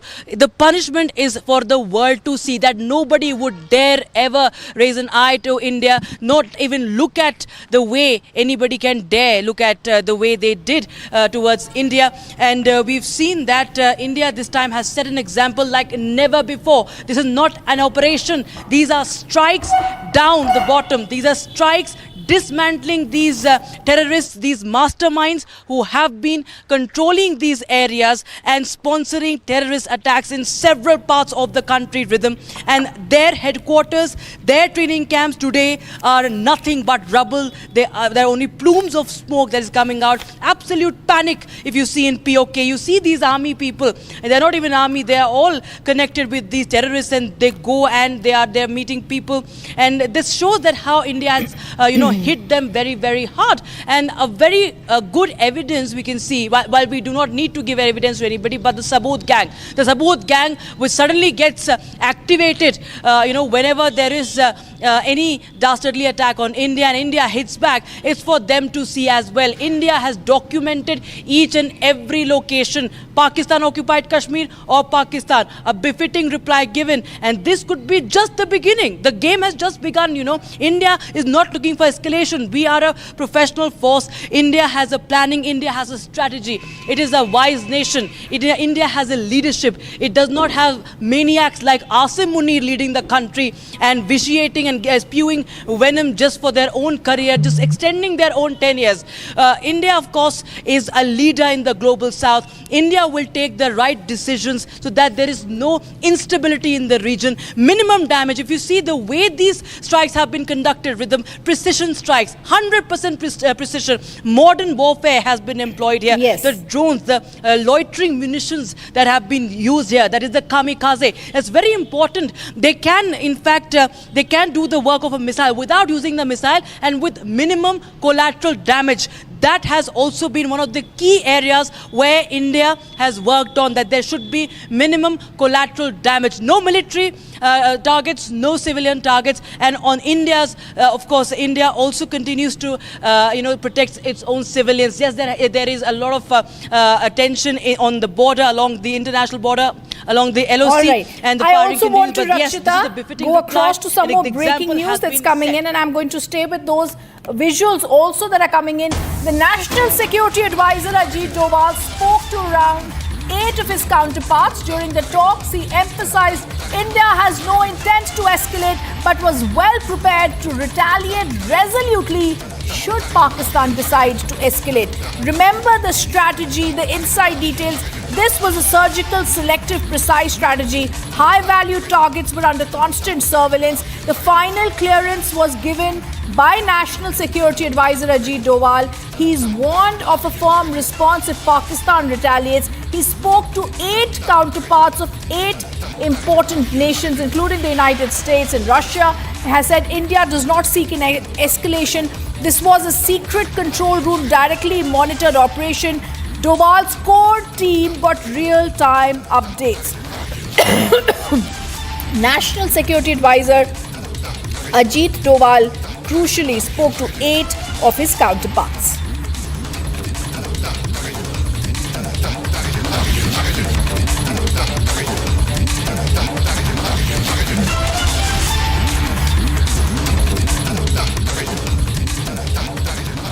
While the world was asleep, the Indian Army and the Air Force, in a coordinated operation, struck back at Pakistan, and Pakistan-occupied Kashmir destroyed 9 terror dens. 14 days after the dastardly Pahalgam attack, India sent a clear message through Operation Sindur. There is zero tolerance against terror. Several global leaders backed India and the zero tolerance policy.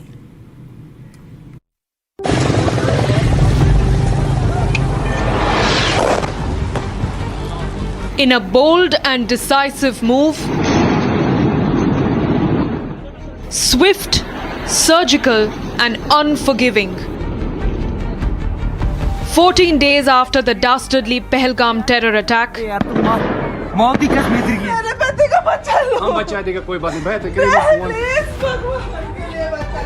India avenged what it promised. India launched Operation Sindur and destroyed 9 terror sites in Pakistan-occupied Kashmir and Pakistan. The operation, executed in the early hours of 7th of May, sends a clear and uncompromising message. India will no longer tolerate provocation. While the world stood with India against the fight of terror, we saw world leaders backing India and condemning the terror attack. As India strikes Pakistan, the world is watching and reacting. As New Delhi's fiery strike deep inside Pakistan reverberates across global capitals. US President Donald Trump said that US knew India would retaliate and that he hopes that this ends quickly. No, it's a shame. We just heard about it just as we were walking in the doors of the Oval. Just heard about it. I guess people knew something was going to happen based on a little bit of the past. They've been fighting for a long time. You know, they've been fighting for many, many decades and centuries, actually, if you really think about it. No, I just hope it ends very quickly. Meanwhile, U.S. Secretary of State Marco Rubio said that the U.S. is monitoring the situation between India and Pakistan and encourages the two nations to open lines of communication. Reacting to India conducting precision strikes, Israel envoy to India showed solidarity, saying that Israel supports India's right to self-defense. The operation targeted 9 locations, including Jaish's base in Bahawalpur and Lashkar's hub in Mudrike. Operation Sindur, as the Indian Army stated, is India's answer to Pakistan. Justice is served. The world woke up to Operation Sindur, a testament of the fight of our armed forces and those grieving families who were witness to their loved ones being killed. We bring you a report on the biggest strike on terror, Operation Sindur.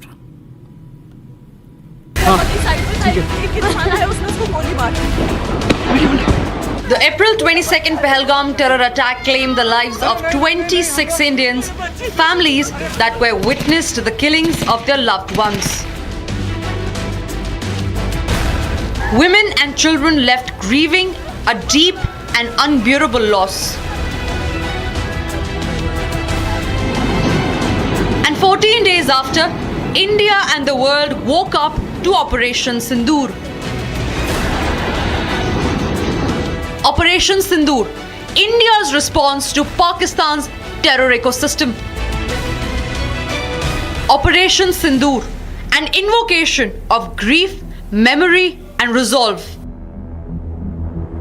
Official sources say that it was Prime Minister Modi who picked the evocative term Operation Sindur to name the Indian Armed Forces strike on 9 terror sites in Pakistan and Pakistan-occupied Kashmir. India's stand could not be more lucid. The human cost of this attack is unpardonable. The operation itself was a rare display of tri-service coordination. The Indian Army, Navy and Air Force jointly executed a multi-domain assault precisely hitting the 9 targets. For 25 minutes, Operation Sindur executed precision strikes at multiple terror camps, and it's only the beginning of the decimation of Islamabad's terror network. And while India mourns the loss of those who fell prey to the Pakistani butchers, Operation Sindur is a testament to the unwavering resolve of the surviving women, of the armed forces' determination, and of Bharat's fight against terrorism.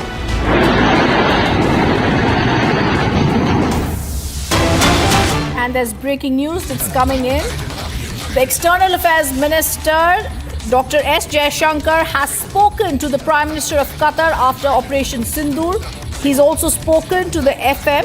He's tweeted that he's discussed India's targeted and measured response to deter cross-border terrorism, and he said it was good to speak to the Prime Minister and the Finance Minister of Qatar. The EAM, the External Affairs Minister, speaking to the Prime Minister. These are back-to-back talks that are happening on both an international and a national level. The National Security Advisor spoke to his 8 counterparts in 8 nations, and now India makes its intent clear. Whether it's India speaking to China saying there's no escalation, only retaliation. Now the External Affairs Minister also speaking to the Prime Minister of Qatar after Operation Sindur and says it was a good talk.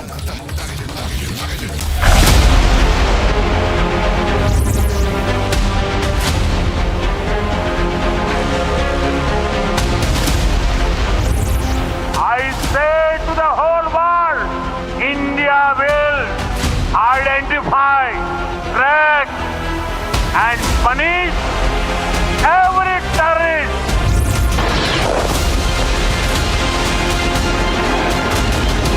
History has been made that in this strike, our information reaching Republic is that the main headquarters of the Lashkar-e-Toiba at Muridke has been completely devastated.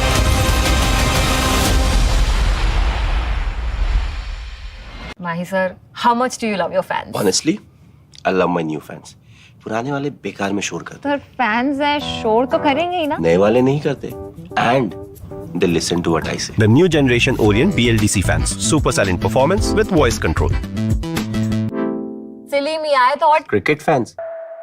आधे bowl दही में 4 चम्मच MDH चटनी पुदीना मसाला डाला, stir करो, पुदीना चटनी तैयार. MDH चटनी पुदीना मसाला. Unlike in 2019 when we had hit Balakot, which was in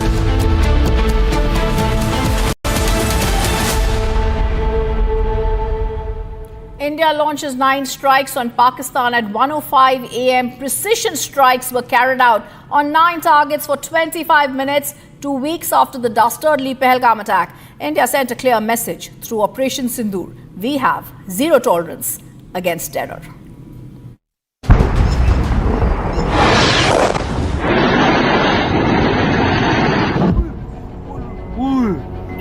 A little after midnight on the 7th of May, 9 targets struck inside Pakistan. Nobody saw it coming. Not even those in this video.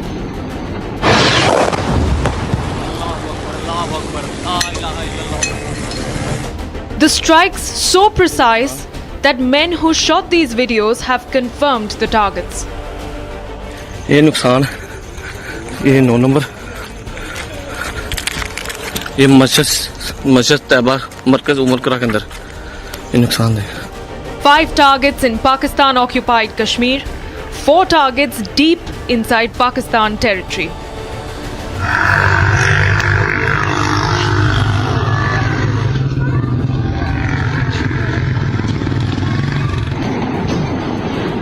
Terror camps struck with multiple hits on some targets. These visuals captured in the dark of the night describe what unfolded deep into the territories of POK.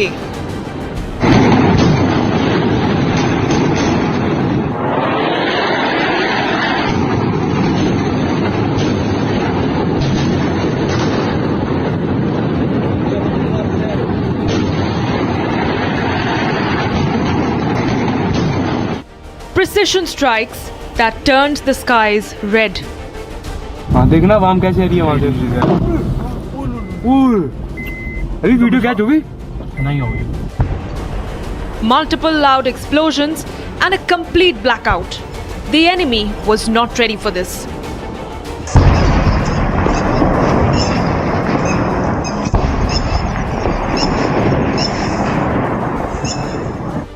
Indian fighter jets hovered over the valley. 14 days after the Pahalgam killings, India has hit Islamabad hard. And as the world wakes up to Operation Sindur, it's only the beginning of the end for the terror ecosystem of Pakistan.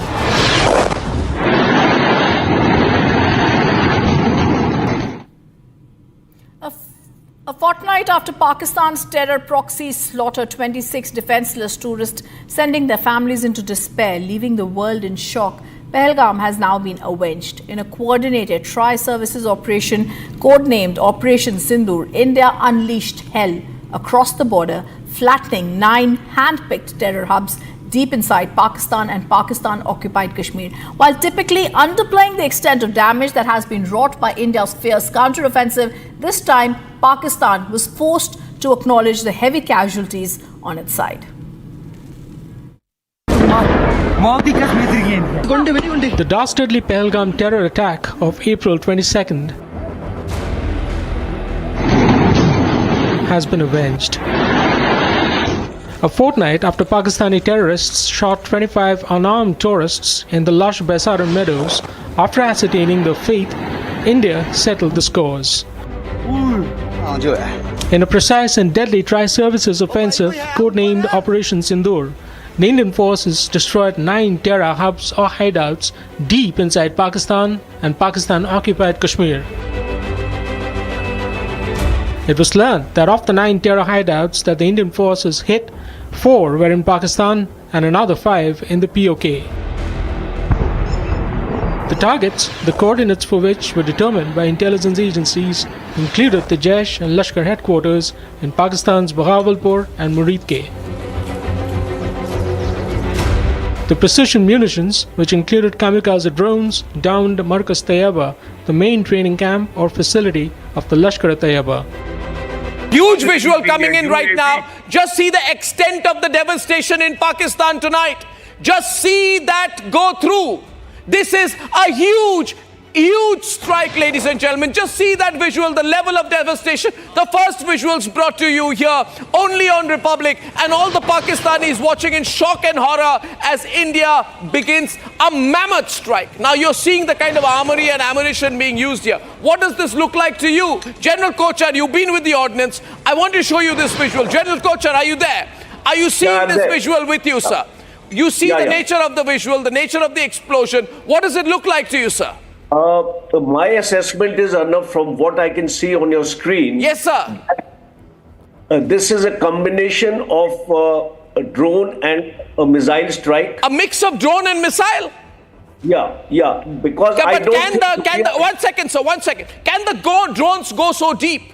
I also want you to expect, General Bakshi, how deep did we go? General Bakshi, how deep have we gone when we go to Bahawalpur, when we go to Muridke? How deep have we gone into that territory? Muridke and Bahawalpur, Muzaffarabad, Kotli, all these have been hit. Targets deep into Pakistan have been hit. Pakistan main, not just POK. So to that extent, I would extend, in all probability, it is the BrahMos cruise missile, which have a range of 400 kilometers plus. I was telling you the circular error of probability is 1 meter, and the warhead that it carries is hundreds of kilos.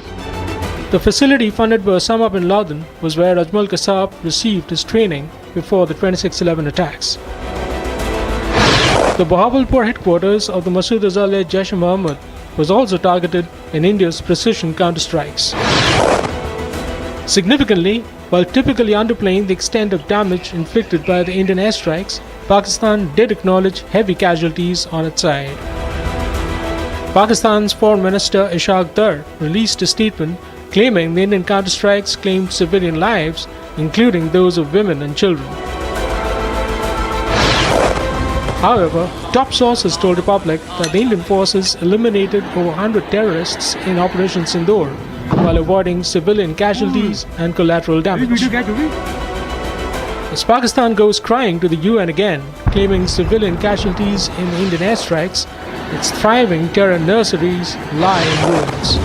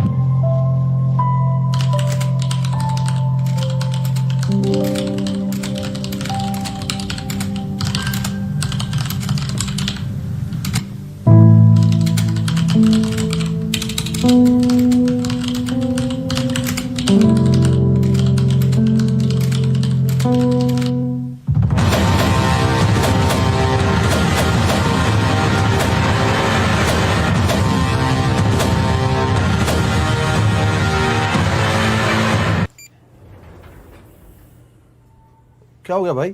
वो भैया आपसे सीखकर mutual funds में SIP शुरू की थी, लेकिन कभी कभी अपडेट्स देखकर मेरा मन भटकने लगता है। अरे अपने मन को बोल, म्यूचुअल फंड्स टिके रहने का गेम है। मतलब एसआईपी चालू रखूं? सुन, ये लिफ्ट जब ऊपर नीचे जाती है तो तू निकल जाता है। नहीं भैया, यही तो सही मंजिल तक ले जाती है। तो बस म्यूचुअल फंड्स का भी यही है, दूर की सोचेगा और डटे रहेगा तो तू भी अपने सपनों के पास पहुंच सकता है। हाँ बिल्कुल आपकी तरह। सही है।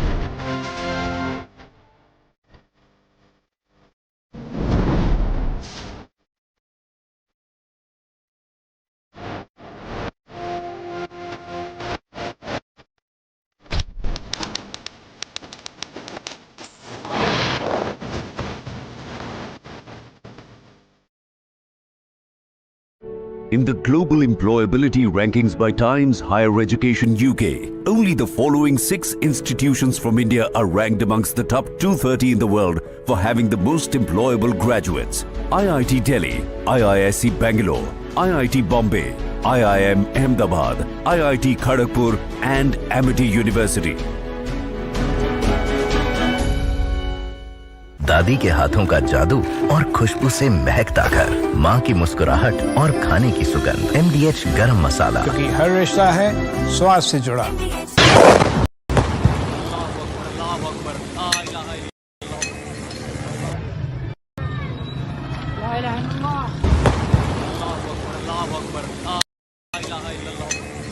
Of different weapon systems, because you cannot risk putting all eggs in one basket. ये मस्जिद तैयबा मरकज उमर करा के अंदर नुकसान है। Not risk putting all eggs in one basket.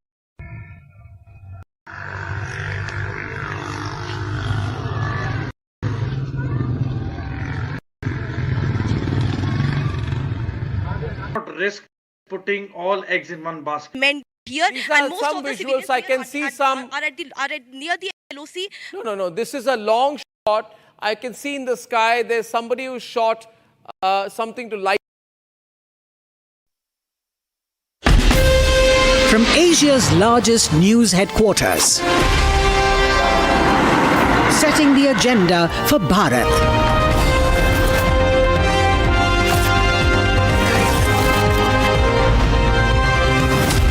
You're watching Republic.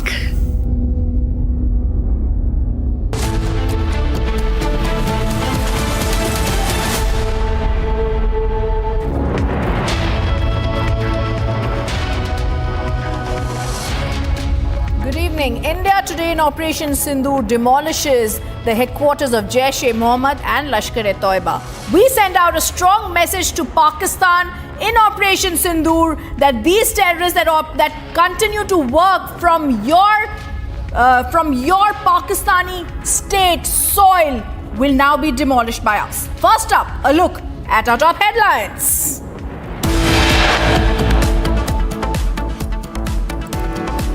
Prime Minister Modi congratulates our brave hearts, asks the Defence Minister Rajnath Singh to move to border areas. Prime Minister Modi meets President Murmu, briefs her about Operation Sindur. Amit Shah convenes urgent meet at MHA with the Chief Ministers of the border states.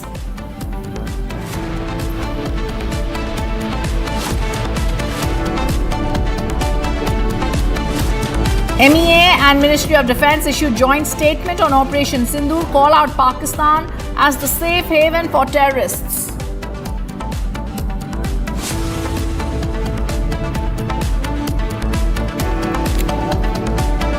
Ministry of Defence briefs on Operation Sindur, explains precision strikes were carried out on 9 targets for 25 minutes.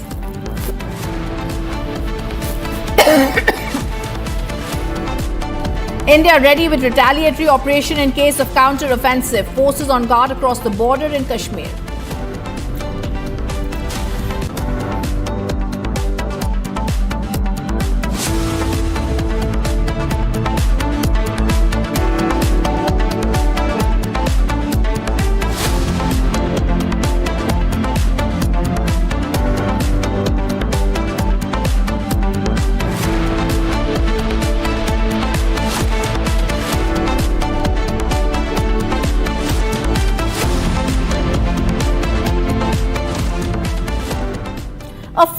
after Pakistan's terror proxy slaughtered 26 defenseless tourists, sending their families into despair and leaving the world in shock. Pahalgam has been avenged. In a coordinated tri-services operation, codenamed Operation Sindur, viewers, India unleashed hell across the border, flattening 9 hand-picked terror hubs deep inside Pakistan and Pakistan-occupied Kashmir. While typically underplaying the extent of damage wrought by India's fierce counter-offensive, Pakistan did acknowledge heavy casualties for the first time on its side. The dastardly Pahalgam terror attack of April 22nd has been avenged. A fortnight after Pakistani terrorists shot 25 unarmed tourists in the lush Baisaran meadows, after ascertaining their fate, India settled the scores. In a precise and deadly tri-services offensive codenamed Operation Sindur, the Indian forces destroyed 9 terror hubs or hideouts deep inside Pakistan and Pakistan-occupied Kashmir. It was learned that of the 9 terror hideouts that the Indian forces hit, 4 were in Pakistan and another 5 in the POK. The targets, the coordinates for which were determined by intelligence agencies, included the Jaish and Lashkar headquarters in Pakistan's Bahawalpur and Muridke. The precision munitions, which included kamikaze drones, downed Markaz Tayyaba, the main training camp or facility of the Lashkar-e-Taiba. Huge visual coming in right now. Just see the extent of the devastation in Pakistan tonight. Just see that go through. This is a huge strike, ladies and gentlemen. Just see that visual, the level of devastation. The first visuals brought to you here only on Republic, and all the Pakistanis watching in shock and horror as India begins a mammoth strike. Now you're seeing the kind of armory and ammunition being used here. What does this look like to you? General Kochar, you've been with the ordnance. I want to show you this visual. General Kochar, are you there? Are you seeing this visual with you, sir? You see the nature of the visual, the nature of the explosion. What does it look like to you, sir? My assessment is, Arnab, from what I can see on your screen. Yes, sir. This is a combination of a drone and a missile strike. A mix of drone and missile? Yeah. Because yeah, I but don't. one second, sir. One second. Can the drones go so deep? I also want you to expect, General Bakshi, how deep did we go? General Bakshi, how deep have we gone when we go to Bahawalpur, when we go to Muridke? How deep have we gone into that territory? Muridke and Bahawalpur, Muzaffarabad, Kotli, all these have been hit. Targets deep into Pakistan have been hit. Pakistan main, not just POK. So to that extent, I would extend, in all probability, it is the BrahMos cruise missile, which have a range of 400 kilometers plus. I was telling you the circular error of probability is 1 meter, and the warhead that it carries is hundreds of kilos. The facility funded by Osama bin Laden was where Ajmal Kasab received his training before the 26/11 attacks. The Bahawalpur headquarters of the Masood Azhar-led Jaish-e-Mohammed was also targeted in India's precision counterstrikes. Significantly, while typically underplaying the extent of damage inflicted by the Indian airstrikes, Pakistan did acknowledge heavy casualties on its side. Pakistan's Foreign Minister Ishaq Dar released a statement claiming the Indian counterstrikes claimed civilian lives, including those of women and children. However, top sources told Republic that the Indian forces eliminated over 100 terrorists in Operation Sindoor, while avoiding civilian casualties and collateral damage. As Pakistan goes crying to the UN again, claiming civilian casualties in the Indian airstrikes, its thriving terror nurseries lie in ruins. At 1:05 a.m. on May 7th, India launched Operation Sindur deep inside Pakistan and Pakistan-occupied Kashmir. 9 terror camps linked to Pahalgam attack destroyed. No Pakistan military targeted. Prime Minister Modi monitored it through the night. Justice is served. Borders will no longer protect the enemies of peace.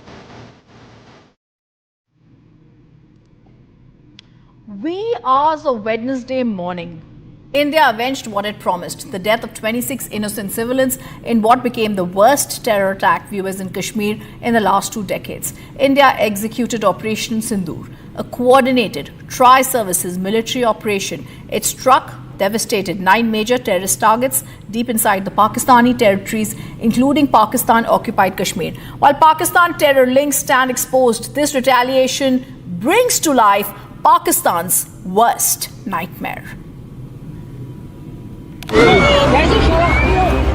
26 innocent lives lost. 2 weeks later, all of the 26 innocent lives avenged.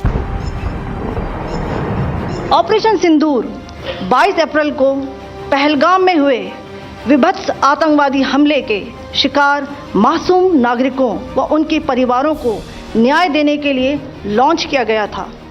इस कार्रवाई में 9 terrorist camps को target किया गया और पूरी तरह से इसे बर्बाद किया गया। Not only did Pakistan not see this coming, but its worst nightmares were brought to life in the wee hours of Wednesday as India launched the first tri-services operation against Pakistan since the 1971 war. The Indian Army, Air Force and the Navy launched a coordinated operation striking hard some of the most significant and long-standing terrorist training hubs deep inside Pakistani territories. We've hit back. Ladies and gentlemen, the big breaking news story of the moment. If you can hear me, all right, because I want to recap exactly what is happening. As of this minute, 33 minutes past 2, history has been made. This is a very direct and straightforward attack by the Indian Army. We are reporting Pakistan has been hit. Muzaffarabad has been hit. A total of 9 places in Pakistan have been hit. The operation has dismantled 9 major targets of the Lashkar-e-Toiba and Jaish-e-Mohammed. Bombs were also rained on Hizbul Mujahideen hideouts inside Pakistan. India's retaliation used precision strikes and long-range standoff weapons at 9 locations, flattening the logistical, operational and training infrastructure of terror groups.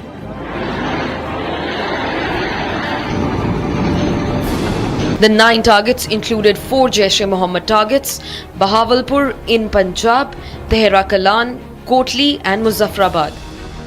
The Jaish has claimed responsibility for major attacks in India, including the 2001 Parliament attacks and the 2019 Pulwama suicide bombing. In fact, Murid K, the nerve center of the Lashkar-e-Toiba, was quivering with the impact of the explosion.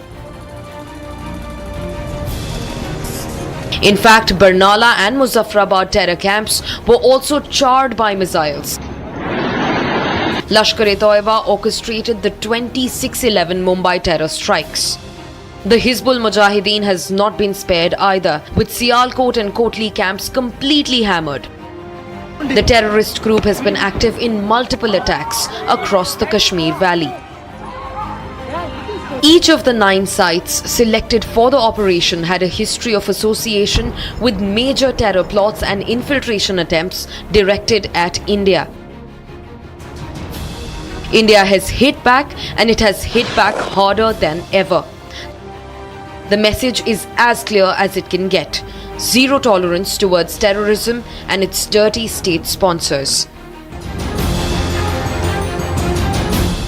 And this breaking news coming in, India now calls on the permanent and non-permanent members of the United Security Council to brief them on Operation Sindur. These are also visuals that we're going to be getting from South Block where India calls members of the UN Security Council. We're also briefing them on Operation Sindur. We're also going to be getting you details on this story. We're also now being told that India has called on the permanent and the non-permanent members of the United Security Council to brief them on Operation Sindur. These are foreign envoys who are there at the MEA headquarters and have been briefed on Operation Sindur. India has called on members. Viewers, this has been a day in which national and internationally we've seen our ministries working in extreme painstaking coordination. The next bit of information that's coming in: Indian government is briefing foreign envoys on India's strike at terror camps deep inside Pakistan. The evidence of Pakistan's involvement in the Pahalgam terror attack is going to be shared with foreign ambassadors. This is the big breaking news that's coming in. India is now briefing foreign envoys. They're going to share with the foreign ambassadors what we've all known about Pakistan's involvement with the terror camps. This is not the first time that they've done this, but this is now India rewriting the rules. Pakistan has sheltered terrorists. We're now going to be getting you, viewers, after this. We're going to be getting you more videos of how, as the nation is still mourning these people who were killed in the Pahalgam attack, in that act of cowardice, now the visuals that tell a different story. India responded with precision and power. 9 terror targets. Under Operation Sindur, the Indian Armed Forces struck deep into terror infrastructure. We get you details of the 9 locations and what happened when India targeted the terror camps. Operation Sindoor 22 अप्रैल को पहलगाम में हुए विभत्स आतंकवादी हमले के शिकार मासूम नागरिकों व उनके परिवारों को न्याय देने के लिए लॉन्च किया गया था। इस कार्रवाई में 9 टेररिस्ट कैंप्स को टारगेट किया गया और पूरी तरह से इसे बर्बाद किया गया। They are distributed from Sawai Nala in the north, counting to approximately 21, ending at Bhagalpur to the south. India has demonstrated considerable restraint in its response. However, it must be said that the Indian Armed Forces are fully prepared to respond to Pakistani misadventures, if any, that will escalate the situation.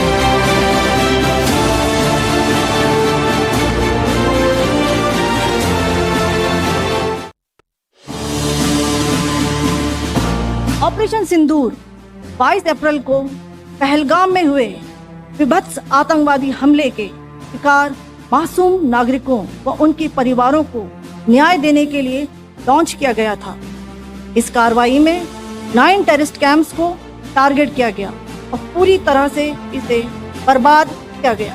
They are distributed from Sawai Nala in the north, counting to approximately 21, ending at Bhagalpur to the south. India has demonstrated considerable restraint in its response.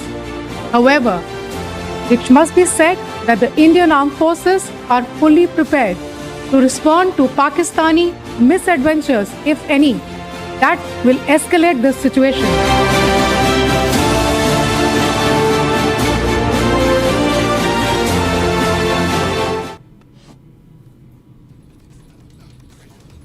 The nation mourns the Pahalgam attack, an act of cowardice that claimed innocent lives and shook the valley. But now the visuals tell a different story.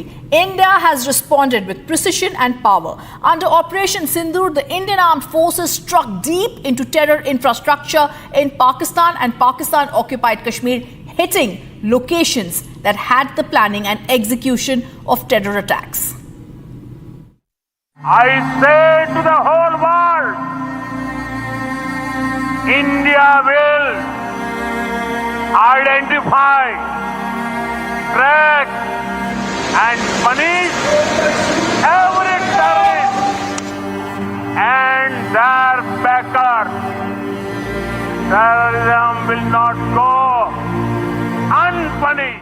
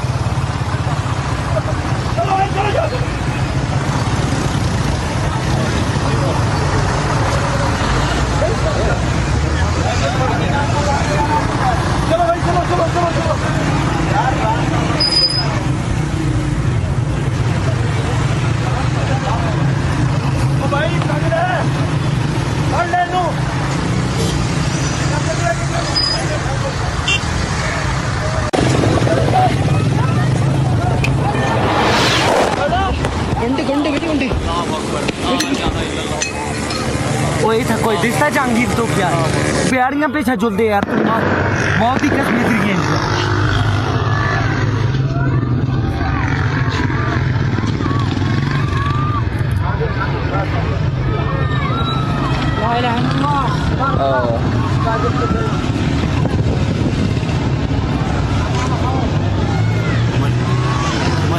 वो ताजुलते यार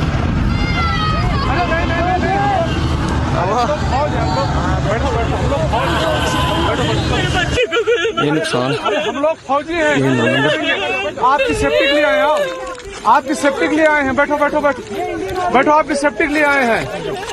हम Indian army हैं, बैठो। मस्जिद तैयबा आप लोग कहाँ से आए? कहाँ से आए आप लोग?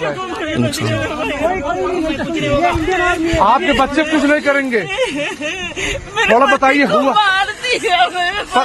पति को आए हैं, बैठो बैठो बैठो ये बैठो, नुकसान सेफ्टी के लिए आए हैं। ये 9 नंबर हम इंडियन आर्मी हैं, बैठो। ये इंडियन आर्मी है। आप लोग कहाँ से आए हो? कहाँ से आए आप लोग? आपके बच्चे कुछ नहीं करेंगे, मस्जिद तैयबा मरकज थोड़ा बताइए। हुआ पति को मार दिया? नहीं बेटा शांत रहो, लो पानी पियो, पानी पियो।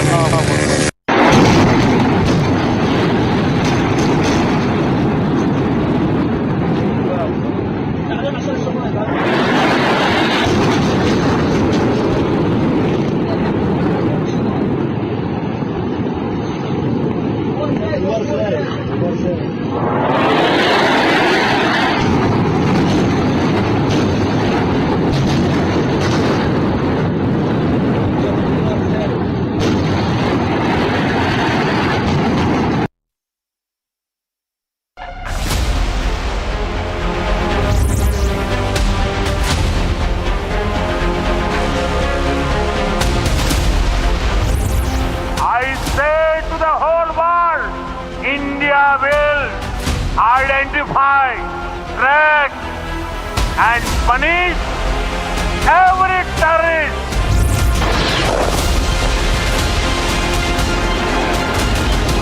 History has been made that in this strike, our information reaching Republic is that the main headquarters of the Lashkar-e-Toiba at Muridke has been completely devastated.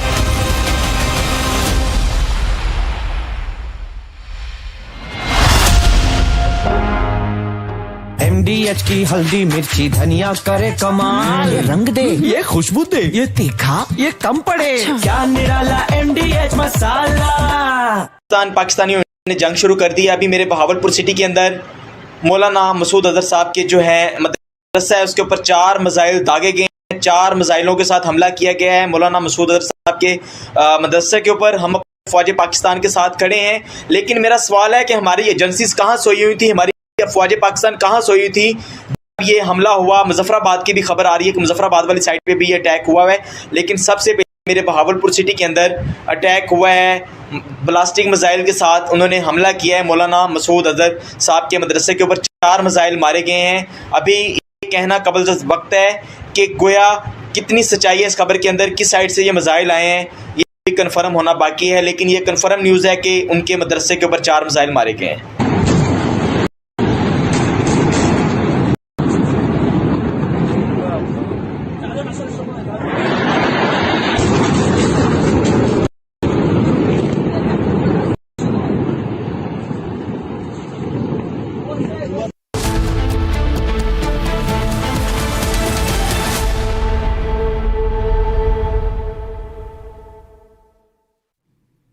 Jai Hind viewers, India has stood on its resolve. Operation Sindur, a testament of Prime Minister Modi's zero tolerance towards terrorism, has been seen. The precision strike post-midnight that shook over 9 major terror targets in Pakistan have reaffirmed India's position as a regional peacemaker who's not afraid of breaking the silence when provoked. After the Pahalgam terror strike, the Prime Minister did not just speak, he warned. Enraged by the 22nd April massacre in the valley, he declared war on terror with a promise of total annihilation. Today, from the soil of Bihar, I say to the whole world, India will identify, track and punish every terrorist and their backer. We will pursue them to the ends of the earth. And he wasn't alone. The entire leadership stood with iron resolve. Within 24 hours, Home Minister Amit Shah was on the ground meeting the families, walking the bloodied site, eyes burning with fury. He didn't just offer condolences, he promised revenge. Ruthless, unstoppable revenge.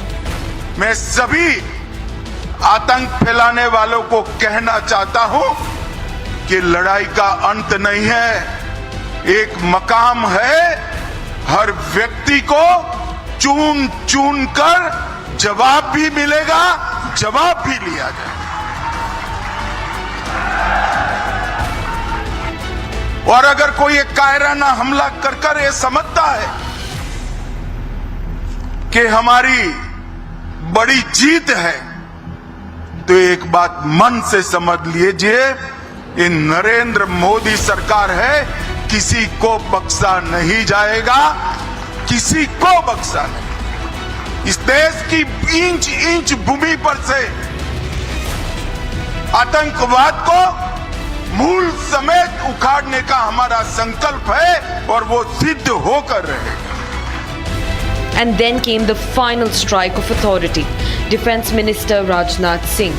No mincing words, no soft diplomacy. He warned Pakistan, you will pay. एक राष्ट्र के रूप में भारत के भौतिक स्वरूप की सुरक्षा हमारे वीर सैनिकों ने हमेशा की। तो वहीं पर दूसरी तरफ भारत के आध्यात्मिक स्वरूप की रक्षा हमारे ऋषियों और मनीषियों ने की। जहां एक तरफ हमारे सैनिक रणभूमि में लड़ते हैं, वहीं दूसरी तरफ हमारे संत जीवन भूमि में लड़ते हैं। साथियों, एक रक्षा मंत्री के रूप में मेरा दायित्व है कि मैं अपने सैनिकों के साथ मिलकर देश की सीमाओं की सुरक्षा सुनिश्चित करूं। और मेरा यह दायित्व है कि अपनी सेना के साथ मिलकर देश के ऊपर आंख उठाने वालों को मुंहतोड़ जवाब दूं।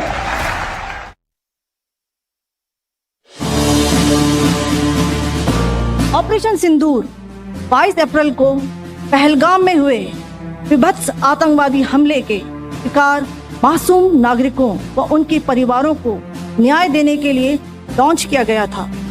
इस कार्रवाई में 9 टेररिस्ट कैंप्स को टारगेट किया गया और पूरी तरह से इसे बर्बाद किया गया। They are distributed from Tawai Nala in the north, counting to approximately 21, ending at Bhagalpur to the south. India has demonstrated considerable restraint in its response. However, it must be said that the Indian armed forces are fully prepared to respond to Pakistani misadventures, if any, that will escalate this situation.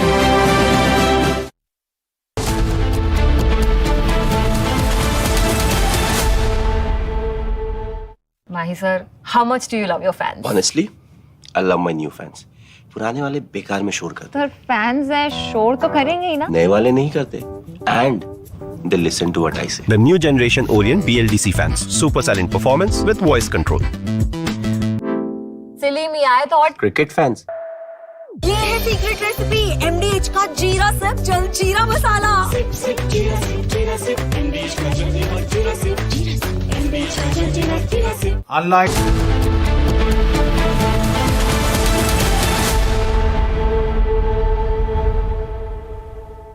नमस्कार। इस briefing में शामिल होने के लिए आप सभी का धन्यवाद। जैसा कि आप सभी जानते हैं, 22 अप्रैल 2025 को लश्कर तैयबा से संबंधित पाकिस्तानी और पाकिस्तान प्रशिक्षित आतंकवादियों ने भारत में जम्मू और कश्मीर के पहलगाम में भारतीय पर्यटकों पर बर्बरतापूर्ण हमला किया। 25 भारतीयों और एक नेपाली नागरिक को कायरतापूर्ण मौत के घाट उतार दिया गया। मुंबई के 26 नवंबर 2008 के हमलों के बाद यह भारत में हुई किसी आतंकवादी हमले में मारे गए आम नागरिकों की संख्या की दृष्टि से सबसे गंभीर घटना है।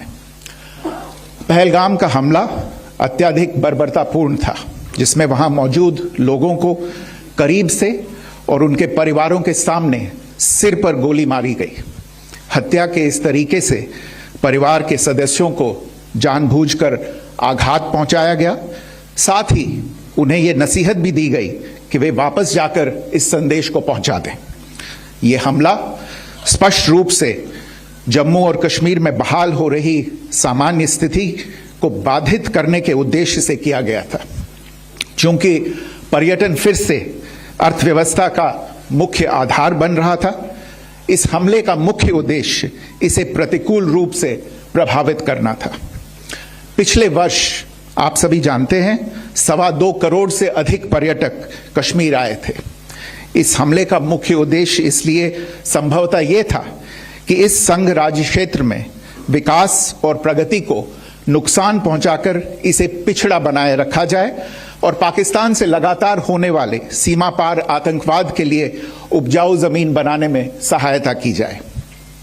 हमले का यह तरीका जम्मू और कश्मीर और शेष राष्ट्र दोनों में सांप्रदायिक दंगे भड़काने के उद्देश्य से भी प्रेरित था। इसका श्रेय सरकार और भारत के सभी नागरिकों को दिया जाना चाहिए कि इन प्रयासों को विफल कर दिया गया। एक समूह ने खुद को रेजिस्टेंस फ्रंट TRF कहते हुए इस हमले की जिम्मेदारी ली है। यह समूह संयुक्त राष्ट्र द्वारा प्रतिबंधित पाकिस्तानी आतंकवादी समूह लश्कर तैयबा से जुड़ा हुआ है।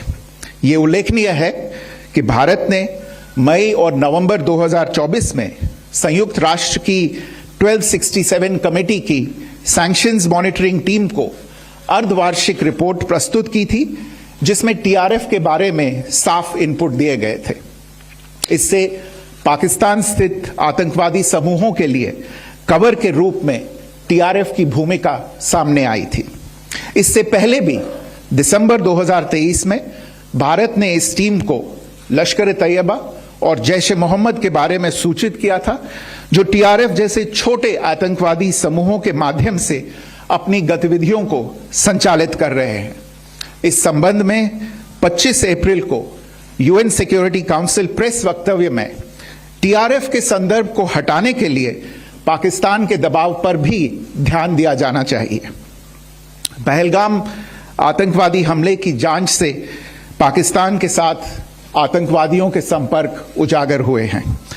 रेजिस्टेंस फ्रंट द्वारा किए गए दावे और लश्कर तैयबा से ज्ञात सोशल मीडिया हैंडल द्वारा इसको रीपोस्ट किया जाना इसकी पुष्टि करता है। चश्मदीद गवाहों और विभिन्न जांच एजेंसियों को उपलब्ध अन्य सूचनाओं के आधार पर हमलावरों की पहचान भी हुई है। हमारी इंटेलिजेंस ने इस टीम के योजनाकारों और उनके समर्थकों की जानकारी जुटाई है। इस हमले की रूपरेखा भारत में सीमा पार आतंकवाद को अंजाम देने के पाकिस्तान के लंबे ट्रैक रिकॉर्ड से भी जुड़ी हुई है, जिसके लिखित और स्पष्ट दस्तावेज उपलब्ध हैं। पाकिस्तान दुनिया भर में आतंकवादियों के लिए एक शरण स्थल के रूप में पहचान बना चुका है। यहां अंतर्राष्ट्रीय स्तर पर प्रतिबंधित आतंकवादी सजा पाने से बचे रहते हैं।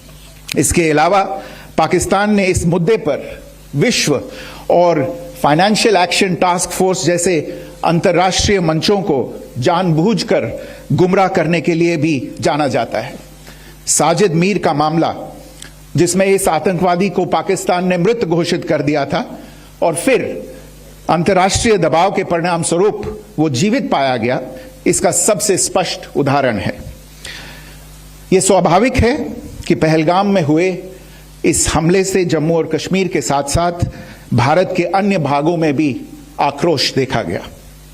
हमलों के बाद भारत सरकार ने स्वाभाविक रूप से पाकिस्तान के साथ संबंधों को लेकर कुछ कदम उठाए।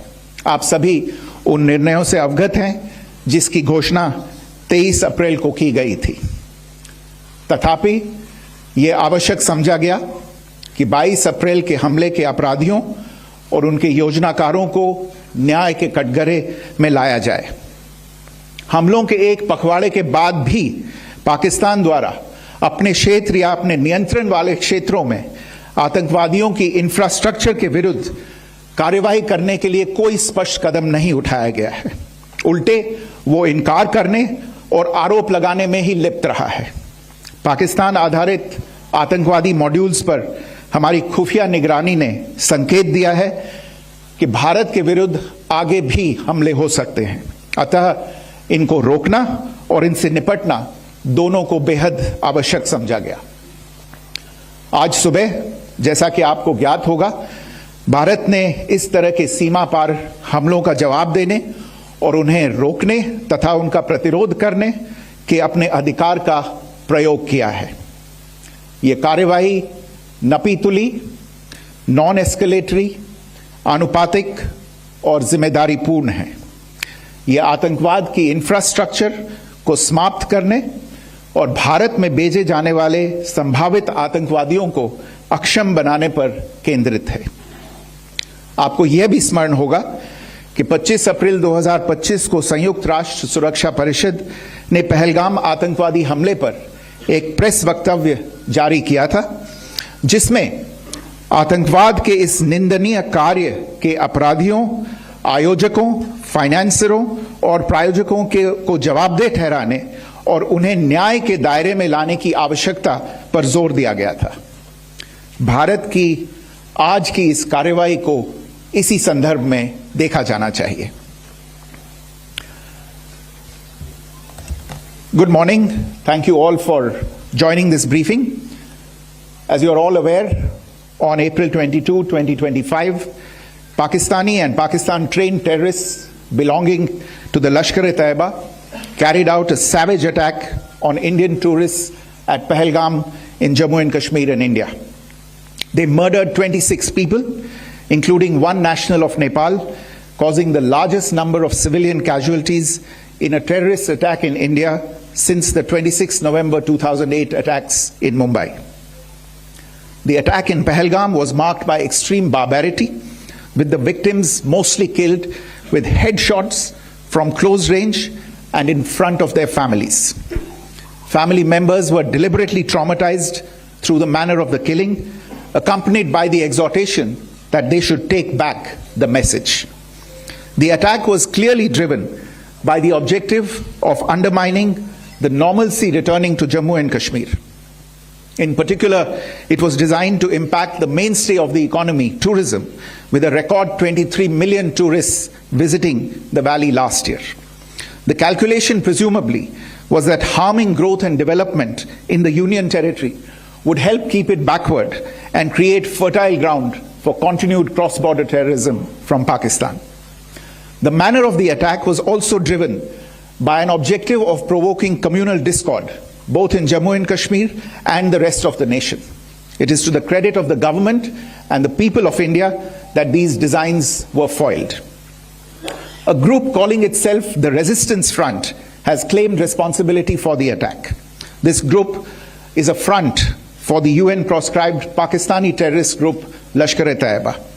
It is notable that India had given inputs about the TRF in the half-yearly report to the monitoring team of the UN's 1267 Sanctions Committee in May and November 2024, bringing out its role as a cover for Pakistan-based terrorist groups. Earlier too, in December 2023, India had informed the monitoring team about Lashkar and Jaish-e-Mohammed operating through small terror groups such as the TRF. Pakistan's pressure to remove references to TRF in the April 25 UN Security Council press statement is notable in this regard. Investigations into the Pahalgam terror attack have brought out the communication notes of terrorists in and to Pakistan. The claims made by the Resistance Front and their reposting by known social media handles of the Lashkar-e-Taiba speak for themselves. Identification of the attackers based on eyewitness accounts as well as other information available to law enforcement agencies has also progressed. Our intelligence has developed an accurate picture of the planners and backers of this team.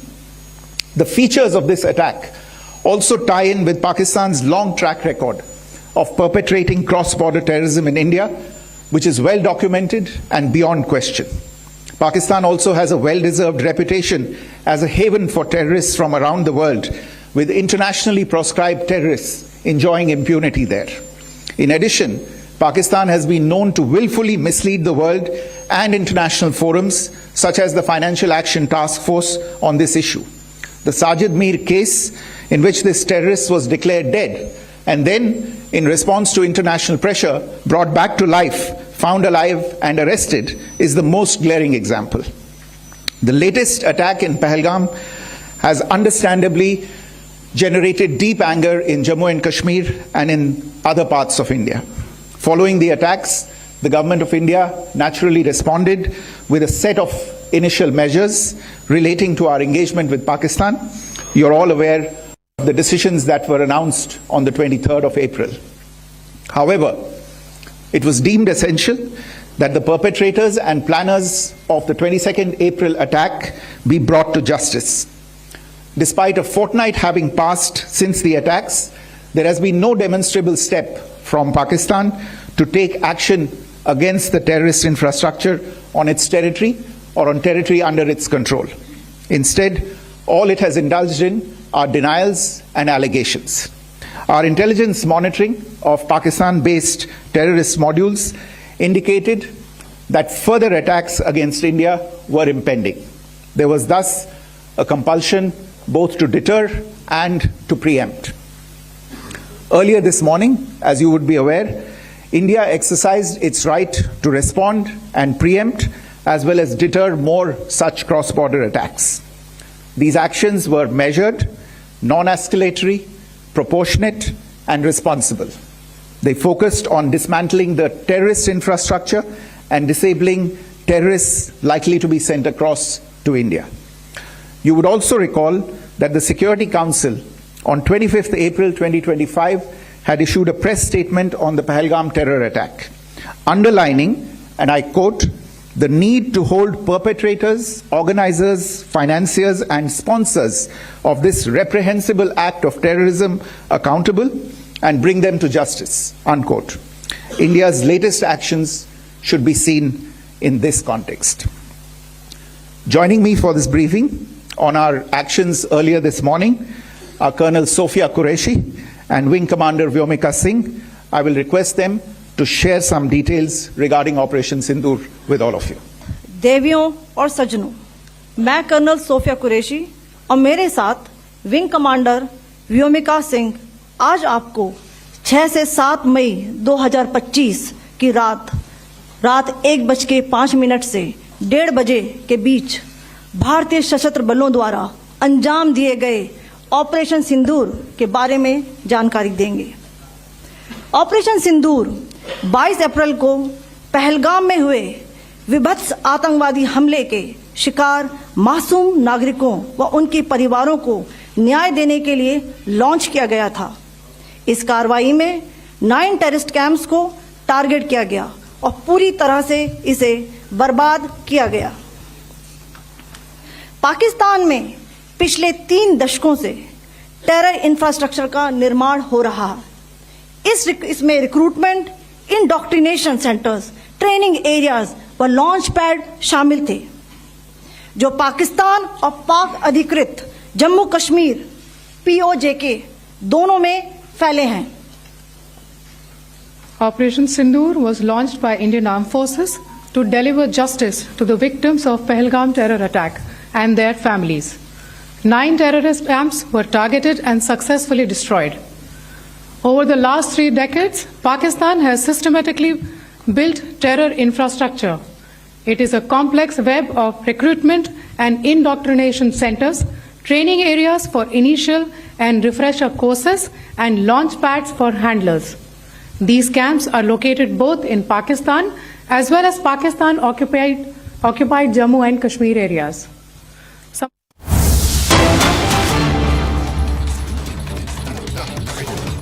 Sri Rajesh Singh, Defense Secretary, Lieutenant General Raghu Srinivasan, DG Border Roads, BRO के सभी कर्मयोगी एवं देवियों व सज्जनों, आप सभी जानते हैं कि आज हमारे प्रधानमंत्री जी के मार्गदर्शन में हमारे भारत की सेना ने हम सभी भारतवासियों का मस्तक ऊंचा किया है।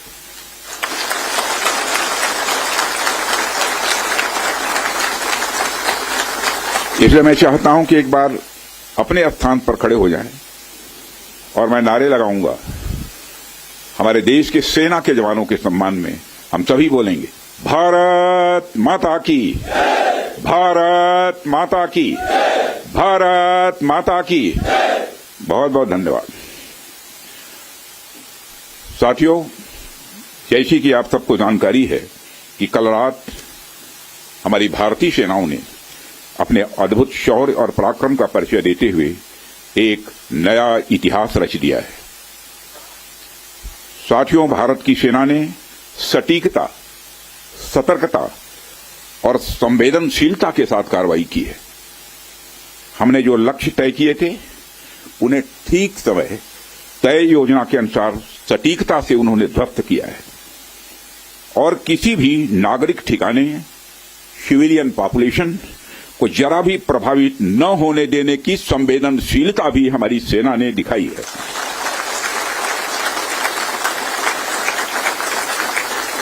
यानी एक तरीके से देखा जाए तो हम कह सकते हैं एक तरीके की सटीकता, सतर्कता और मानवीयता यह हमारी भारत की सेना के जवानों ने दिखाई है, जिसके लिए मैं हमारे सेना के जवानों और अधिकारियों को पूरे देश की ओर से मैं साधुवाद देता हूं और सेना को संपूर्ण संबल प्रदान करने के लिए अपने प्रधानमंत्री माननीय नरेंद्र मोदी जी को भी मैं साधुवाद देता हूं।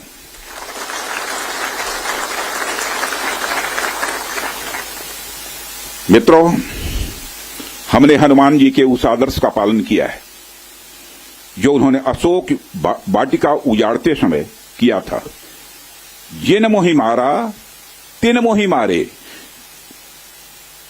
हमने केवल उन्हीं को मारा जिन्होंने हमारे मासूमों को मारा। साथियों, प्रधानमंत्री श्री नरेंद्र मोदी के नेतृत्व में हमारी सेनाओं ने ऑपरेशन सिंदूर लॉन्च करके पहले की तरह ही इस बार भी आतंकियों को ट्रेनिंग देने वाले कैंप्स को तबाह करके करारा जवाब दिया है।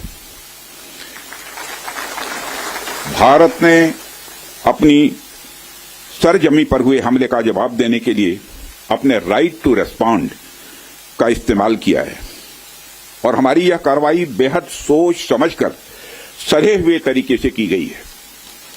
आतंकियों के हौसले पस्त करने के उद्देश्य से यह कार्रवाई महज उनके कैंप्स और इंफ्रास्ट्रक्चर तक ही सीमित रखी गई है। मैं पुनः हमारे आर्म्ड फोर्सेस के शौर्य को मैं नमन करता हूं। साथियों, आज बॉर्डर रोड ऑर्गेनाइजेशन के 66वें फाउंडेशन डे पर आपके बीच उपस्थित होना मेरे लिए गौरव का विषय है और यह खुशी की बात है कि आज इस इम्पॉर्टेंट डे पर बीआरओ द्वारा निर्मित 50 इंफ्रास्ट्रक्चर प्रोजेक्ट्स का उद्घाटन करने का अवसर भी हमें प्राप्त हो रहा है। मैं आप सभी का आभार व्यक्त करता हूं कि आपने मुझे यहां आमंत्रित किया है। साथियों, किसी भी संस्थान के लिए उसका फाउंडेशन डे यह बहुत ही महत्वपूर्ण हुआ करता है। वैसे भी 65 वर्षों की आपकी जो यात्रा रही है वो बेहद गौरवशाली रही है। इसलिए आज का दिन उस गौरवमयी यात्रा को याद करने का दिन है। इसके साथ साथ यह दिन ठहर कर सोचने का भी दिन होता है कि अपनी अब तक की यात्रा में हमने क्या क्या हासिल किया है और यह हमारी अब तक की कार्यप्रणाली का विश्लेषण करने का भी यह दिन है। साथ ही यह एनालिसिस करने का भी दिन है कि भविष्य में हमारी राह क्या होनी चाहिए। साथियों, मैं देख पा रहा हूं कि वीडियो कॉन्फ्रेंसिंग के माध्यम से देश के अलग अलग क्षेत्रों से हमारे कई साथी जुड़े हुए हैं। अक्सर हम उद्घाटन के अवसर पर बड़ी बड़ी संस्थाओं का और बड़ी बड़ी एजेंसीज का नाम तो लेते हैं, परंतु ऐसे कई कर्मयोगी हैं जो पर्दे के पीछे रहकर काम करते हैं। इसी प्रोजेक्ट को पूरा करने में उनका योगदान भी बेहद महत्वपूर्ण होता है। इसलिए मुझे लगता है कि आज का दिन उनके योगदान को एक्नॉलेज करने और एप्रिशिएट करने का भी दिन है। साथियों, आज जम्मू कश्मीर, लद्दाख, सिक्किम, मिजोरम, अरुणाचल प्रदेश, पश्चिम बंगाल और राजस्थान में कई प्रोजेक्ट्स का उद्घाटन हुआ है। कहने को तो ये हम सारे फिजिकल इंफ्रास्ट्रक्चर हैं, लेकिन मैं इन्हें सिर्फ फिजिकल इंफ्रास्ट्रक्चर ही नहीं समझता। हमें जो सड़कें दिखती हैं, जो पुल दिखते हैं, वह सिर्फ दो स्थानों को जोड़ने वाले नहीं होते हैं, बल्कि वह लोगों के दिलों को जोड़ने वाले होते हैं। इन प्रोजेक्ट से राष्ट्रीय सुरक्षा को तो मजबूती मिलती ही है, साथ ही साथ यह प्रोजेक्ट इन सभी रीजन्स को इकोनॉमिक प्रॉस्पेरिटी को भी बढ़ावा देते हैं। यह तमाम प्रोजेक्ट इन क्षेत्रों में ट्रांसपोर्टेशन, टूरिज्म और इकोनॉमिक एक्टिविटी को बढ़ावा देंगे, जिससे निश्चित रूप से यहाँ के निवासियों की आय में वृद्धि होगी, उनकी क्वालिटी ऑफ लाइफ में भी इम्प्रूवमेंट होगा और इन क्षेत्रों में समृद्धि आएगी, यानी प्रॉस्पेरिटी आएगी। साथियों, मुझे बताया गया कि आज जिन इंफ्रा प्रोजेक्ट्स की शुरुआत की गई है, इनकी टोटल कॉस्ट लगभग 1900 करोड़ रुपए के आसपास की है। मुझे लगता है कि यह केवल उनकी नॉमिनल वैल्यू पर है। इसकी असली वैल्यू है वह तो हम आंक भी नहीं सकते। इन सड़कों के माध्यम से जब कोई बच्ची स्कूल जाएगी और अपना भविष्य बनाएगी, तो उसके इम्पैक्ट का आकलन भी हम नहीं कर सकते। इन ब्रिजेज के माध्यम से जब यहां एम्बुलेंसेज दौड़ेंगी और समय पर लोगों को इलाज होगा, उसकी वैल्यू को भी नहीं आंका जा सकता है। जब इन सड़कों के माध्यम से विभिन्न संस्कृति के लोग आपस में जुड़ेंगे या फिर एक दूसरे से जो कुछ सीखेंगे, उसकी वैल्यू कोई भी आंक नहीं सकता है।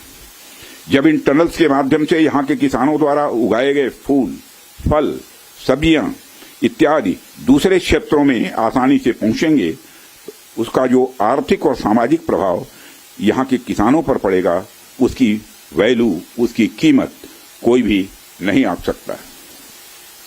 साथियों, मैं इन प्रोजेक्ट्स की डिटेल देख रहा था। मैंने देखा कि इनमें छोटे से लेकर बड़े रोड्स, टनल्स और ब्रिजेज हैं। कुछ मीटर से लेकर सैकड़ों किलोमीटर तक इनकी लंबाई है। हालांकि उनकी लंबाई से कोई खास फर्क नहीं पड़ता है। कोई पुल अगर छोटा है, कोई सड़क यदि छोटी है, तो इससे कोई खास फर्क नहीं पड़ता, क्योंकि दुनिया की लंबी से लंबी जो यात्राएं होती हैं वह सिर्फ एक छोटे से रास्ते से ही शुरू होती हैं।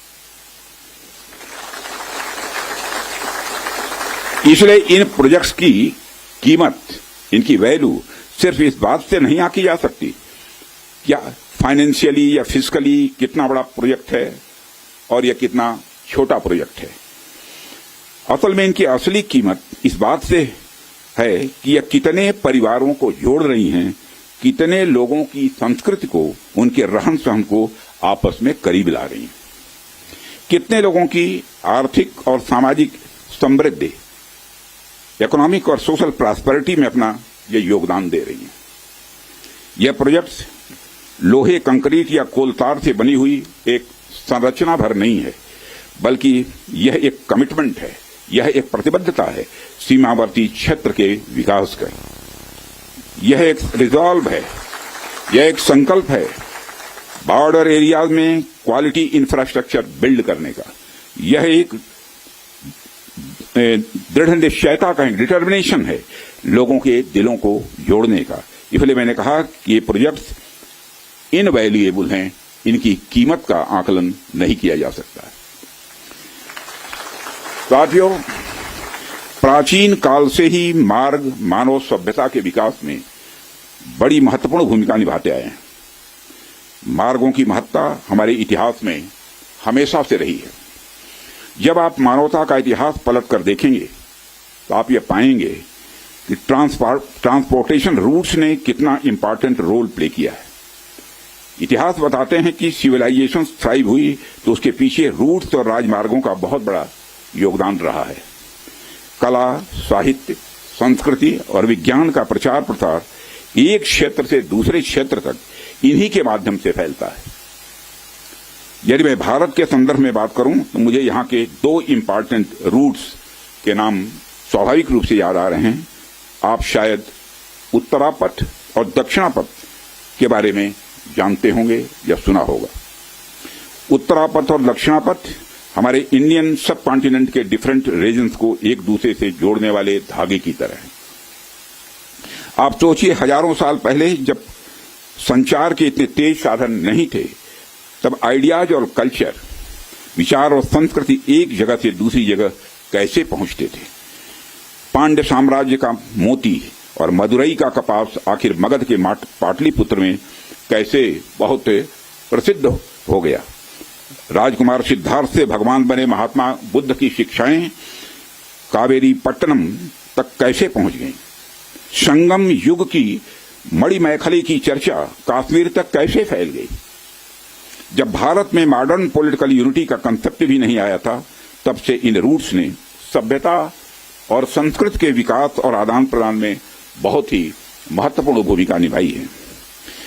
यदि हम महात्मा बुद्ध के बाद के इतिहास पर भी नजर डालें, तब भी हमें यह देखने को मिलता है कैसे दूसरे क्षेत्रों से आकर लोगों ने भारत की संस्कृति को समृद्ध किया और भारत की संस्कृति से भी उन्होंने बहुत कुछ सीखा भी है। इन मार्गों का महत्व तब भी इतना ज्यादा था कि व्यापार के लिए समर्पित सड़कें बनाई जाती थी। आप जब सिल्क रूट के बारे में जानते हैं, आप सभी को मालूम है सिल्क रूट के बारे में, जिसने एक तरह से पूरे एशिया और मध्य यूरोप तक को कवर कर लिया था। भारत से भी उस सिल्क रूट का एक बड़ा हिस्सा होकर गुजरता था, जिससे न सिर्फ सामान बल्कि संस्कृति और विचार का भी एक्सचेंज, आदान प्रदान यह होता था। एशिया और यूरोप के बीच कल्चरल एक्सचेंज, सांस्कृतिक आदान प्रदान में भी सिल्क रूट का बहुत बड़ा योगदान रहा है। साथियों, सिर्फ स्थलीय मार्ग का ही नहीं बल्कि जलीय मार्ग का भी ह्यूमन सिविलाइजेशन, मानव सभ्यता में एक बहुत बड़ा महत्व रहा है।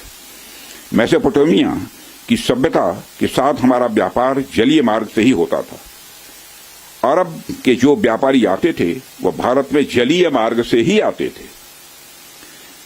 इन रूट्स का असर हमारे संस्कृति पर, हमारे परंपराओं पर और हमारी अर्थव्यवस्था पर तो पड़ा ही, साथ ही साथ इन रूट्स ने दुनिया को कई सारी नई चीजें भी सीखने को दी हैं।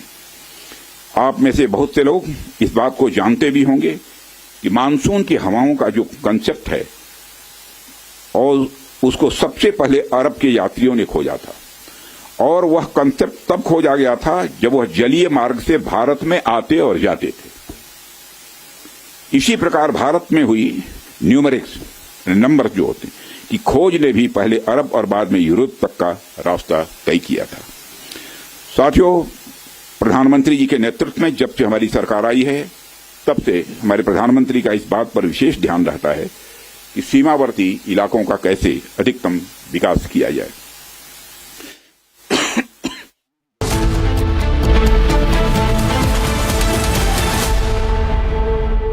यार मार्केट कैसा ऊपर नीचे होता है। याद रख, करियर, इन्वेस्टमेंट और लाइफ में ऊपर नीचे होता रहता है यार। वो तो है। बस भाई डटे रहे, तभी तो अपने सपने पूरे कर सकता है। सही है। लाइफ और म्यूचुअल फंड्स में लॉन्ग टर्म सोचना सही है। सही है। हाँ। म्यूचुअल फंड निवेश बाजार जोखिमों के अधीन है। योजना से जुड़े सभी दस्तावेजों को ध्यान से पढ़ें। MDH की देगी मिर्च, देगी मिर्च का तड़का, अंग अंग फड़का। MDH की देगी मिर्च।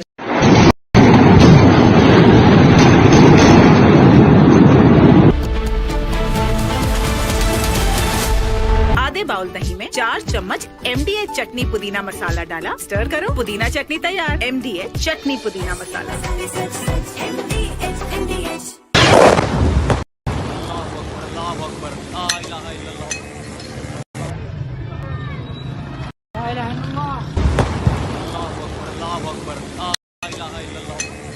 Of different weapon systems, because you cannot risk putting all eggs in one basket. ये मस्जिद तैयबा मरकज उमर के अंदर ये नुकसान है। Not risk putting all eggs in one basket.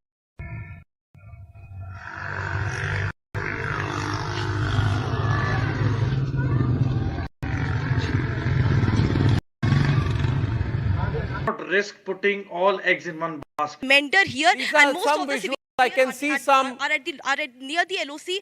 No. This is a long shot. I can see in the sky there's somebody who shot something to light.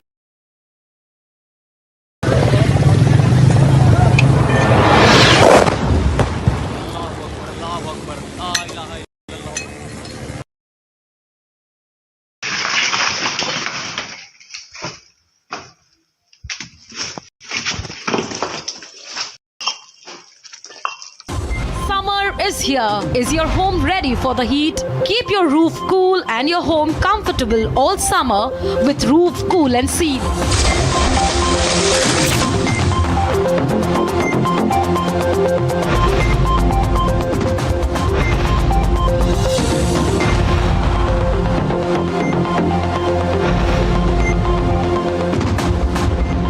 पसीना मत बहाओ, Berger roof cool and seal लगाओ।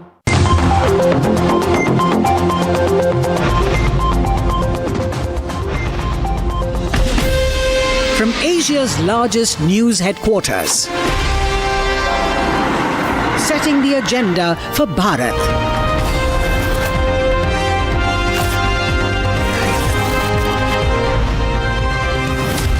You're watching Republic.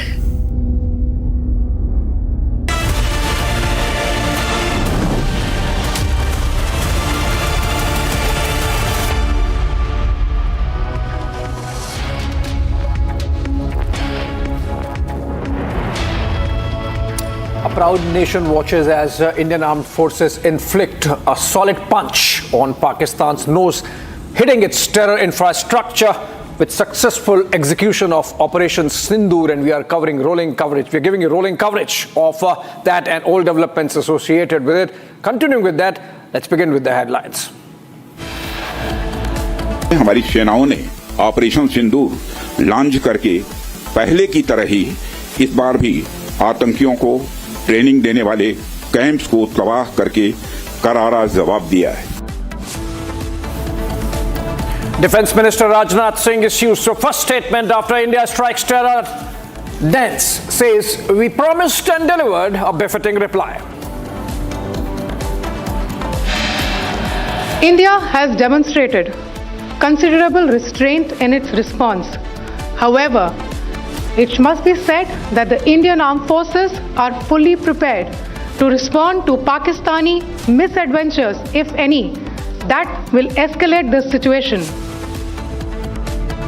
Operation Sindur, India's message to Pakistan, hits 9 sites linked to terror groups in Pakistan and Pak-occupied Jammu and Kashmir in just 25 minutes. India launches 100-kilometer deep airstrikes in Pakistan, eliminating nearly 100 terrorists.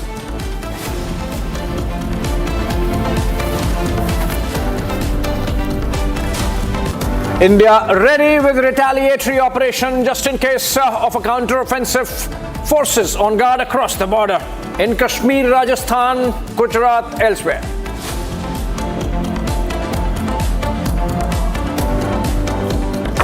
Prime Minister Modi meets President Murmu, briefs her about Operation Sindur.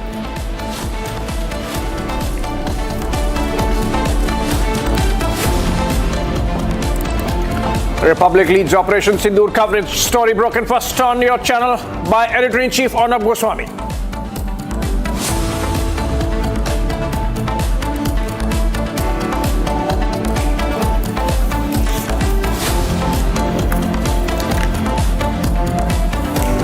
Gypsy cat.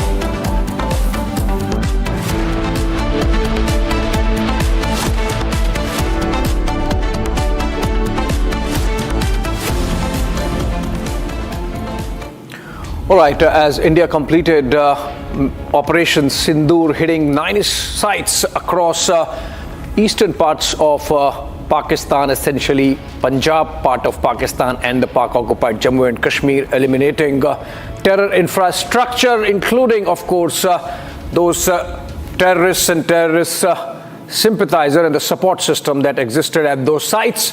Defense Minister Rajnath Singh has spoken at an event where he underscored the success of our forces and the resolve of the nation. Listen in.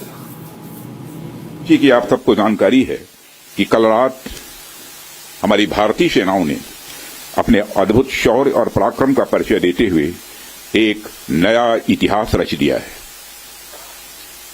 साथियों, भारत की सेना ने सटीकता, सतर्कता और संवेदनशीलता के साथ कार्रवाई की है।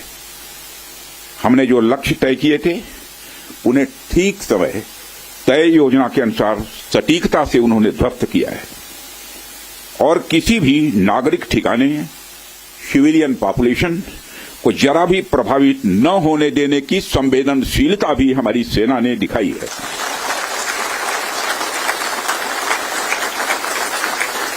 यानी एक तरीके से देखा जाए तो हम कह सकते हैं एक तरीके की सटीकता, सतर्कता और मानवीयता यह हमारी भारत की सेना के जवानों ने दिखाई है,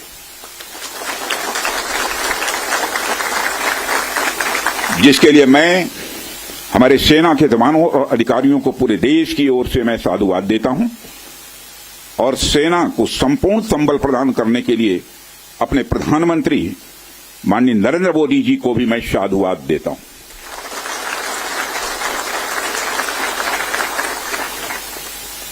मित्रों, हमने हनुमान जी के उस आदर्श का पालन किया है जो उन्होंने अशोक वाटिका उजाड़ते समय किया था।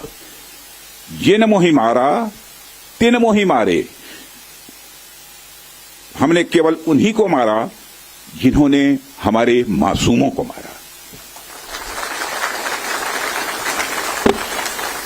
साथियों, प्रधानमंत्री श्री नरेंद्र मोदी के नेतृत्व में हमारी सेनाओं ने ऑपरेशन सिंदूर लॉन्च करके पहले की तरह ही इस बार भी आतंकियों को ट्रेनिंग देने वाले कैंप्स को तबाह करके करारा जवाब दिया है। भारत ने अपनी सरजमी पर हुए हमले का जवाब देने के लिए अपने राइट टू रेस्पॉन्ड का इस्तेमाल किया है और हमारी यह कार्रवाई बेहद सोच समझकर सधे हुए तरीके से की गई है। आतंकियों के हौसले पस्त करने के उद्देश्य से यह कार्रवाई महज उनके कैंप्स और इंफ्रास्ट्रक्चर तक ही सीमित रखी गई है। मैं पुनः हमारे आर्म्ड फोर्सेस के शौर्य को मैं नमन करता हूं।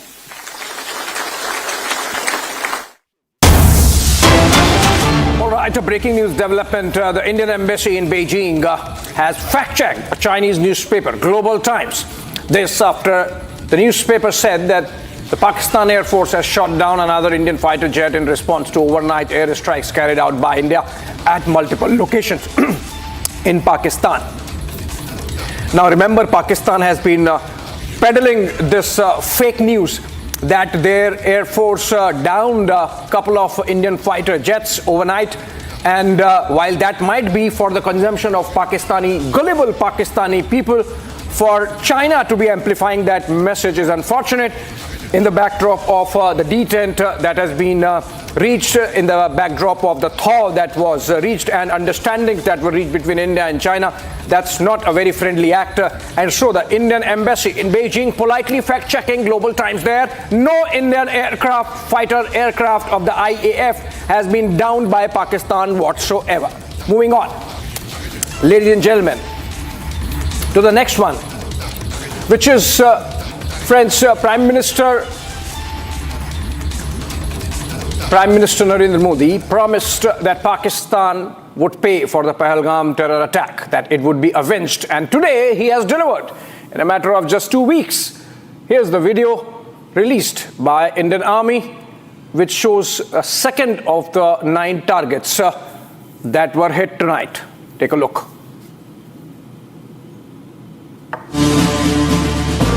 ऑपरेशन सिंदूर 22 अप्रैल को पहलगाम में हुए विभत्स आतंकवादी हमले के शिकार मासूम नागरिकों व उनके परिवारों को न्याय देने के लिए लॉन्च किया गया था।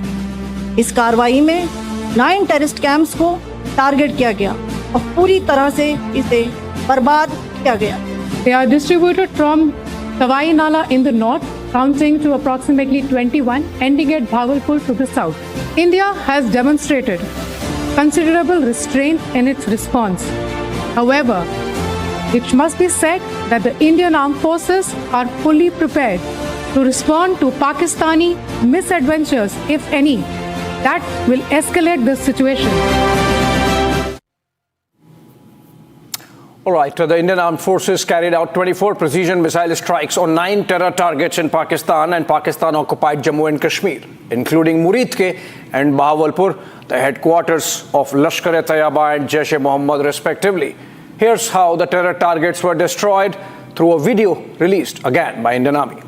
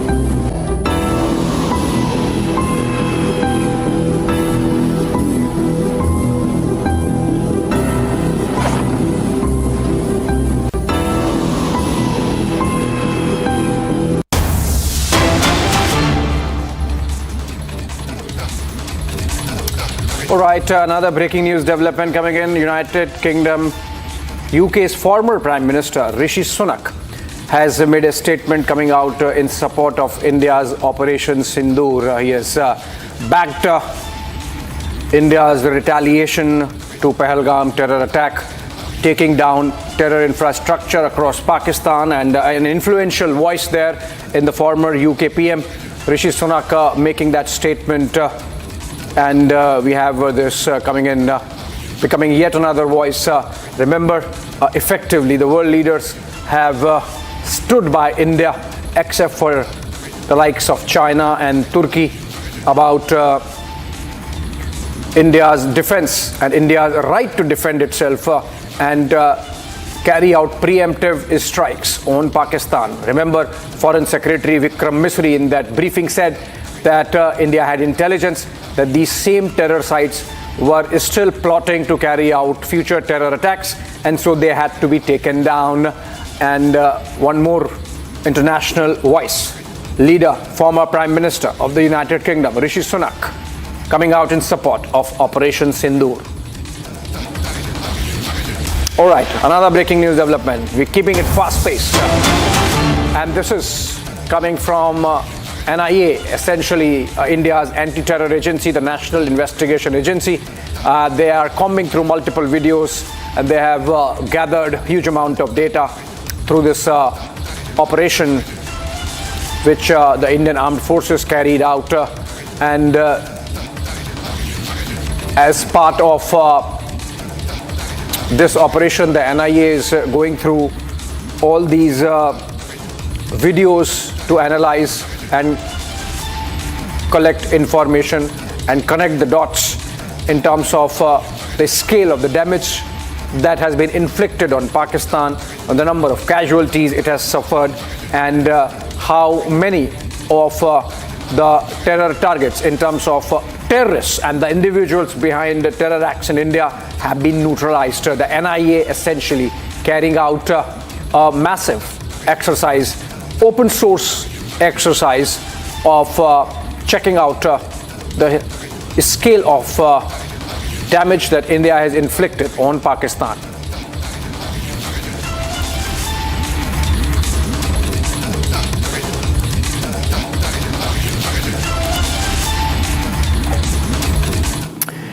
All right, moving on, the Ministry of External Affairs and the Ministry of Defense held a joint press briefing sharing details of India's military response to the cowardly Pahalgam terror attack. Speaking for the forces, Colonel Sophia Qureshi and Wing Commander Vyomika Singh informed that the targets and the munitions were picked carefully to avoid civilian casualties and collateral damage.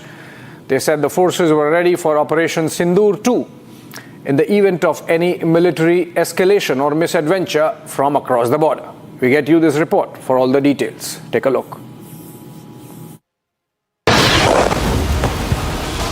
Less than 24 hours after India inflicted a heavy cost on Pakistan for the Pahalgam terror attack, the forces shared details of Operation Sindur at a key security briefing in the capital.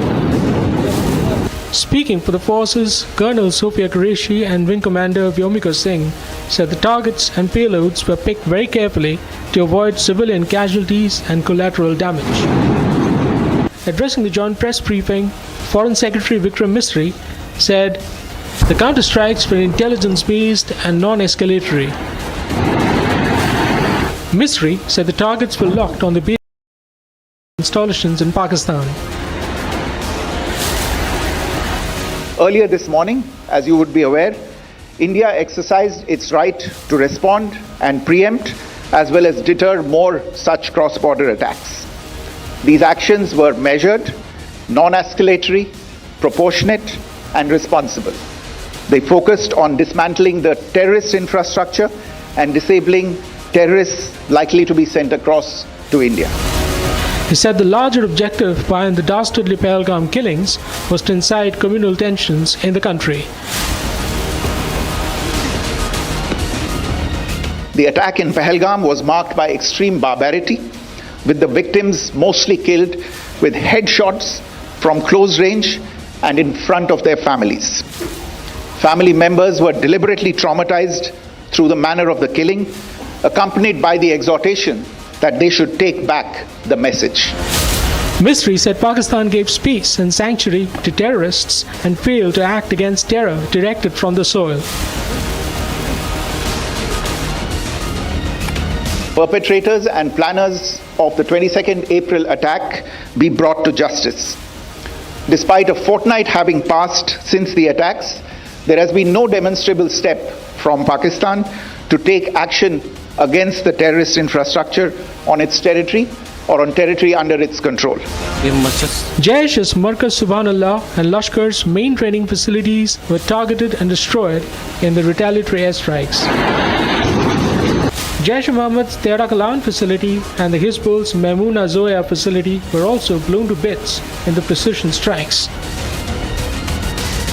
Operation Sindoor 22 अप्रैल को पहलगाम में हुए विभत्स आतंकवादी हमले के शिकार मासूम नागरिकों व उनके परिवारों को न्याय देने के लिए लॉन्च किया गया था।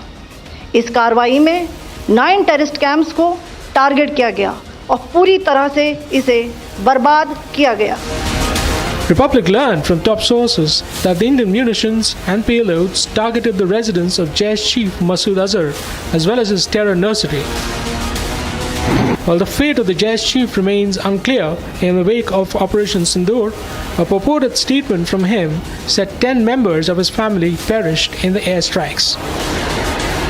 Meanwhile, in a statement of intent, the forces said they were ready to hit Pakistan again in the event of any further escalation or misadventure. India has demonstrated considerable restraint in its response. However, it must be said that the Indian armed forces are fully prepared to respond to Pakistani misadventures, if any, that will escalate this situation. Meanwhile, as a coward Pakistan targeted civilians post-Operation Sindur with heavy artillery shelling across the LSE, the forces responded befittingly and proportionately. The message is clear. The blueprint for Operation Sindur 2 is ready if Pakistan dares respond.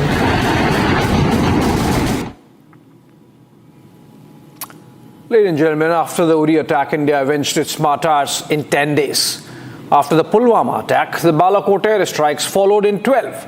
And now the revenge of the Pahalgam terror attack has been delivered at the headquarters of Pakistani terrorist organizations within a fortnight. For the last 15 days, many were asking a question: when will India act, or why India hasn't already? Here is a comprehensive report to remind all the doubters what India was up to these last 2 weeks and how we had Pakistan exactly where we wanted them. Here is a look back at making of Operation Sindoor. On April 22, 2025,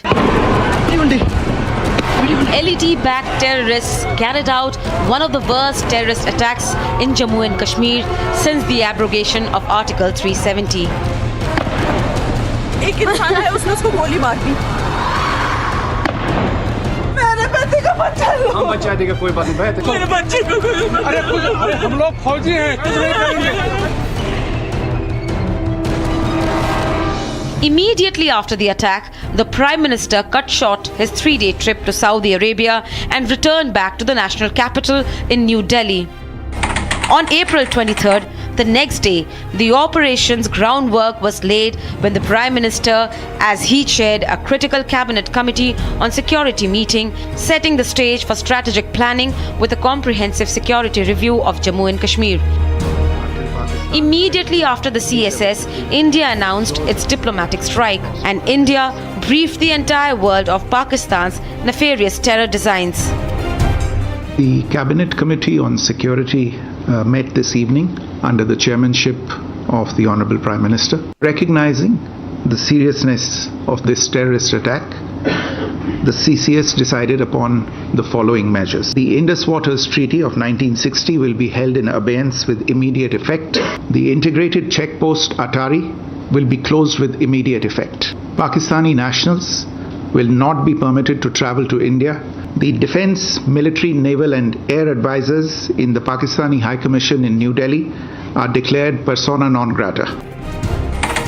As of April 24th, 48 hours since the Pahalgam attack, India took bold diplomatic and military steps from holding the Indus Water Treaty in abeyance, kicking out Pakistan diplomats, cancelling all visas of Pakistani nationals and sealing the Wagah-Atari border. Today, from the soil of Bihar, I say to the whole world, India will identify, track and punish every terrorist and their backers. Terrorism will not go unpunished. Every effort will be made to ensure that justice is done. On April 25th, India mobilized its strategic assets with the INS Vikrant strike carrier group and India's Arihant-class nuclear submarines deployed in the Arabian Sea, ready to impose a blockade at a moment's notice. India's INS Surat also carried out missile test launches.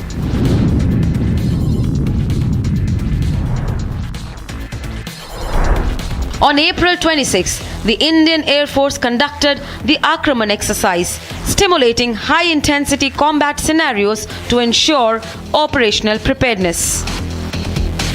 The very next day, the Jammu and Kashmir police began a massive crackdown on terror assistance network in the valley, blowing up houses of LET terrorists one at a time. On April 28th, India further boosted its strategic posture by finalizing the deal for 26 Rafale M jets for the Indian Navy. Then came the day, April 29, 2025, 7 days since the attack, and arguably the most important day in the run-up to Operation Sindur. In a pivotal meeting, the Tri-Services chiefs met the Prime Minister along with the CDS and the NSA. It was in this meeting that the Prime Minister on camera gave a full operational freedom to execute strategic objective by deciding the time, place and mode of attack.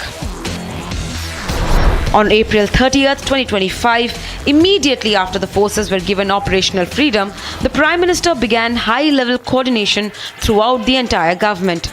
A second CCS meeting was held to refine the plan, followed by a meeting of the Cabinet Committee on Political Affairs, convened for the first time since the Pulwama attack. On May 1st, India escalated non-military measures against Pakistan. India's airspace was closed to Pakistan. Meanwhile, the HAL approved the Army and Air Force versions of ALH through helicopters, further boosting India's forces. मैं सभी आतंक फैलाने वालों को कहना चाहता हूं कि लड़ाई का अंत नहीं है, एक मकाम है। हर व्यक्ति को चुन चुन कर जवाब भी मिलेगा, जवाब भी लिया जाएगा। ये नरेंद्र मोदी सरकार है, किसी को बख्शा नहीं जाएगा, किसी को बख्शा नहीं जाएगा। इस देश की इंच इंच भूमि पर से आतंकवाद को मूल समेत उखाड़ने का हमारा संकल्प है और वो सिद्ध होकर रहेगा। On May 2nd,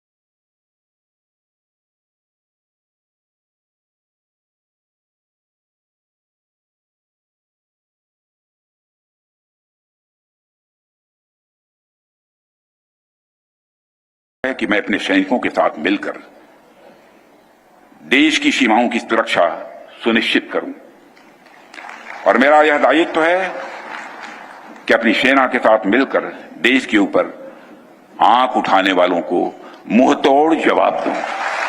आप सभी हमारे प्रधानमंत्री नरेंद्र मोदी जी को अच्छी तरह जानते हैं। मैं आपको आश्वस्त करना चाहता हूं कि प्रधानमंत्री मोदी जी के नेतृत्व में जैसा आप चाहते हैं वैसा होकर रहेगा। May 5th was the day that saw major meetings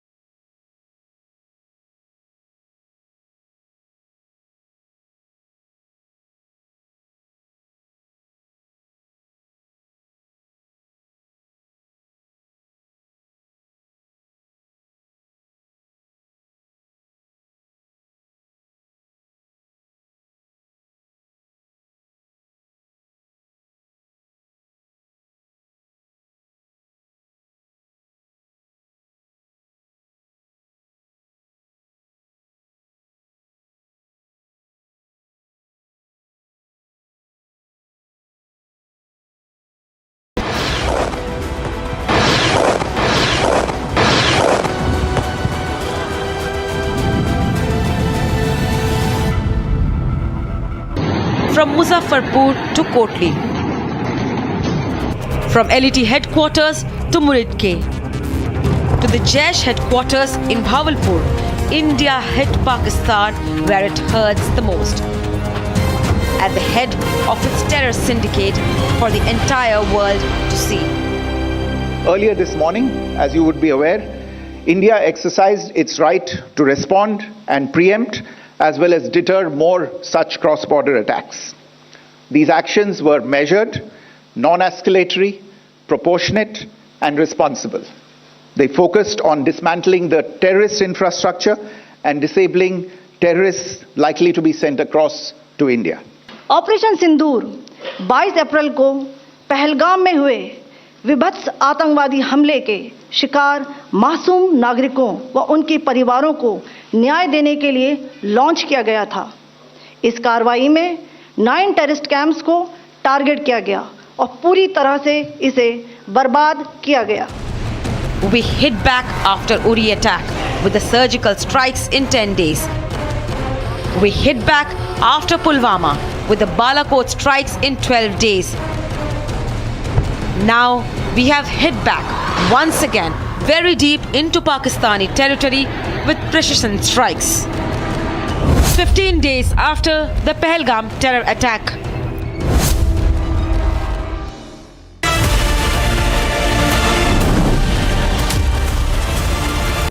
In the global employability rankings by Times Higher Education UK, only the following 6 institutions from India are ranked amongst the top 230 in the world for having the most employable graduates. IIT Delhi, IISc Bangalore, IIT Bombay, IIM Ahmedabad, IIT Kharagpur and Amity University.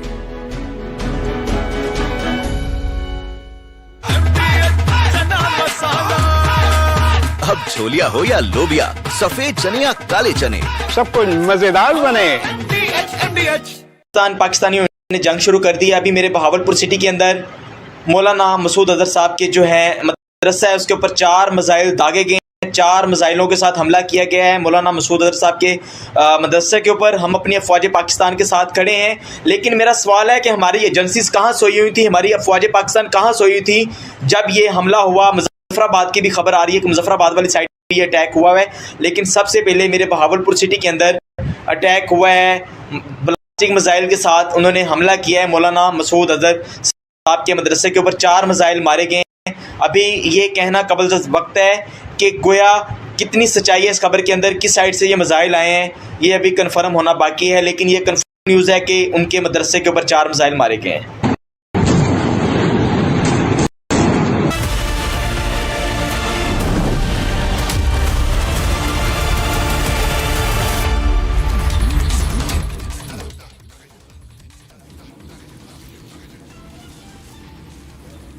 Good evening. India rewrites the rules. India tells Pakistan, no longer are we going to be taking on terrorists that you continue to sponsor. India hits 9 terror target camps in Pakistan. As we say Jai Hind, we begin this bulletin with a look at our headlines. सेनाओं ने operation सिंदूर launch करके पहले की तरह ही इस बार भी आतंकियों को ट्रेनिंग देने वाले कैंप्स को तबाह करके करारा जवाब दिया है। Defense Minister Rajnath issues first statement after India strikes terror den, says we promised and delivered a befitting reply. Pakistan also has a well-deserved reputation as a haven for terrorists from around the world, with internationally proscribed terrorists enjoying impunity there. Operation Sindur, India's message to Pakistan, hits 9 sites linked to terror groups in Pakistan and Pakistan-occupied Kashmir in just 25 minutes. India launches 100 kilometers deep air strikes in Pakistan, eliminating nearly 100 terrorists. India is ready with retaliatory operations in case of a counter-offensive. Forces on guard across the border in Kashmir. Prime Minister Modi meets President Murmu, briefs her about Operation Sindoor. And Republic leads Operation Sindur coverage. Story broken first on Republic TV by Arnab Goswami.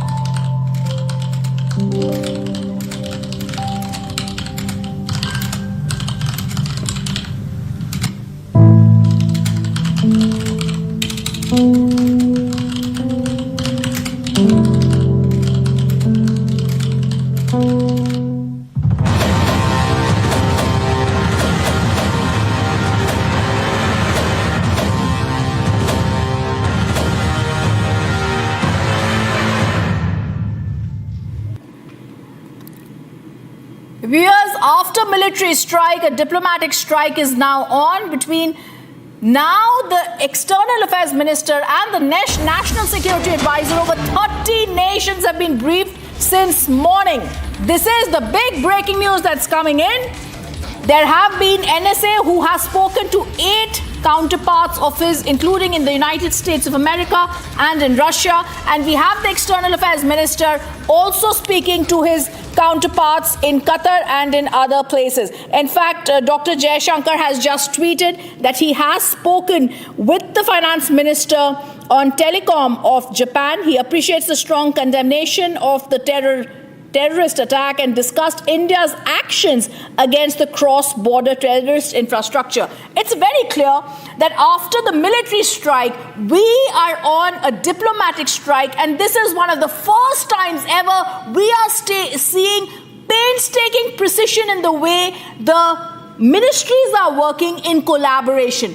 First, the National Security Advisor and his team go inside, and he's aware with the final execution order coming from the Prime Minister, a final clearance approval from the National Security Advisor, Ajit Doval. We then see the Home Minister briefing the 10 border state chief ministers. We now see action internationally on a diplomatic level with the National Security Advisor, Ajit Doval, speaking to 8 National Security Advisor counterparts in 8 nations. We also see the External Affairs Minister speaking to Qatar, Japan and other such counterparts of his to ensure that they know what's happening and our condemnation of terror.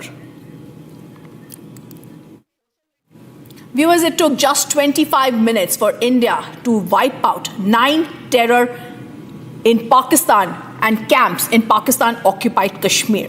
The strikes lasted from 1:05 a.m. to 1:30 a.m. on 7th of May. They were carried out jointly by the Indian Army and the Air Force under the code name Operation Sindur.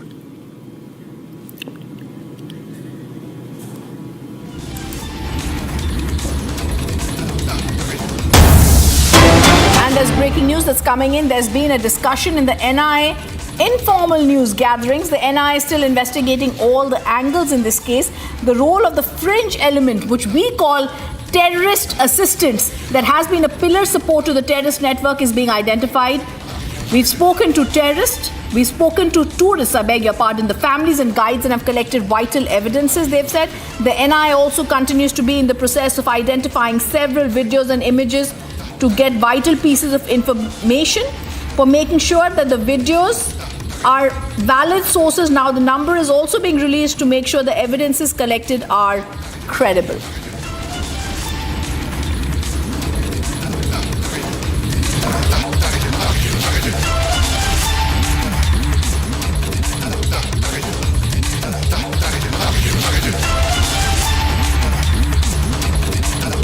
It took just 25 minutes for India to unleash 24 missiles that struck 9 terror camps in Pakistan and Pakistan-occupied Kashmir. The strikes, which lasted from 1:05 a.m. to 1:30 a.m. on 7th of May, were carried out jointly by the Indian Army and the Air Force under the code name Operation Sindur.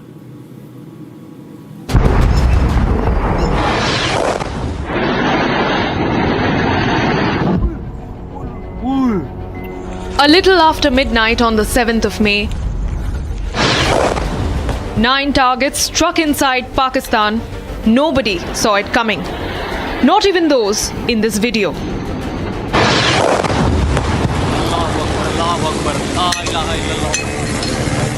The strikes so precise that men who shot these videos have confirmed the targets. ये नुकसान ये 9 number ये मस्जिद तैयबा मरकज उमर करा के अंदर ये नुकसान है 5 targets in Pakistan-occupied Kashmir, 4 targets deep inside Pakistan territory.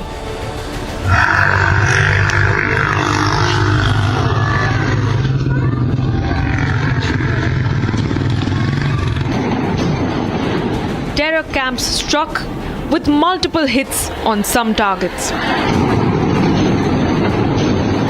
These visuals, captured in the dark of the night, describe what unfolded deep into the territories of POK.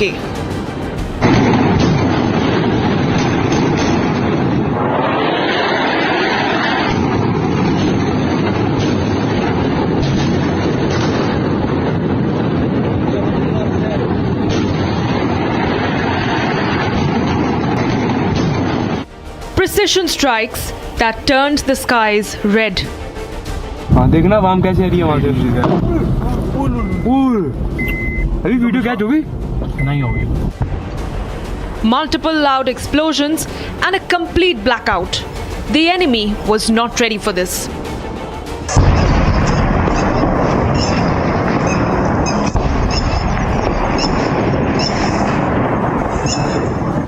Indian fighter jets hovered over the valley. 14 days after the Pahalgam killings, India has hit Islamabad hard.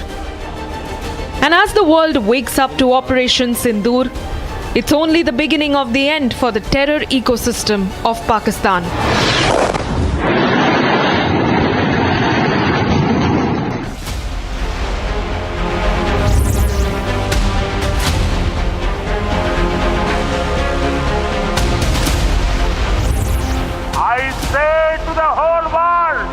India will identify, track and punish every terrorist.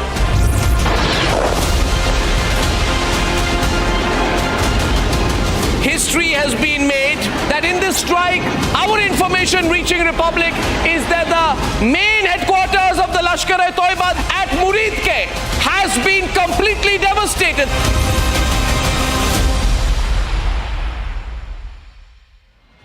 Mahi sir, how much do you love your fans? Honestly, I love my new fans. पुराने वाले बेकार में शोर करते sir fans हैं शोर तो करेंगे ही ना नए वाले नहीं करते and they listen to what I say. The new generation Orient BLDC fans. Super silent performance with voice control. सिली में आए तो और Cricket fans. दादी के हाथों का जादू और खुशबू से महकता घर, माँ की मुस्कुराहट और खाने की सुगंध, MDH गरम मसाला, क्योंकि हर रिश्ता है स्वाद से जुड़ा. Unlike in 2019 when we had hit Balakot, which was in the wilderness, and Pakistan got an excuse to say that nothing had been damaged or killed, that we had only killed some crows and pigs.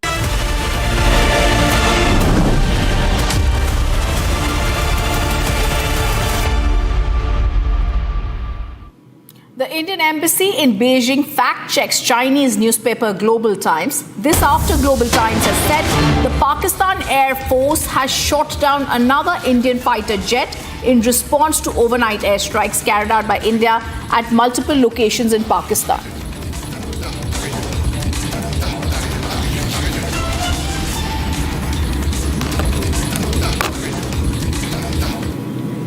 Ladies and gentlemen, Narendra Modi had promised that Pahalgam attack will be avenged, and today the Prime Minister has delivered in a matter of just 2 weeks. Here's the voice that has been posted by the Indian Army. Operation Sindoor 22 अप्रैल को पहलगाम में हुए विभत्स आतंकवादी हमले के शिकार मासूम नागरिकों व उनके परिवारों को न्याय देने के लिए लॉन्च किया गया था। इस कार्रवाई में 9 टेररिस्ट कैंप्स को टारगेट किया गया और पूरी तरह से इसे बर्बाद किया गया। They are distributed from Tawai Nala in the north, counting to approximately 21, ending at Bhagalpur to the south. India has demonstrated considerable restraint in its response. However, it must be said that the Indian armed forces are fully prepared to respond to Pakistani misadventures, if any, that will escalate this situation. The world woke up to Operation Sindur, a testament of the fight of our armed forces and those grieving families who were witness to their loved ones being killed. We bring you this report on the biggest strike on terror, Operation Sindur.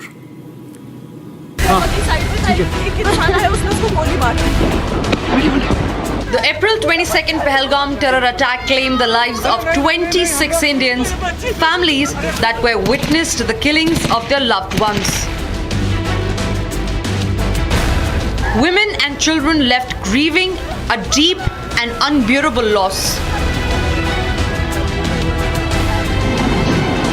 And 14 days after, India and the world woke up to Operation Sindur. Operation Sindur, India's response to Pakistan's terror ecosystem.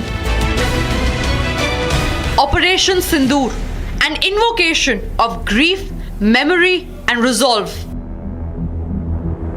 Official sources say that it was Prime Minister Modi who picked the evocative term Operation Sindur to name the Indian Armed Forces strike on 9 terror sites in Pakistan and Pakistan-occupied Kashmir. India's stand could not be more lucid. The human cost of this attack is unpardonable. The operation itself was a rare display of tri-service coordination. The Indian Army, Navy and Air Force jointly executed a multi-domain assault precisely hitting the 9 targets. For 25 minutes, Operation Sindur executed precision strikes at multiple terror camps, and it's only the beginning of the decimation of Islamabad's terror network. And while India mourns the loss of those who fell prey to the Pakistani butchers, Operation Sindur is a testament to the unwavering resolve of the surviving women, of the armed forces' determination, and of Bharat's fight against terrorism.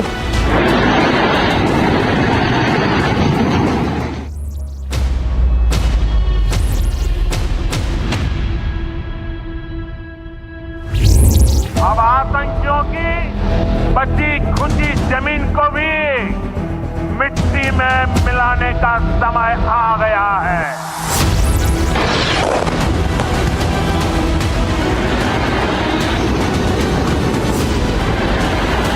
The government is saying, see, we have hit.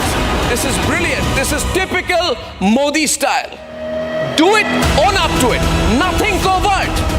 Nothing covert, Deepak Bora. All overt.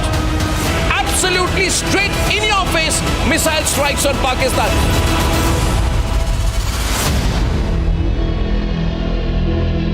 यार market कैसा ऊपर नीचे होता है। Sunset से पहले mutual fund के मैदान से निकलने का टाइम आ गया है। अच्छा एक बात बता, तू इंडियन टीम का फैन कब से?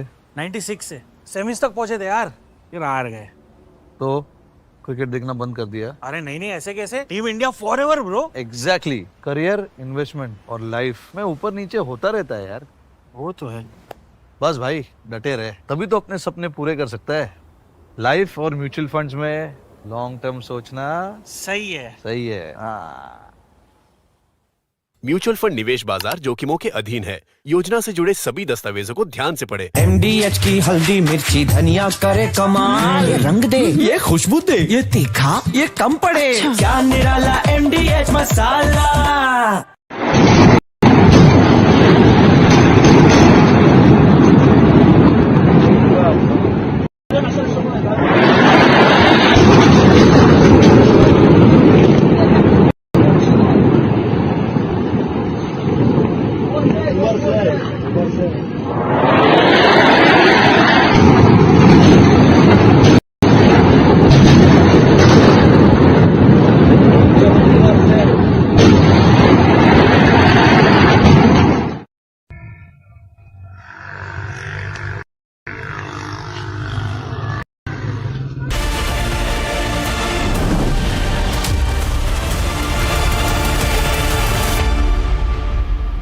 Major General G.D. Bakshi highlights India's shift to striking high-visibility, long-standing terror camps in Pakistan to eliminate plausible deniability and send a very clear message. He underscores this operation's precision, the restraint, avoiding military targets to prevent an escalation. He also warns any retaliation from Pakistan would justify a decisive Indian response against them. Unlike in 2019 when we had hit Balakot, which was in the wilderness, and Pakistan got an excuse to say that nothing had been damaged or killed, that we had only killed some crows and pigeons and sparrows. This time we chose high visibility terrorist targets which have been around for decades, right?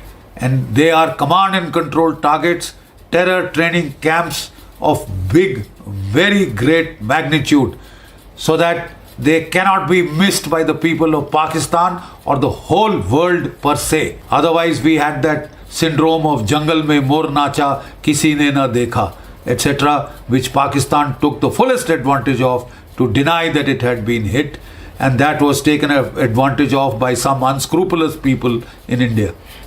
This has been a very calibrated, very calculated, meticulously planned and executed strike, right? It is non-escalatory in nature because it is proportionate, because it targets precisely the terror training camps. We have not hit the Pakistan armed forces, the army or the ISI. We have focused only on the terror targets. To that extent, it should be non-escalatory. India is prepared to call it off at this stage.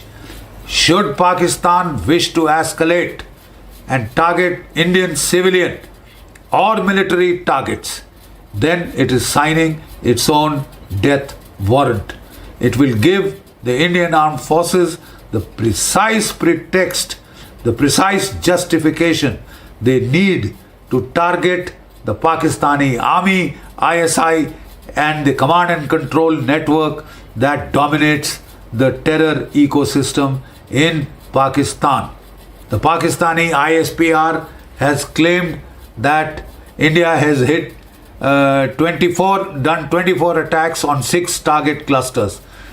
So far, they are saying that they have retaliated by artillery firing on an Indian brigade headquarters and another post. We are yet to get confirmation of this. The next move is Pakistan's. It is up to Pakistan to choose to de-escalate or to take it any number of steps up the escalation ladder that it wants. India will respond very hard. So far we have been restrained, but should Pakistan choose to escalate, it will give us the precise justification for taking it to level next. We hope better sense prevails on Pakistan. We hope the United States is able to pressurize Pakistan to cork up, shut up, and stay quiet. Otherwise, the region could see a major war, a limited or a full-scale conflict. The choice is entirely Pakistan. Jai Bharat, Jai Hind.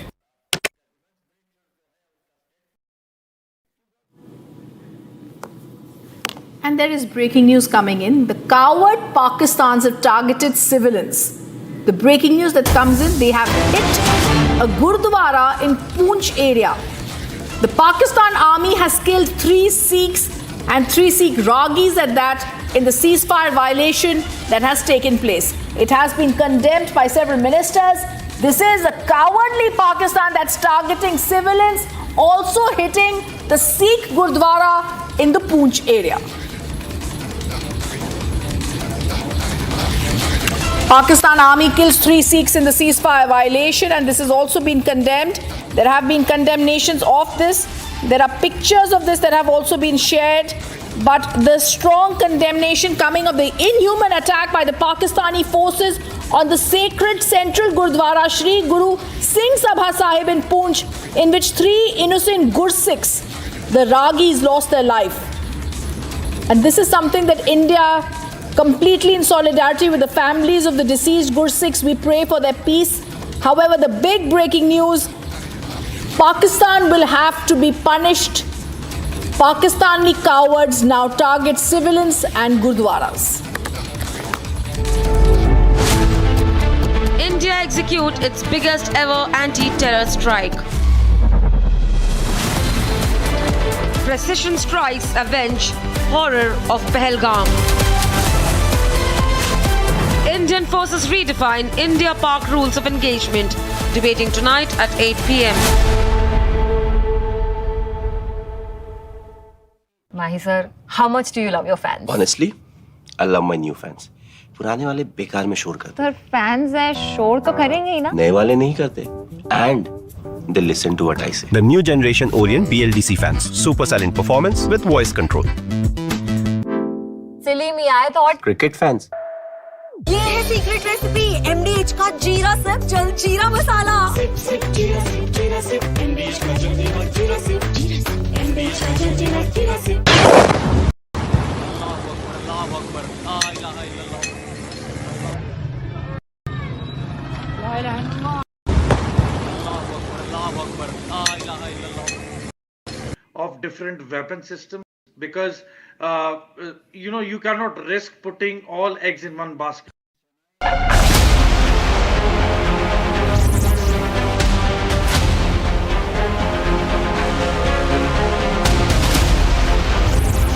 I say to the whole world, India will identify, track and punish every terrorist.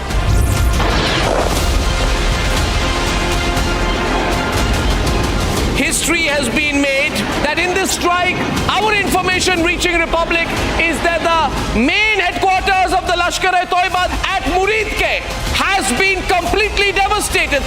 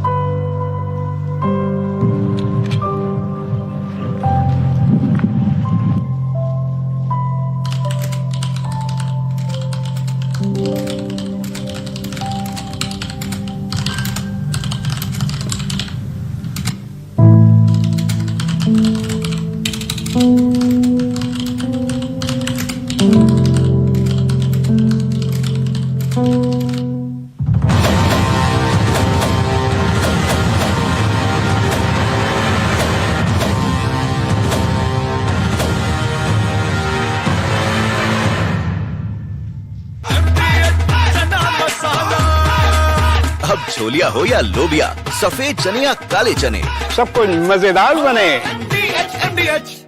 पाकिस्तानियों ने जंग शुरू कर दी है। अभी मेरे Bahawalpur city के अंदर मौलाना मसूद अजहर साहब के जो है मदरसा है उसके ऊपर 4 मिसाइल दागे गए हैं। 4 मिसाइलों के साथ हमला किया गया है मौलाना मसूद अजहर साहब के मदरसे के ऊपर। हम अपनी अफवाज पाकिस्तान के साथ खड़े हैं, लेकिन मेरा सवाल है कि हमारी एजेंसीज कहाँ सोई हुई थी, हमारी अफवाज पाकिस्तान कहाँ सोई हुई थी जब ये हमला हुआ। मुजफ्फराबाद की भी खबर आ रही है कि मुजफ्फराबाद वाली साइड पर भी ये अटैक हुआ है, लेकिन सबसे पहले मेरे बहावलपुर सिटी के अंदर अटैक हुआ है ब्लास्टिक मिसाइल के साथ। उन्होंने हमला किया है मौलाना मसूद अजहर साहब के मदरसे के ऊपर। 4 मिसाइल मारे गए हैं। अभी ये कहना कबल वक्त है कि गोया कितनी सच्चाई है इस खबर के अंदर, किस साइड से ये मिसाइल आए हैं, ये अभी कंफर्म होना बाकी है। लेकिन ये कंफर्म न्यूज़ है कि उनके मदरसे के ऊपर 4 मिसाइल मारे गए हैं।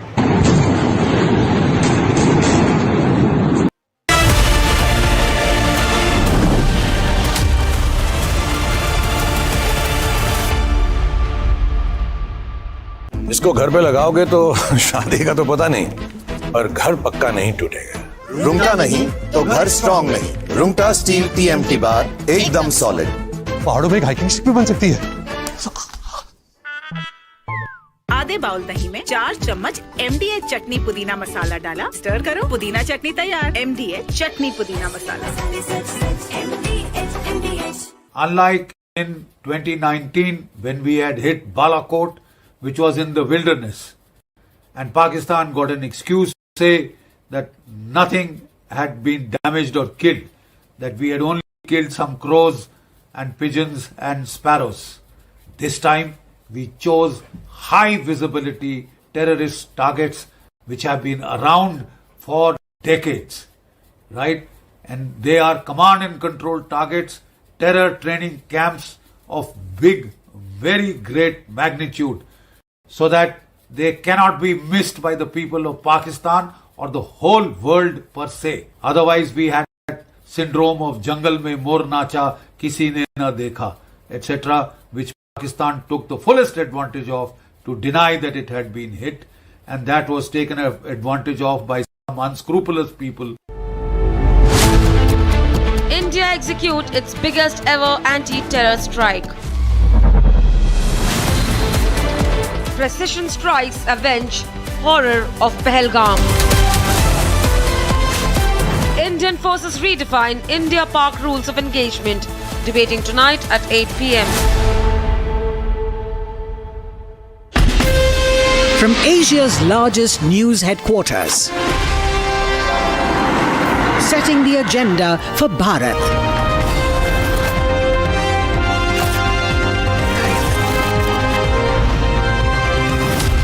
You're watching Republic.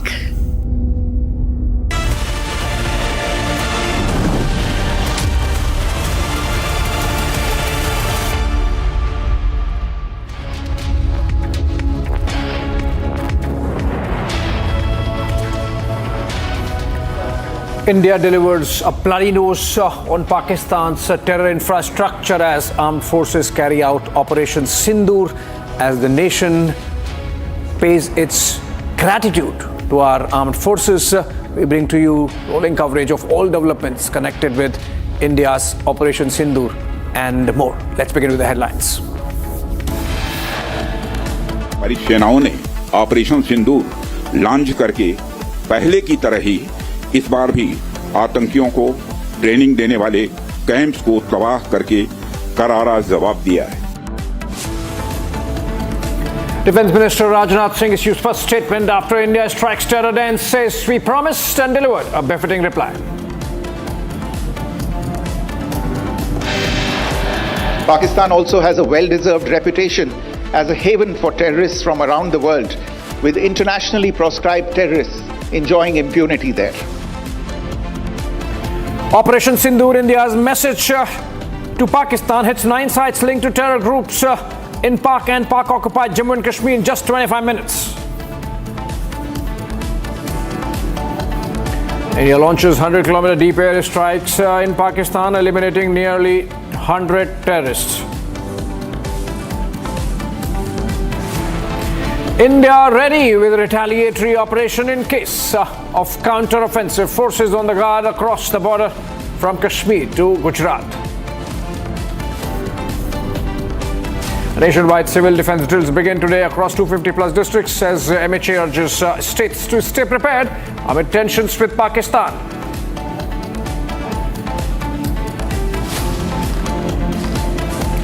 Republic leads Operation Sindur coverage. Story broken first on Republic by Editor-in-Chief Arnab Goswami.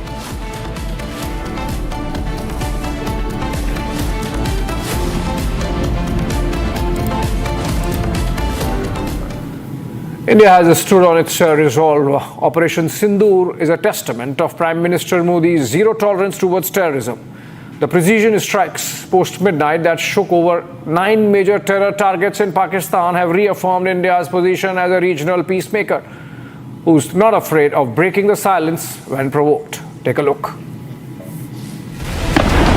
After the Pahalgam terror strike, the Prime Minister did not just speak, he warned. Enraged by the 22nd April massacre in the valley, he declared war on terror with a promise of total annihilation. Today, from the soil of Bihar, I say to the whole world, India will identify, track and punish every terrorist and their backer. We will pursue them to the ends of the earth. And he wasn't alone. The entire leadership stood with iron resolve. Within 24 hours, Home Minister Amit Shah was on the ground meeting the families, walking the bloodied site, eyes burning with fury. He didn't just offer condolences, he promised revenge. Ruthless, unstoppable revenge. मैं सभी आतंक फैलाने वालों को कहना चाहता हूं कि लड़ाई का अंत नहीं है, एक मकाम है। हर व्यक्ति को चुन चुन कर जवाब भी मिलेगा, जवाब भी लिया जाएगा।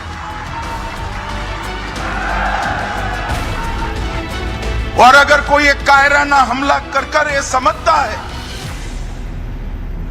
कि हमारी बड़ी जीत है, तो एक बात मन से समझ लीजिए, ये नरेंद्र मोदी सरकार है, किसी को बख्शा नहीं जाएगा, किसी को बख्शा नहीं। इस देश की इंच इंच भूमि पर से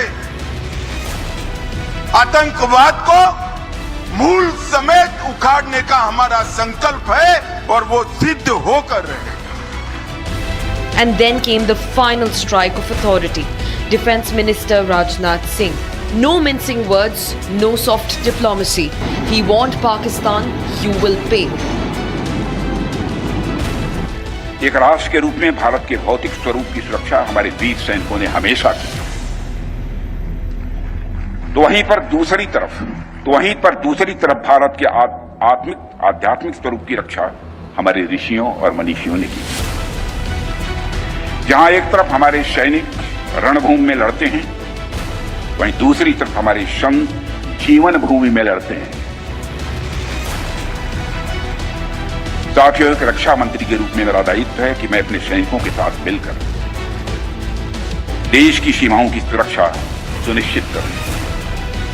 और मेरा यह दायित्व है कि अपनी सेना के साथ मिलकर देश के ऊपर आंख उठाने वालों को मुंहतोड़ जवाब दूं।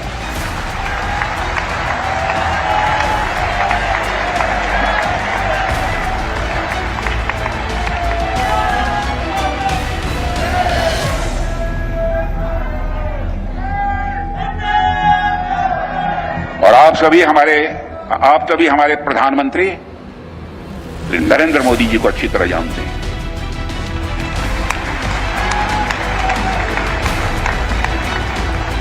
उनकी कार्यशैली से भी अच्छी तरह परिचित है, उनकी दृढ़ता से भी अच्छी तरह परिचित है। 14 days later, India hit back hard and precise. In the dead of the night, Pakistan's worst fear took shape. In just 25 minutes, 9 terror dens turned into ash. Hizbul Mujahideen launch pads obliterated. Jaish-e-Mohammed camps flattened without mercy. Lashkar-e-Toiba infrastructure turned into smoke and rubble. Between 1 a.m. and 1:30 a.m., in a synchronized assault, the Army, Air Force and the Navy unleashed India's wrath across Pakistan and Pakistan-occupied Kashmir. आतंकियों की बची खुशी जमीन को भी मिट्टी में मिलाने का समय आ गया है।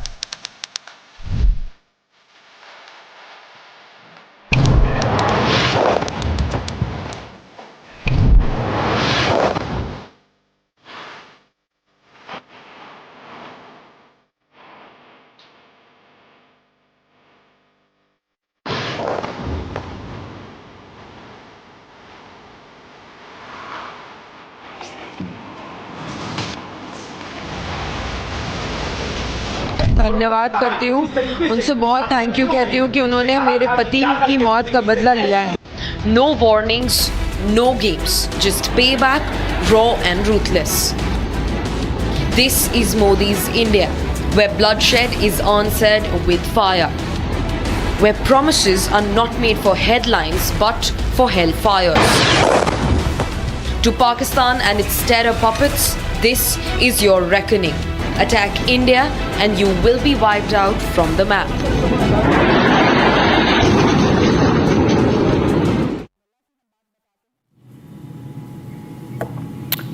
As India inflicted a punitive cost on a globally isolated Pakistan for the Pahalgam terror attack, China and Turkey came out in its defense. The Chinese Foreign Office put out a statement regretting India's retaliatory air strikes and adding that it was concerned over the sharp upturn in tensions on the line of control. Turkey also pledged solidarity with Pakistan, labeling the Indian air strikes unprovoked. Take a look at this very provocative report. The dastardly Pahalgam terror attack bared Pakistan's true face to the West, which has not always been forthcoming in outrightly condemning terror emanating from across the border. From the United Nations to top world leaders, all voices unequivocally condemned the cowardly killings of unarmed tourists and a pony handler in the Baisaran meadows of Pahalgam. I don't want war, I want peace. But if Pakistan attacks India, I will support India, erase Pakistan, and warn China. I love Indian people. We have great sympathy for what's happening over there, and we want to stand with our allies. I think India is a very important partner to us in so many ways. A critically important relationship for us, and such a large population and such an important country. And India has to stand against terrorism there as well. We'll do everything we can in the U.S. to support those efforts, and I think that's all part of this relationship as it develops. Well, it's a heartbreaking attack. It's atrocious, and the stories we've been hearing coming out from there are terrible. So it's a merciless, savage attack, and of course we condemn it, and we hope and we pray for the survivors' speedy recovery. As India avenged every drop of blood shed in Pahalgam with precision airstrikes on terror camps deep inside Pakistan, China and Turkey stood up for Islamabad. Coming out as a clear apologist for the terror state, the Chinese Foreign Office put out a statement saying that it regrets